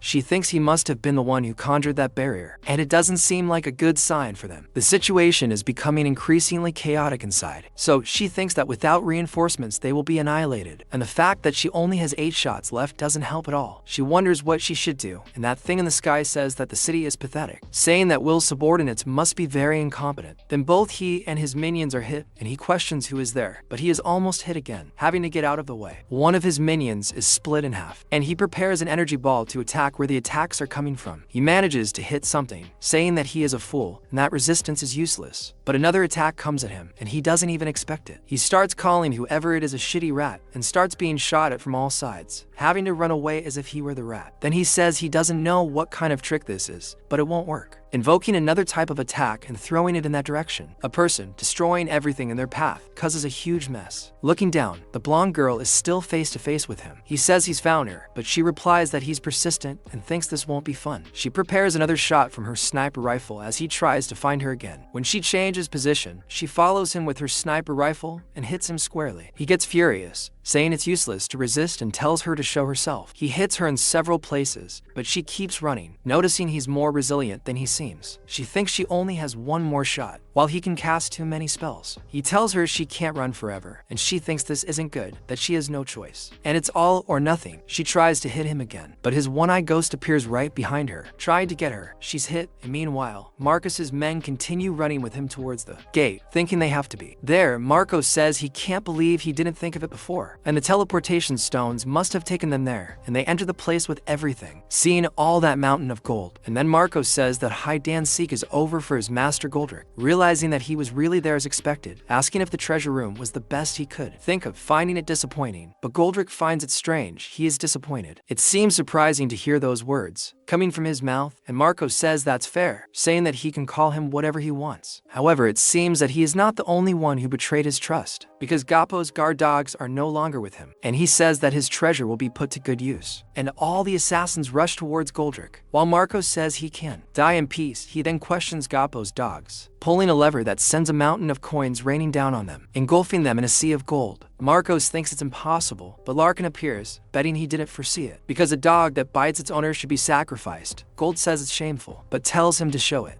How the Gappo Merchant Guild hunts its dogs. And from the middle of that mountain of coins, two people appear, Abyss and Ralph, and he says they will do it happily, but Marcos asks why those Gappo bastards are there. Then the assassins start to struggle to move in all that gold, and to take advantage of this. And he says they should be happy to be surrounded by gold, taking down all the assassins there, and they find it amusing. But Larkin tells them to be careful, and when they look, one of the assassins has managed to get out of that pile of coins, going after Ralph. Then startled, he ends up slipping, and uses that to put his shield in front and defend the attack, and says that being buried in a pile of gold is every man's dream, defending the attack of that assassin, hitting several of them at the same time. And Marcos is desperate because he can't move, and so Avis asks to help him, pulling him from there, and is surprised to look at him, asking if he wants to behave now. They tied him up in the corner and said it was over, ordering him to tell them everything he knew, asking what his next plan was, saying they would take that into consideration during his trial if he willingly told them. But he started laughing, asking about the trial, saying that his stupid law wouldn't last past today, and none of them would be alive for it. Then someone started a transmission, asking if they could hear him, and he said they had arrived at a designated location, and there they were questioning what was happening coming from that device. They said they were requesting approval for the use of the hyperteleportation stone, and there, Goldie Reed spoke to them, saying he approved its immediate use. Ralph asked what he had just said about this hyper whatever stone, and he said it was a special type of teleportation stone that allowed the user to go much further. Ralph was shocked by this, asking if it was like to a new continent he had never been to, asking if that wasn't extremely rare. And also, Man and Goldie Reed says he had to send it to an ally through a trusted courier, and it's set up to send them to where he is, so he had to stay. Then Mark questions this ally, asking if he really believes a few extra hands can change things now, saying he can't hire competent mercenaries with just a little gold. But then, Goldie Reed questions this little gold, saying maybe he's forgotten who's in front of him, and says the Goldie Reed Merchant Guild has more than enough, and he'll show him what money can really buy. Meanwhile, Spider-Man unleashes a lightning bolt everywhere, and he says they have his gratitude, and now he can control this power thanks to them. Cassim then pulls Kiri out of that hole. He tells her to wake up, but Spider-Man says they don't need to try so hard, as they will soon find peace, preparing another attack. But then, something touches his shoulder, and when it starts to rain, he thinks something is wrong, asking about it. Goldie Reed says that anything can be bought with money, and he didn't even think twice about it. What he had to do was clear, and so everyone begins to be affected by the rain.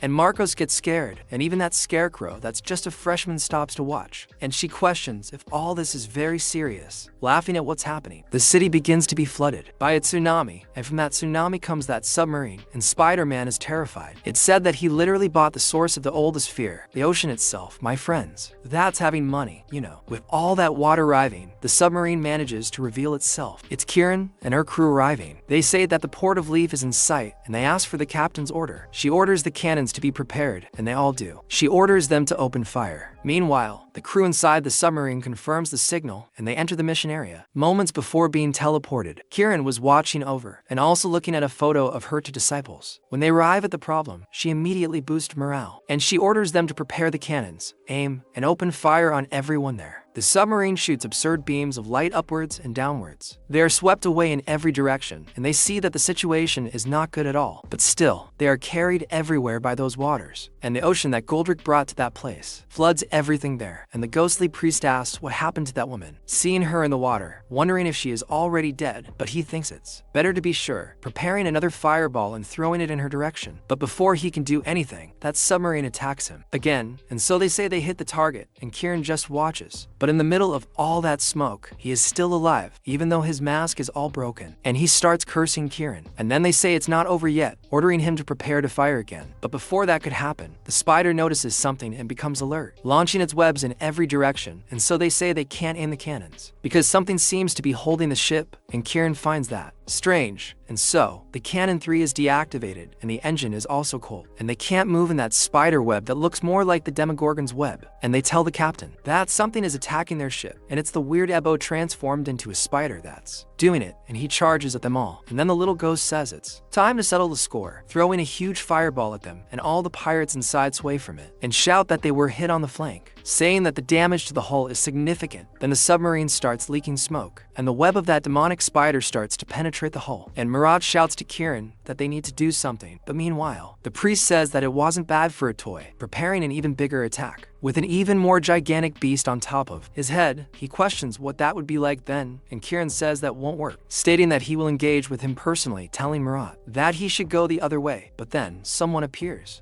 over there, and with that blonde smile, he asks their permission, raising a huge yellow flash. And this catches Ebok's attention, who starts wondering, what is that light? It's the captain of the Cygni Knights heading that way, and at the same moment, that old man with the snake has his skull, which was in his hand, broken. He thinks it's impossible because he actually endured that, and he thinks this isn't good because he's back, and they can't do anything. He starts cutting all the wires around. Then Ebo questions who would dare, and it's Mealy himself who appears there, with his sword of light and his shield as well. He's surprised and asks how he survived, and he launches another slash at Ebo, splitting his body in two. Seeing that he has now lost everything, even in his arms, he doesn't know what to do. Meanwhile, inside the submarine, one of them says that they are moving again, and Kieran orders the engine to be turned on again right now, but they need to dodge. But that priest in the sky says it's too late, and he has already gathered enough energy. When everyone looks, they are desperate, faced with that gigantic attack. He prepared a plan, saying he would exterminate them all, and so he orders them to disappear. But something happens, and everything goes wrong. His hand is hit. He doesn't understand anything. He couldn't unleash that power, and it simply explodes in his own face. He gets very angry, realizing that she is still alive, and the girl Miroy hit at the exact moment. Kieran talks to him, and he even agrees with something he said. It's time for a reckoning. She orders them to calculate the trajectory, and so they lock onto the target, and the energy limit is removed. She says she'll see if he can withstand all that heat, ordering them to shoot. He is surprised, calling Arkran, but ends up receiving that power head-on. Not even the barrier that was holding them there can withstand that shot, and it begins to crack until it explodes completely from tip to base. All the water that was carried there, along with the teleportation, spills out to sea, and the poor little boat that was nearby is destroyed. Meanwhile, underwater, Kasim thinks this is bad because they're going to die at this rate, and he tries to hold on, but ends up dropping his sword, going down with Kieran. However, at the last moment, a hand reaches out to pull them up, and Mihiran gets them out of there. Kasim is surprised to see his master, who says he's made good progress, and that he always knew he was capable of this. Okay, I found their reunion emotional. Kieran then transmits on the radio, saying that it's the captain of the Nautilus, that the situation has been resolved, and Goldreed says that she has his gratitude and that it's alright, saying it's his turn now, looking at Marcos and telling him to say everything he knows. Meanwhile, Alpalma, who had been missing for hours, is still fighting, and he begins to be attacked. He sends that thing not so quickly, hitting a ghost, but there's no one there, and he thinks it's just a shadow. With that, Mihiran returns to attack him, and the protagonist defends himself in any way he can to avoid being killed. He says that this is interesting because his hand-to-hand combat and improvisation skills are certainly too good for an adventurer of the third circle, and it's no surprise that Lord Arcurian wants to recruit him, and this impresses him. However, he says that it's still not enough, sending him to show more. A magic spell hits the protagonist in the face, almost striking him, and he has to run away to avoid being crushed. He starts trying to counterattack, throwing a dagger at Mew's face, but he manages to escape anyway. The protagonist even thinks about using his telekinesis, but ends up receiving a huge kick to the stomach and falling hard to the ground. Mew then says that his learning curve isn't very good, saying he wants to see his ability to respond to unforeseen adversities, like losing an arm, asking if they can try that. But the protagonist actually manages to make his dagger return, almost hitting Mew's butt, and he lies on the ground hopeful with this last hope. But Mew manages to turn around and deflect the blade and goes after the protagonist again. But Vicky couldn't hit him because the boy gets out of the way. Then he asks if he's trying to get him from behind, where he can't see. What? Don't say that. My 5th grade level is very heightened. I'm going to start laughing here. And he says that's too obvious and his creativity isn't very good, attacking the protagonist once again. But the protagonist, this time, also uses his telekinesis to lift a bunch of rocks and throw them at the rocks he's throwing at him. Then he says that this is surprising because he didn't know he still had enough mana. His resilience isn't bad at all, and the protagonist questions how he keeps dodging attacks he can't see, becoming desperate and using those eyes, thinking that there's no point in trying to preserve his mana and he needs to take risks. Seeing the entire battlefield scenario in a 3D projection, and he says he understands. And he's releasing a tremendous amount of high-frequency waves with his body, using them as sonar to see everything around him. And he also notices that ring that's amplifying the waves that bounce off the walls, and objects to determine the scenario around him, and he's expanding the range through the telekinesis. And at that moment, he doesn't have clear points of control, and in that case, he summons the room. And Emil realizes that he's trying to control the spaces around him with telekinesis, and must have realized the truth about his ability with that eye patch. He's clever, and he needs to admit it. Then he says it's an incredible idea, and he has no choice but to stay in his safe zone, except that he'll also need to get past that special barrier to attack him. But then a shot from the protagonist goes in his direction, but he manages to detect it quickly, saying that's what he was talking about. And even if it's only for a moment, those reflexes are beyond his imagination, returning an attack to the protagonist, and he says it's a shame it's almost over. But since he's missing an arm, things will be easier. But in reality, that was a shadow of the protagonist, and he's surprised, asking how there can be more than one. The protagonist is attacking from all sides, and he kills one, but it's not the real one. They're simply stone figures. He's scared because he fell for that, and he says it's a great move, explaining that he wants to distract him by hiding among the stone figures, so he'll just finish them all off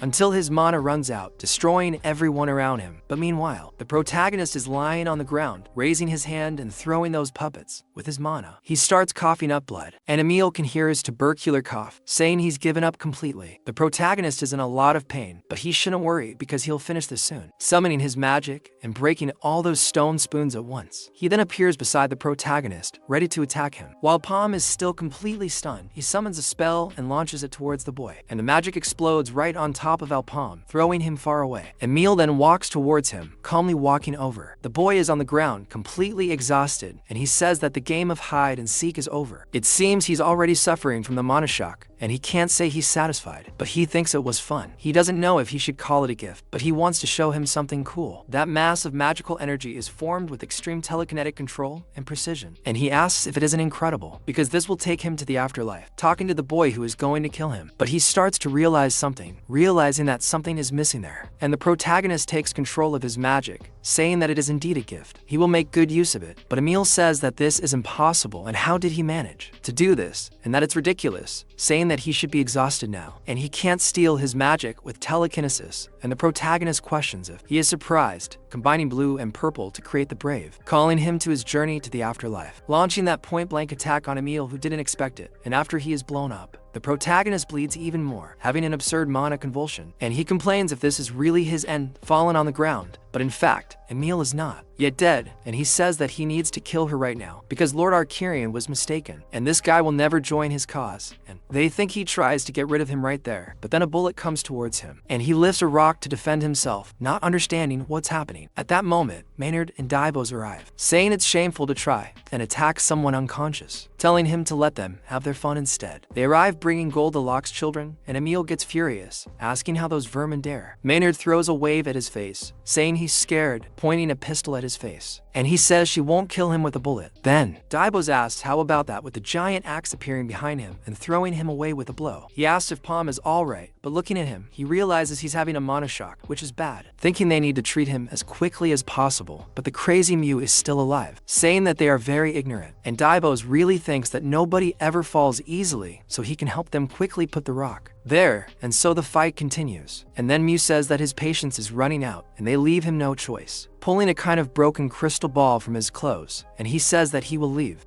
They're all in pieces there, and Maynard is surprised that he's coming out from the circle, shooting. Once again, he's hit, but all the bullets are stopped by his telekinetic magic, and he says it's too late. But someone arrives, saying that's enough from you, and as soon as that little guy speaks, he stops instantly. That's Master A, Kirian, and he says he can't take his eyes off him for a second, asking how he dares try to climb the circle without his permission. Then he begs for forgiveness, as he lost his temper, and Arquirian says the mission is cancelled, and he must return before the entrance gate is surrounded. But then he doesn't understand anything, because Alpalmi is still there, and he says not to worry about him, because they are destined to meet again, and if he dies, then they will know they made the wrong decision. But then Mordria questions if Arquirian Aquarian is there, and they don't believe she's there again, asking how that's possible, and Mordrea starts laughing, saying that now she understands Master Will's loyal subordinate, working with Master Aquarian, and she rises even with so many parts of her body missing. Then she asks if Mew betrayed Will, saying that this is getting absolutely interesting, and even better, while she's there, she's going to kill him, and the rest of the minions there also, summoning that crystal ball she has with her to raise her circle, and she says that this definitely works for her, and then both Manor and the fatty who are up there are thrown from that pillar. But the pillar doesn't fall for nothing, because Mew grabbed it to throw it at Mordrea, trying to kill him, and she's surprised that he attacked his own ally. But then he thinks he's too late, because she's already managed to complete what she wanted, and he starts releasing a bunch of ghosts there, and those ghosts take over the whole place, and Mew thinks that this is not good, because it's a sacrifice, and those ghosts culminate where she is, going under that pillar, and Debu asks what the hell is this? Then Mew says that this is difficult even for he tells her she has to leave, telling her to do her best to survive, and Debu gets angry because he doesn't even know what's happening anymore. Mew then says he'll tell her, telling her to be careful and also to tell Palmy when he wakes up that his offer still stands, that is if they're still alive by then. But then Mew fires his crushing bullet at him, saying he's not going anywhere, but he tells her not to waste her energy, stopping the bullet with his phrase, locking it instantly. She's surprised that he managed to stop her powerful attack. Then he says she can take back the attack, turning the bullet and launching it towards the girl, blowing everything up around her, and they need to get out of the way quickly to avoid being killed by her own attack. She starts trembling, trying to launch another one, but he can't. However, Debu calls Mew, and she is almost hit by something, and by a hair's breadth. They're not crushed, but Debu steps in front, stopping the attack of that thing, a hand entirely made of energy. Then he says that this is ridiculous, and it makes no sense that that gigantic monster is attacking him, and the monster begins to spurt blood out, its hand completely.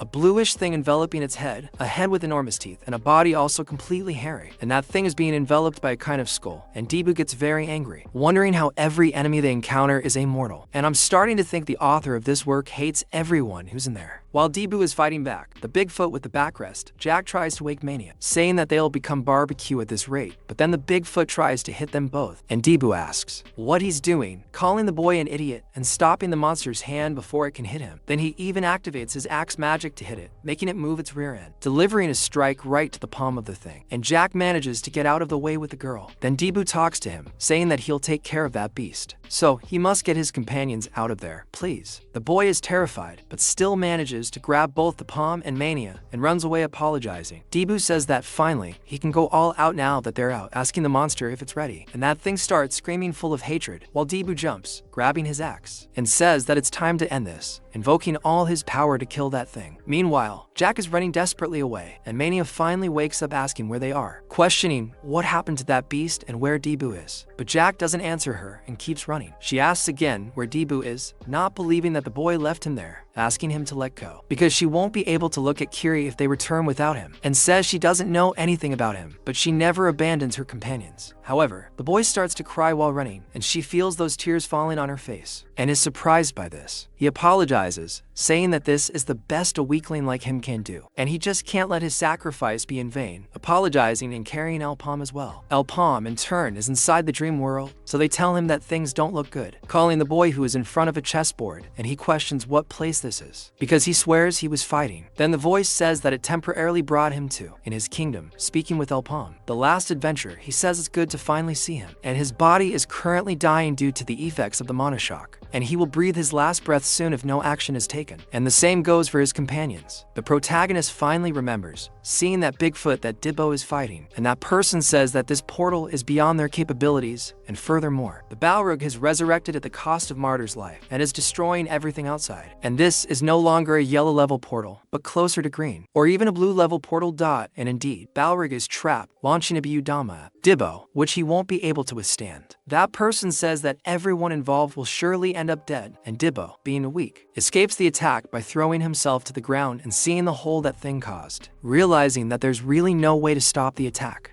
And Elpam, in turn, is quite frightened by his words and how much he knows. And that person says that the fight to save everyone's lives is accelerating their deaths. Compared to his past life, he won't be able to stop the apocalypse from arriving at this rate. The protagonist then says that the person is very sure he traveled through time, asking if he is that person, but he questions who knows. Meanwhile, the boy is still running, looking at the pillars, remembering that it's to the left after the 23rd pillar, and the middle route will split into 3, and he should only turn at the corner. But he arrives at a place where he wasn't supposed to be, and he thinks that this was supposed to be the right path. When he looks at the ground, he sees that it's the statue of the exit portal, saying that he swears it was in good condition before, and he doesn't even believe it. Thinking about Mew, and that bastard surely destroyed it while fleeing. Maynard tells him to compose himself because they don't have time, and even if the exit portal is destroyed, it will reappear somewhere in the area. But then a huge attack arrives right behind them, and they are frightened. Dibbo flies towards them like a good companion, reunited. Jack asks if he's alright, telling him to stay with him, but he sees Dibbo all broken on the ground. Alpine asks what happened, and a person says that the one he sent to the past isn't important now, saying he just saw what's happening outside. The protagonist then asks if Dibbo is all broken, and he tells him not to worry because he's still alive, but will die soon if nothing changes. The protagonist asks the person for help with this, but the person says he can't get directly involved. However, the protagonist says that if he was the one who sent him back in time to prevent the apocalypse from happening, then he needs to help. The person says that's a strange way to ask someone for help, and then the monster launches another attack, gathering another one in its mouth. Time after time, the person with the palm asks what else it can do. A situation like that, saying he wants to clarify something for him, because even if he helps him, it won't change anything, but the protagonist says he doesn't care, and that guy says this will be his best chance. While the monster's attack is about to kill all three in one strike, then Alpalmi says he already said he doesn't care, throwing the board over his shoulder, slapping him, getting irritated with that hooded guy. Then he says he's right, throwing something at Alpalmi, and then the clock stops. Then the protagonist asks if something happened, and he says it's just a little, but he gave a part of his power, and it's time to wake up from his dream then, just hoping he'll be able to handle that power. Then the monster's attack doesn't hit them, and that blaze of fire takes over the place, and then Jack asks if they're still alive, and when he opens his eyes, he sees Alpalmi standing there, surrounded by all that fire, and they're surprised that the protagonist is controlling it all and is already alright. Finally, that's a change in the protagonist's behavior. It's been a long time. He's always getting beaten up. I've never seen anything like it. And the protagonist is even glowing gold, and he tells everyone to step back because he's going to take care of this.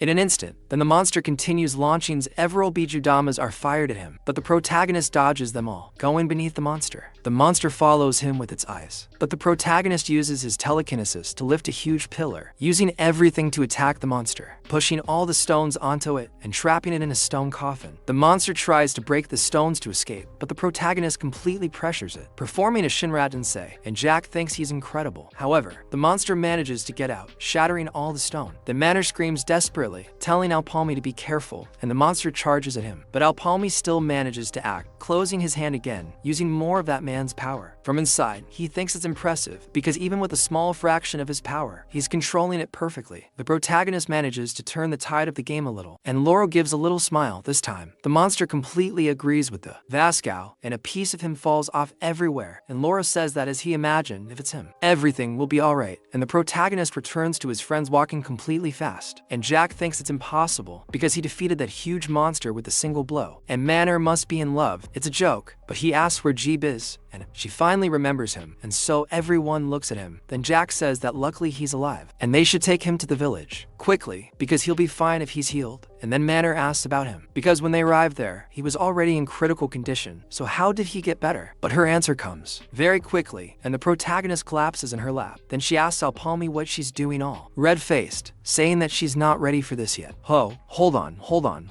you're not ready yet? So, getting ready is okay. Wow, I can feel the vibe here. And the protagonist, even falling into her arms, says that it's good she's safe, because he thought he was going to lose his companions, and it's good that they're alive, thank God. But she blushes even more, saying that of course, and there was no chance of her dying in a place like this. So she says that before worrying about them, they should worry about their own bodies. But then, the protagonist actually faints completely, falling hard to the ground. Then she starts telling him to stay strong, but Jack asks what's happening, asking if he wasn't normal now, and she questions what he's doing, telling him to get up, saying that she already told him to wake up, and the protagonist snores there, and a while later he goes to his desk signing many papers, and he says that this is going to drive him crazy, questioning how this never ends, and when he's going to finish all those documents, thinking that it's already been 3 days. And despite the end of the war with the Black Magician's followers, Portal life has become quite chaotic because for a time, news about the Canary Islands Merchant Union, second in the ranking, which was part of the followers, was enough to shake the whole world, let alone Portal life. And they say that an important figure in this war, Lord Vok, died in battle, but his body was not found, and the traitor Marco was interrogated in an attempt to discover the mastermind behind the plan. but because he fell for the story that they were going to bring his daughter back. It was revealed that he knew nothing about the followers, and after taking charge of the Knights of the Zodiac and Kirin of the Nautilus, they intensified the hunt to eliminate the Black Magician's followers. News of the involvement of two of the most important figures in Maple World gave hope to the citizens of Leaf Harbor, and this served as a basis for restoring peace to Port Alive. However, the existence of followers nearby could not be ignored, and rigorous surveillance continued. Meanwhile, the devil is receiving a hefty slap on the back, and Kirin tells him to stop moving, as it makes it difficult to delay the bandages. He tells her to do it right, as she is opening his wounds even more, and she tells him to stop crying, telling him to be grateful that he only got that little scratch. She says it's done, while giving him another slap. Ralph says that 3 days have passed, and Maynard asks if he can't do anything. He questions what he could do, since even his powers aren't working on him. They will have to wait for him to wake up on his own. Maynard remains quite distressed, but her little sister tells them that the food is served, bringing a huge cauldron. The devil is happy that her food has arrived, and Kirin says they always owe her one, thanking the girl. Ralph, however, says that he's putting that aside and asks if the two have decided yet. She questions what she's deciding, and he says it's very obvious, referring to their little romance. The girl freezes, blushing, questioning what he's talking about while he teases her. He says he's assuming she's already confessed, since she's been with him until now, but she says she's only worried about a companion trying to pull a fast one. She says she's serious, saying she doesn't understand them, asking if they aren't worried about Alphonse, but the devil asks what he should be worried about, since it's perfectly normal for someone to sleep if they're tired, asking if she thinks her boss would die just from that little thing, asking if she still hasn't. He finally understood after all this time, and this guy wouldn't die even if he wanted to, and he says she seems to be confusing something, so he's going to say that he's not a monster, asking if it's not obvious that you have to worry about someone who fainted, and even he gets hurt, and everyone there seems to know something she doesn't. Yet, he questions if it isn't, but he's not wrong, and then the protagonist actually gets up,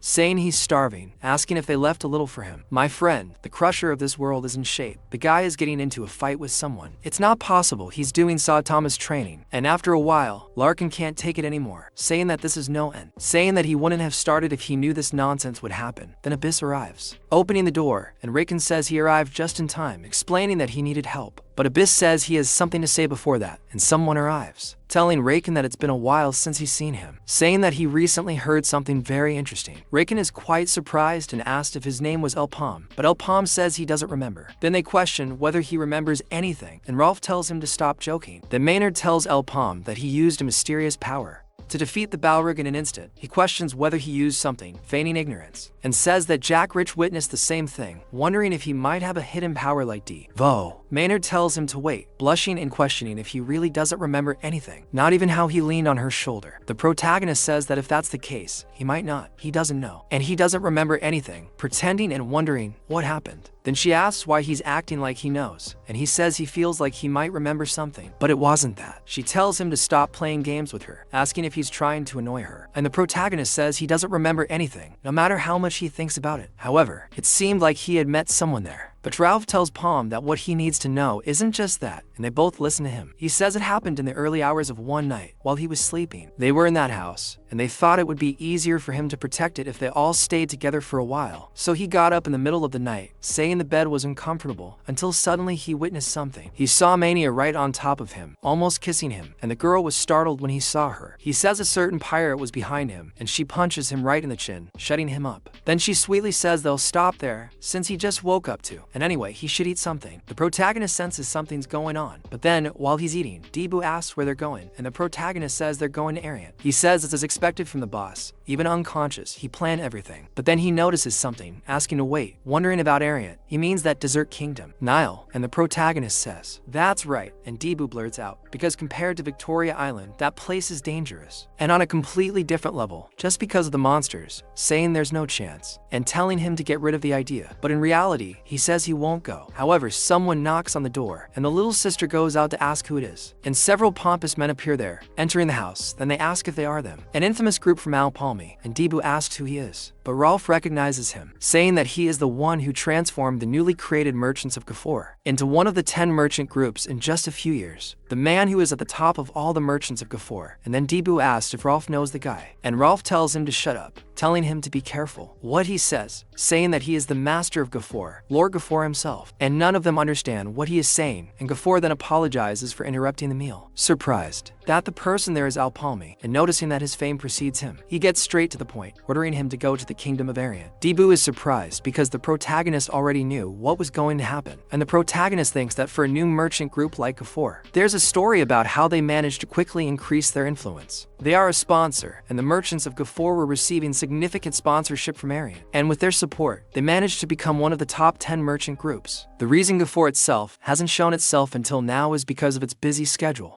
Going between Portalife and Arian, and Gafor and Arian are essentially the same, the boat, and they made an irresistible request to Gafor, the battle for the throne, and a bloodbath was imminent. In Arian, finally, it was time for Gafor to help them because of the sponsorship. He asked if the protagonist possesses formidable skills and says that all preparations have been made, but he simply refuses, saying that he doesn't want to go to a place as dangerous as Arian, where a civil war is expected. Then the Divine questions what he's saying, asking if he wasn't already going there. Raken says that refusal is not an option, saying that Lord Gafor personally ordered it, and it's an honor for an affiliated group to receive such an order, so they must prepare at once. But the protagonist questions this honor, asking if he doesn't just need to wait for volunteers, since everyone must be eager to apply for such an honorable mission. He's saying that the risk is too great to do just for the honor, and Raken starts to say that it seems he spoiled him too much, asking how he dares to speak like that to Lord Gafor. But Gafor says he understands and he's a negotiator too, agreeing with the protagonist, offering 5 times the amount, and that will be the number of opportunities he'll give him to prove his trustworthiness, abundant for him, and if he's able to clear the 5 portals he'll assign him, he'll grant him anything he can as a reward for this mission. And the protagonist gets what he wants, and Gafor questions what Palm thought, asking if it caught his attention, and he, Gafor, swears by his name to fulfill his side of the agreement, and the protagonist says that is expected. He's a very worthy man, and he says he'll accept that as a compliment. And Rolf already starts thinking that the boss did very well, already counting the money in his mind, while Debu thinks he's repulsive. And Palm then asks when he wants them to leave, and he says it's good that he understood quickly, saying that then they have no time to lose, and they should leave right now, and they are all going immediately to get into a boat and sail to Arian.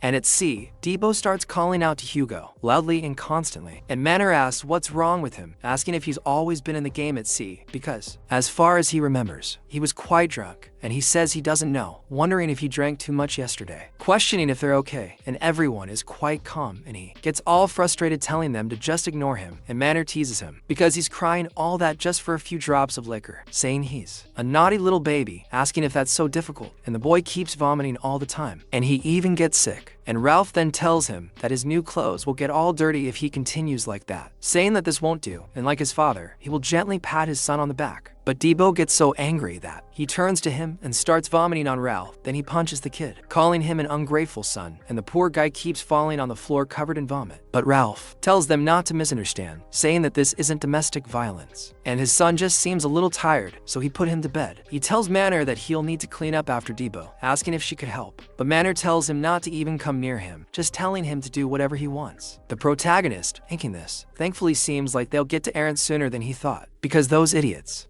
they'll need rest too, and thanks to the Goldrick Merchant Guild, they've managed to acquire higher level equipment compared to those they already had. He's on the same rank as them, however. He questions what this strange feeling is, because something is definitely not right, and I have a slight feeling that if his arm is so tight, that bracelet wasn't there for nothing. The Manor talks to Palm, asking what he's thinking about so much, and he says it was nothing. But Ralph says it's obvious to him, and his stomach must be churning from a hangover, telling him to stop acting all tough and sit down. The protagonist tells Ralph to be careful, but while he's saying this, he looks ahead, realizing they've finally arrived, and they arrive in Jeddah. There are countless ports in the Nile Desert, and since crossing the vast desert on foot would be very dangerous, people chose the sea instead of the land, and transportation is done by ships. As a result, the ports in the Nile Desert naturally became prosperous, and Jeddah was the best among them. So, when Ralph arrives there, he takes a huge sniff, saying that that port has as much gold as the vast desert itself. Manor asks how this is a port, since it looks more like a kingdom, as life's port doesn't even compare to this. Meanwhile, Kiri asks Dibbo if he's feeling better, and he complains about what happened, asking if something occurred, because they're not there to play games, so they must maintain their attitude and focus on the mission. Returning to promo, someone arrives, noticing that they must be El Palm's group. They say it's a relief because he won't be late, and that he was sent by the errant branch of the Gaffer merchants. They say they can call him Caesar, and that it's a pleasure to meet them. Dibbo then says it's a pleasure to meet him too, saying he looks great, nice, and handsome. The boy says he's making him feel awkward on their first date, but then he asks if he came alone. He says the errant branch doesn't have many members at the moment, and he'll guide them to the branch for now, asking them to follow him. They follow the boy to a house. The protagonist, whose legs don't look very good, is all worn out on the outside, and tells him that they've arrived, and that this is the errant branch of the Gaffer merchants. Dibbo finds it strange, as he looks somewhat broken, and Rolf says it's disappointing, apologizing and saying the branch is too small, becoming quite depressed. However, Dibbo says that's not the case, trying to fix himself, but then he says it's just hot outside, mentioning that they're going inside, asking if that's the entrance. As soon as he opens the curtain, a huge man is looking at him from inside, and Dibbo is startled. The man asks what the hell those little guys are, and he's the leader of the errant branch of the Gaffer merchants, Salomon. Caesar tells him that they are El Palm's group from Victoria Island, and the protagonist says it's a pleasure to meet him. Salomon introduces himself to them as the leader there, saying that he's different from the rumors, and is just a short, weak-looking kid, which disappoints them. But then Caesar says that even so, they were chosen by Lord Gaffer himself, saying it would be better to show some courtesy. However, Salomon simply grabs the boy and throws him away. Then Dibbo goes to the boy and asks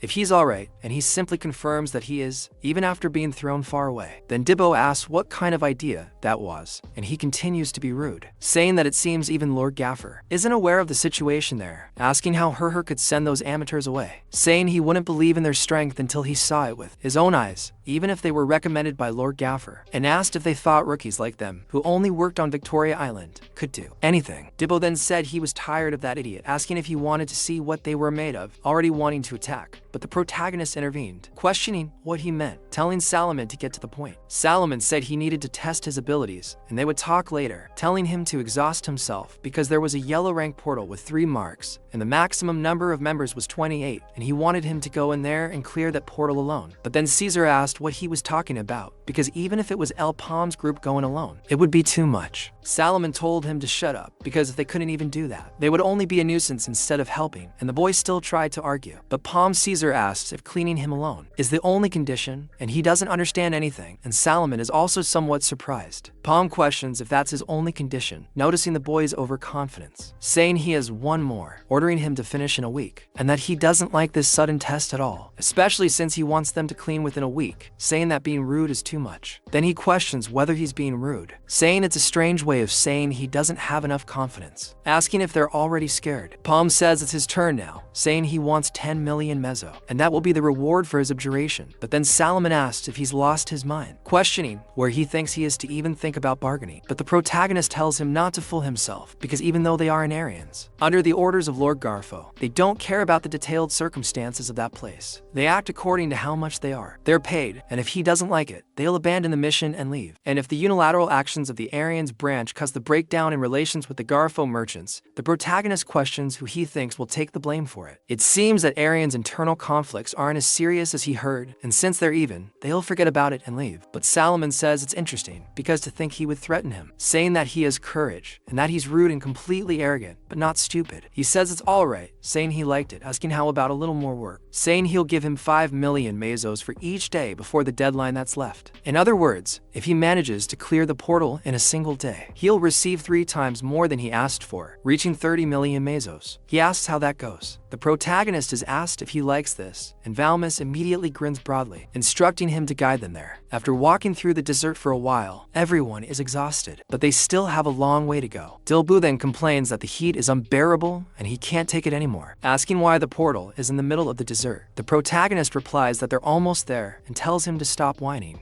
and get up right away, and Dilbu says that he really is cold-blooded, asking if he doesn't feel a single drop of heat. So he asks Kira if she's okay, and she finds it strange that he's asking that. Then he says she's wearing steel armor in that kind of heat, saying it's suffocating just looking at her, and she says she's fine. Then he questions how, since there's no way the armor could be boiling, and she says she's really fine. Then he talks about coming to the desert with that armor, asking if all the Zodiac Knights are really like her, saying she's incredible. But when he touches her, Dilbu simply freezes. He questions what that means, because it's cold and as cold as ice. Then she says that this armor has an imbued item that controls the temperature depending on the environment, and it's a royal gift of honor given to the Zodiac Knights. Mina is shocked that she wasn't affected at all, saying that it's very unfair. And Ralph says that she should share if she has such an item. She apologizes, saying that next time she'll try to do something. But so, Dilbu simply grabs the girl, hugging her tightly, and the two behind him enjoy watching this little romance. Then Kiri asks Dilbu what the hell he's doing, telling him to get off her. But he tells her to be quiet, asking her to enjoy it too, since she's monopolizing this good item. Then she starts calling him an idiot, telling him to shut up. And he asks her to let him stay like that a little longer, and she tells him to get lost, telling him to let go. And he asks her not to be like that, because he thought they were closer than that. And she questions what he's talking about, but Mina and Ralph get all excited about the romance between the two. Then he asks if she's jealous, asking if she also wants to hug her, but Minor punches him, quickly knocking him unconscious to shut him up. And the protagonist finds that strange, and she tells him to stop being silly, reminding him that there's a time limit and they have to hurry to find the portal. But the protagonist says that the portal is right there in front of them, that gigantic yellow thing right in their faces, and she's surprised that it's been there all this time. The protagonist reminds her that he said they were almost there, and so she urges everyone to go, since they're in a hurry, heading ahead, all red-faced. But she ends up stepping on something wrong, and something comes out of the sand, and that monster lunges at the girl wanting to bite her. But the protagonist finishes it off with a single fire arrow, killing it instantly. The protagonist says he knows, and there's always some problem, and several of them go out to confront everyone. The protagonist realizes that what seems to be happening is that they don't want to let them in, and that they're a bunch of idiots. The protagonist then lines everyone up, telling them to prepare to hunt. While Salomon goes to His Highness of that kingdom, then he asks what happened to Palma and his group, and he says it's been 2 hours, and they must have found the portal now. And the prince or king there asks if there are Freuds around the gate, and he says yes. Then the king says that they should be able to handle them since they are third circle adventurers. And what he wants to know is if they can complete the portal in a week, asking what Salomon thinks. And he says that they are as extravagant as the rumors say. However,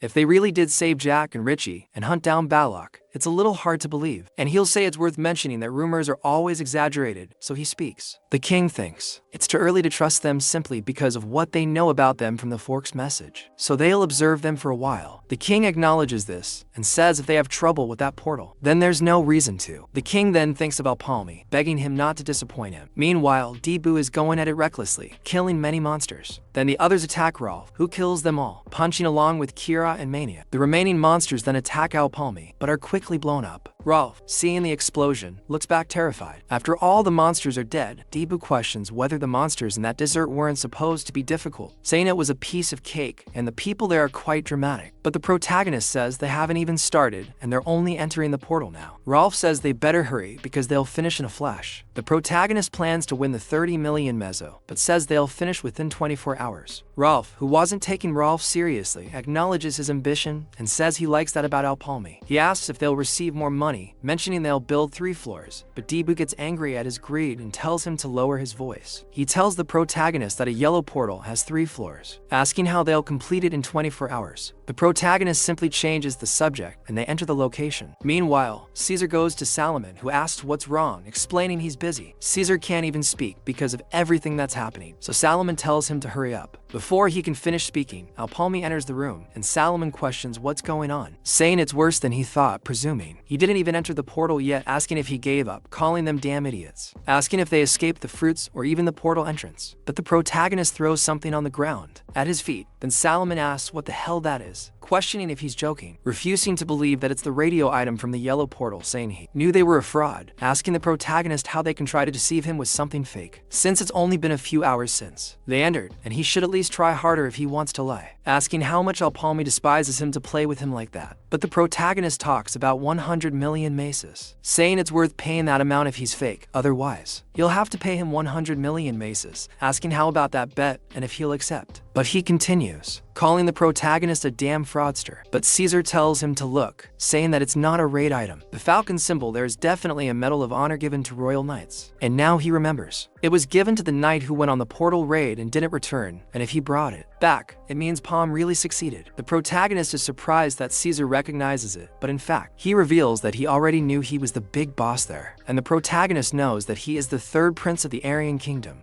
and hidden sponsor of the mercenaries of Gafo, Prince Kacha. An Alpalmi OnLive protagonist observes the boy's reaction, but Solomon starts to freak out, asking what nonsense he's talking about this time, saying he's truly a lost cause, spouting all sorts of things about gambling and whatnot. This time, Prince Caesar asks if he's calling him a prince just for recognizing the royal medal, and if he's a prince because of that, then he's the king of that nation. Caesar agrees, asking what he wants by calling him a prince, saying that he may not seem like it, but he has a lot of information that others aren't aware of, and he needs to know all sorts of things while doing different jobs as an errand boy. He was recognized for his efforts, and now he's working there, saying that he's making him a little embarrassed. But the protagonist doesn't believe this information he discovered as an errand boy, asking Caesar if this is the lie he decided on, and he grabs Solomon's arm, stopping his nonsense about doing whatever he wants. He asks if Solomon is aware of what he can never reveal when deceiving others, and Solomon wonders what kind of. The wizard is so strong he's almost breaking his arm, and then the protagonist talks about Kaka's hand. He doesn't quite understand, and the protagonist says that a person's hand changes depending on their life, the location and shape of calluses, the shape of the muscles. You can deduce a person's life by carefully observing their hand. But a certain errand boy having such a pristine hand, he's been seeing strange things since he arrived, and he, who proclaimed himself the leader of the branch, his hand isn't that of a merchant accustomed to counting coins. It's more like the hand of a soldier who trained with a sword for decades. Solomon says that this place is full of outlaws. There are a large number of guys who don't care if he's the leader of a merchant group or not, and he's the same. The protagonist says that's true, so he can't be sure just from that. And what confirmed it for him was one of those guards there, and he's surprised. The protagonist says that both performances were natural that time, and a violent superior and a mistreated employee is a scene he's seen quite a bit there. But the key point was elsewhere, because for someone not yet accustomed to the situation, it was quite difficult for him to perfectly hide his loyalty, and the boy became worried when Solomon was simply hitting the prince, and he sees that he's been discovered by such an idiot. So Solomon says it's absurd, asking why a prince would go through all that trouble, saying it doesn't make sense, and the protagonist asks if it really does, saying that he thinks there are many reasons for it, for example, choosing D from among the members of the battle for the throne. And at that moment Solomon almost rips the boy's head off, stopping his sword right at the protagonist's neck. Then he questions what the hell he's trying to do, but the prince tells him to stop, saying it's interesting, and he can see why Garfo recommended it, saying he expected it after hearing the rumors, but it exceeded his expectations. And the guard becomes increasingly desperate, and the prince confirms that's true, introducing himself as one of the monarchs of that land. And he asks Palmi how long he knew about it, and the protagonist says he had his doubts since he was sent to Ariat, since Lord Garfo sent them personally, and he imagined he would have a sponsor in Ariat, and he suspected it from the start. Who saw your highness for the first time? That the sponsor of the fort could be the Prince of Ariat, known for being a handsome man, Prince Cashin. And the prince says that the protagonist's skills are excellent, as is his ability to understand the situation, and he affirms that that was exactly it, and he needs Toad Ventures like them. And the Yellow Gang, the capacity is 99 people, and his group will enter along with other adventurers he himself chose. And he must recover with the adventurers, and retrieve the will left at the portal, and they will have a week, and if he succeeds, he will reward him with 70 million mezzo. But the protagonist simply refuses, kneeling. Then the prince looks at him and questions his reason, and the protagonist says that he wanted to test him at the beginning, and he presumes it was a necessary procedure, and he was thinking of accepting the test initially, if the reward was good enough. Then Cashin questions what he is trying to say, and the protagonist says that recovering the item within a time frame for a suitable reward, despite seeming similar to the conditions of the previous test, they are in a completely different circumstance, and even if they clear the portal, they could end up dead without a trace because of the kingdom's forces. After all, this is not the mission of the Garford merchants, but an exclusive mission of the prince, and the moment they accept this mission, they'll be on his side. The prince then asks if the protagonist is seeking a higher payment, and he replies that it's the merchants of Garford who would receive his support, not them. They have no reason to join his cause, not when it involves such great danger, and it's only a matter of time before the rewards match the risk. The prince asks what kind of reward he's thinking, and the protagonist says he'll decide after hearing the offer. Solomon gets very angry with the protagonist, but the prince tells him to stop, saying that after successfully clearing the portal, he will distribute items to each member of his group, all at a unique level. The protagonist's eyes widen immediately. He explains that items are divided according to their levels and are composed of 4 distinct phases: rare, epic, unique, and legendary. The difference in power between the levels is beyond imagination, and what Prince Cashin promised were unique level items, like the feathers, the phoenix, and the eye patch of clairvoyance, each powerful enough to overcome the difference between circles, and declaring that he will distribute such items to each member instead of just one, means he is thinking of shifting towards the main force, but it's still not enough for them to risk their lives. The protagonist says they need a legendary item, and Salomon immediately starts saying he's lost his mind because a single unique item is infuriating enough, but he's still asking for a legendary one. The prince agrees, saying he'll prepare a legendary item as well, and Salomon can hardly believe it. He says that in exchange, he'll make it absolutely clear that he must bring what he wants at any cost, and he has 1 week. If he fails, he will take his life. And then the protagonist agrees and leaves, and the prince stays behind. And Salomon asks if it's okay to keep trusting that guy. And he says that the die has already been cast, and even if he did nothing, it would only end on the same path as the other princes, and if he doesn't act, he will be defeated. And he begins to tremble, sweating cold, becoming slightly irritated while thinking about that woman. Meanwhile, the woman in question is in a completely luxurious hall, which doesn't seem good at all. It looks like a young men's hall, and she thinks this will be interesting, saying that she doesn't know what Kekso is preparing, but she already has her hands on him. And she thinks it's a mother's duty to educate her son, and she will educate him properly, given this opportunity. My friend, I didn't even need to see her to know it wasn't good. And the poor girl doesn't understand anything, that he is Prince Kekso, not even believing that Caesar was the 3rd prince of the kingdom, and that he was only pretending, asking if he is really Garfo's sponsor. And the protagonist tells her not to speak so loudly because it's a secret, and Debu questions if it's okay for him to tell them. Then the protagonist says that they should know, since they will see him frequently, and that they will find out about it. He thinks that this is much bigger than she anticipated, and Ralph says it means a prince only paid them 30 million for their last mission, asking if he isn't being stingy. The protagonist then says that this time, the reward is a unique item for all of them, a legendary item. Ralph is overjoyed, already thinking he's the perfect candidate to lead the nation, and that he believes a prince is truly on another level. The protagonist says that's why he wants to make them an offer, saying he'll keep the legendary item. Menor then says he's making it seem like they've already finished the job, and Debu says that's not a deal, he's just announcing it. Ralph says he could sell his unique item if he wants, and everyone sees that he's too greedy, but the protagonist says he'll compensate them for it and expand their circle of power. Meanwhile, in a luxurious room surrounded by a bunch of guards, a man is drinking too much, and he asks his servant if he brought what he ordered. The servant brings another bottle, and then he complains. Prince Cashin, the 8th king of Ariat, speaks to him, saying that the dragon's heart is there, asking him to achieve immortality with it. Cashin says he is proud of him, stating that he is definitely his son. He then asks if he can ask his father a favor, and Abdullah tells him to go ahead. He explains that the dragon's heart is a symbol of longevity, and asks how about holding a week-long festival. He asks for permission to hold the festival, and the king thinks for a moment while lying in his wife's lap. Cashin thinks that the king and queen need to manage all the events of the festival as they happen, and this will be his chance to go to the portal. He asks his wife what she thinks, and Cashin is shocked by this. She says she doesn't know. She says that bringing an item he ordered is an obligation, and she feels that reciprocating with the festival is excessive, asking if they really need to pamper him, and that Areta is influencing her husband. The king then says she has a good point, and Cashin gets angry because the king has changed since Areta arrived, and he depends on her for everything. He's not a man anymore,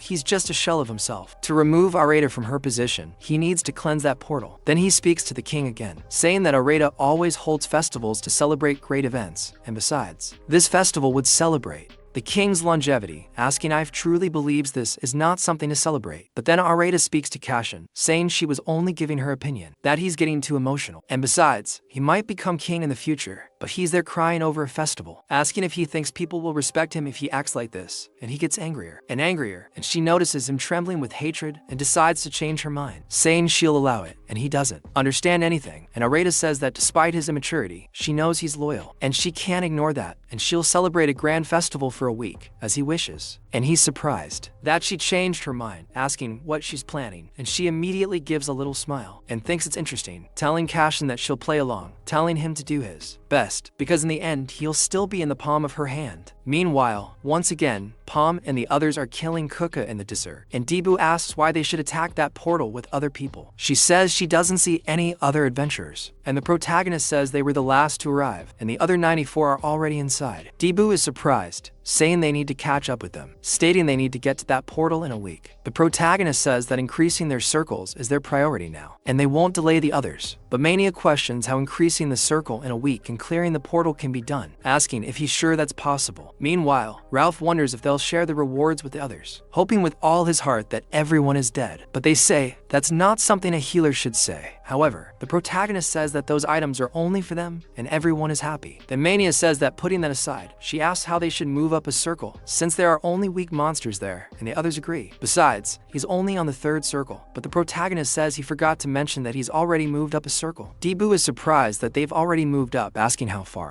He says it happened right after the battle against the follower. But Mania says that he's different because she reached a wall, and no matter what she does, she can't get past the third circle, and she's frustrated by this. But the protagonist questions this wall, attacking the middle of everyone with a homing arrow so fast that they can't even move. At that point, Debu asks what he's doing. Ralph, with his scarf catching fire, tells him not to worry, as he will force him past the wall, and they will fight him, ordering them to come at him as if they were going to kill him. Otherwise, they will die. At that moment, Ralph starts running away, and they don't understand anything. Ralph asks what's the point of surviving the circle, or whatever it is, if he dies in the process. The protagonist says he will give 100 million maces to whoever can last 10 minutes against him. At that moment, Ralph stops immediately, eager to fight, and tells the protagonist to come calmly, saying that he needs to overcome his limits to become stronger, and he will do his best. Mania agrees, saying that he can't return to the Nautilus like that. Debu, finally, just agrees, because if he doesn't survive the circle, he will want to accrue interest on those 100 million maces. And the protagonist, he tells them not to worry, for he will keep his word, and they all rush towards him.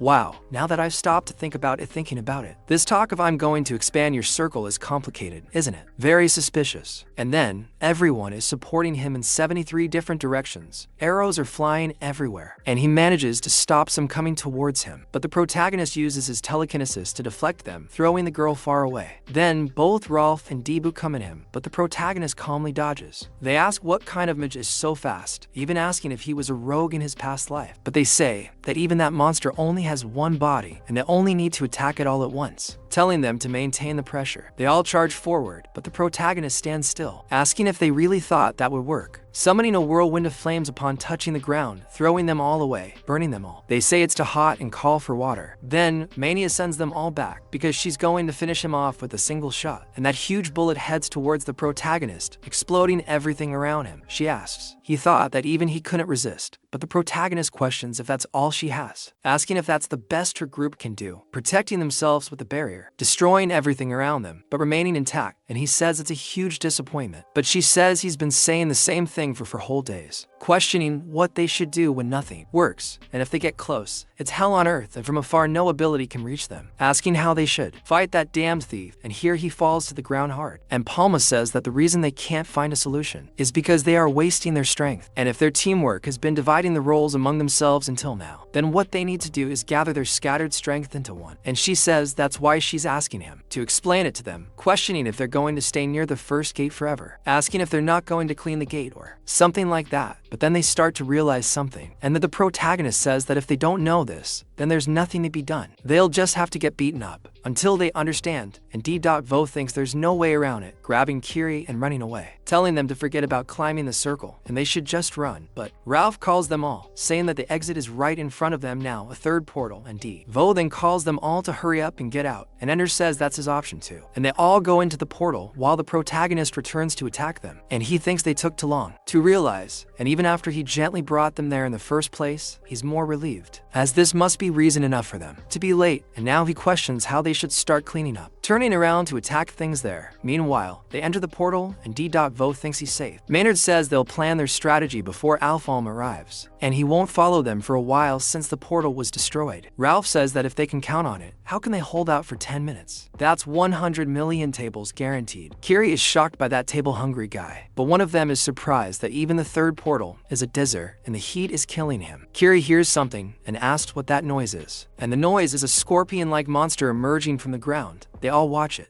That gigantic spider scorpion about to attack them, and they already think it's madness. And that giant scorpion launches the first. Kiri jumps and prepares to hit him again, and D.Vo goes for one of his legs, and the two attack together. But then D.Vo notices something, realizing that the bastard didn't even get a scratch, and the monster prepares to attack again, releasing a hot breath all over the place. D.Vo gets angry at having to face the fire again, thinking he'll be in serious trouble by the end of the day. Ralph says he can't get close because of the heat, but Manor tells them not to worry, firing another powerful shot to hit the thing's eyes. The creature says that an idiot like him is no good there, and if she can't get close, she'll only attack from afar. but her shot is simply deflected and broken by the creature's tail, and the scorpion uses the tail to attack the girl as well, raising a huge blaze around itself, pushing them all away. Kiri is thrown far away while Ralph thinks they barely escaped, but the situation hasn't changed. Nothing, and D.Vo sees that the monster is quite rigid, as it has an impenetrable fire and a rigid defense, but that's nothing compared to the boss, saying that it's perfect for training. The scorpion then gathers a fireball in its mouth and throws it at them, hitting them all. However, Kiri uses her sword to raise her Asura, imbuing ice around the entire scorpion, and is surprised to see ice in that dessert. She thinks it's definitely a bit warm compared to Alphonse, and Ralph calls his son to join the attack. Each attacks different points on the scorpion, but while they are hitting the monster, it retaliates with its hard carapace. Then the maniac, using his crushing bullet to hit and fill the thing, begins to cause some damage. She says that this scorpion is like Alphonse, meaning she doesn't yet have the power to penetrate its defense, so they must. Focusing everything at once, Ralph uses his blessing, high up on Dilbo, who is jumping to attack, and he uses the explosive slash on that thing, and with that he finally manages to destroy the carapace and pierce through along with the maniac's attack, and it starts bleeding with a huge hole in the middle of its stomach. So they are surprised that the monster is still alive, noting that it can't die yet, because they need a punching bag after all. And so the monster finally falls, and he is relieved, because that thing was too ferocious, and they barely managed to defeat it, while the maniac continues complaining about the heat, saying that she thought she was going to cook to death, facing this guy in the sun. And then Dilbo says that she must be burning, telling her to drink some water, and she thanks him, but he gets all grumpy, saying that she doesn't need to thank him, saying that they should help each other whenever possible, giving that graceful wink. But the two girls don't like it at all, asking what his deal is, since he's disgusting them. And Kiri says she doesn't know, saying he's been like this for a while, and says there's something about the dignity of a third circle adventurer. And Ralph then says that he's making all this fuss just because he reached the third circle after so long, and he already is all four. And he says, of course,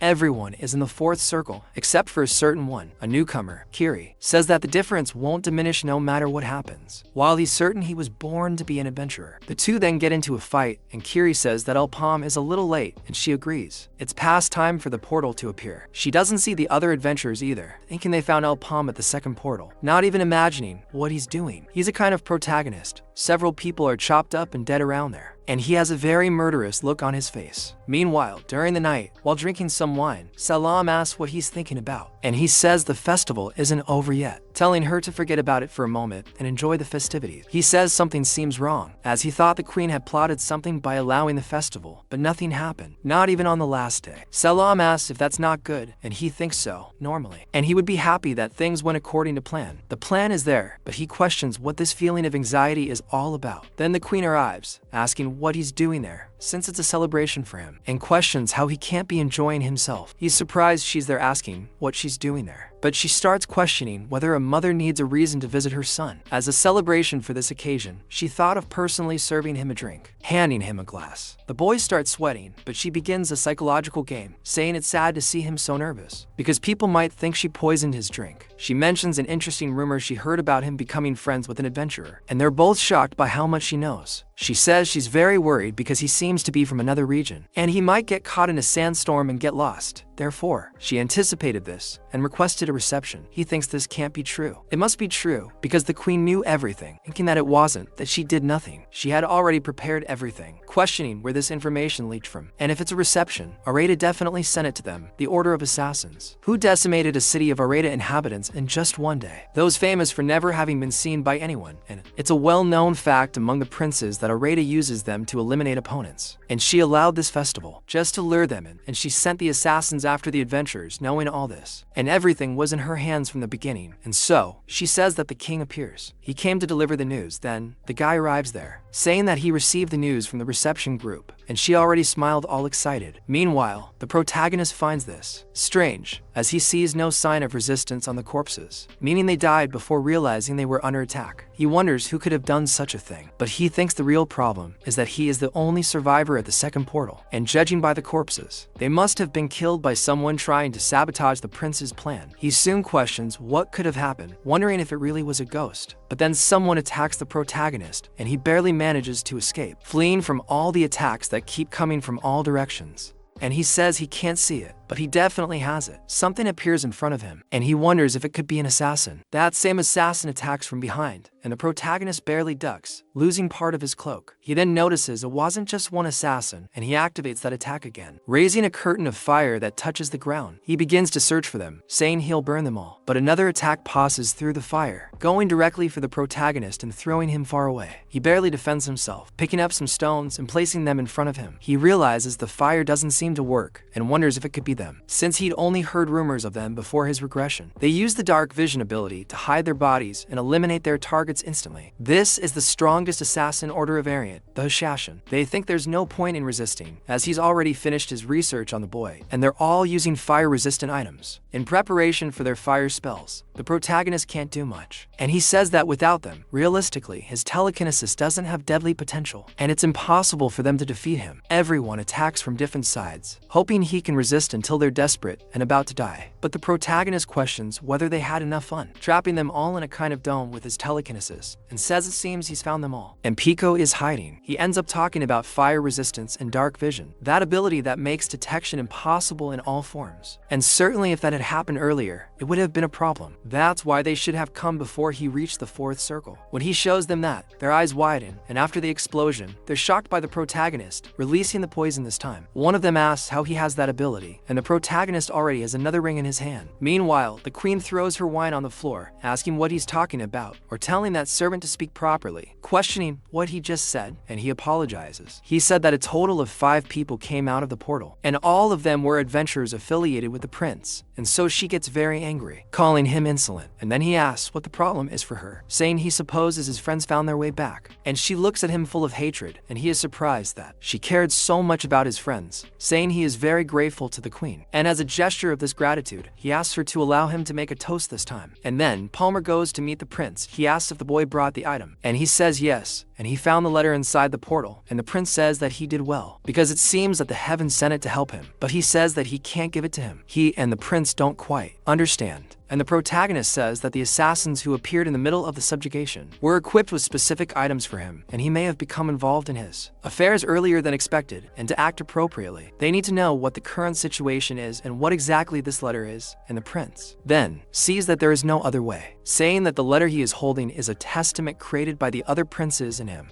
And when Queen Hedia came to power, she eliminated the children of Abijilus 8, one of them won. And in response, he and his brothers joined forces against her, creating a will to leave evidence should she try to kill them. When the surviving brother found this evidence, they would use it to remove Areta from the throne, to overthrow Areta and restore the nation. To hide the truth, both he and Areta need this letter. The protagonist is surprised that Areta sent those assassins, and the prince confirms it, saying he doesn't know how shocked he was to hear that, and it's a relief that he returned safely. However, the protagonist speaks to him, saying the letter is useless, and the prince asks what he's talking about. The protagonist throws something on the ground, saying he found something interesting on the assassins who attacked him, showing him something the mark of the wizard. The prince becomes angry, and the protagonist asks if he recognizes it, saying that these assassins sent by Areta possess this mark. Only one conclusion remains. Areta is a follower of the Dark Wizard, and so she goes too. Will says that his resolution of this issue was disappointing, and she says she has no excuses and didn't think Alpalm's group could eliminate Rashashin. But Evoke appears again, saying that if it's Alpalmi, he knows him well. Areta is surprised to see him there, noticing that he's still alive, even though he's with Thor. She's just as surprised when Will hears him there, and he says he has a definitive way to kill him, asking for another chance. She says that's ridiculous because he's already failed and won't get another chance. Will talks to Areta, and she apologizes to him. Then he talks to Evoke and Areta, saying that they'll fix this together, and she doesn't like it very much. Meanwhile, Evoke is happy with Will's decision, bringing back everyone who was already dead. But wow, nobody really dies, right? It's like it. Nobody dies in Daryl. He says that this time, he's definitely going to kill him. Meanwhile, the Cashin is surprised that the queen was a follower of the Black Magician, and the protagonist says that they are already deeply entrenched in Harriet, and the moment he uses that card, he will die, not Areta. He then thinks that in the past, Cashin died, and although Areta's identity was revealed in the will, the followers showed their true nature and attacked him. He thinks it's too late, but the protagonist suggests he leave that place. The prince is surprised by what he's saying, and the protagonist says that now that he has antagonized Areta, who receives support from the Black Magician, Ariani is no longer safe. and all that awaits him there is death. He says that if he is wiser, he should forget about the card and ensure his own safety, because by separating himself from the throne, Areta might lose interest in him. He gets very angry, but thinks rationally. He says he understands who sent the letter, explaining that, as he said, he won't use it, but he can't just give up. He says that right now, there are people suffering under Reta's tyranny, and if they're left like that, there will be no future for Arnie. So even if it's something worse than the followers, he can't discard this nation. The protagonist is happy with what he's saying and says he can go back later, but Salam arrives and asks what the problem is. Salam says that right now, at the royal palace, they're going to open the portal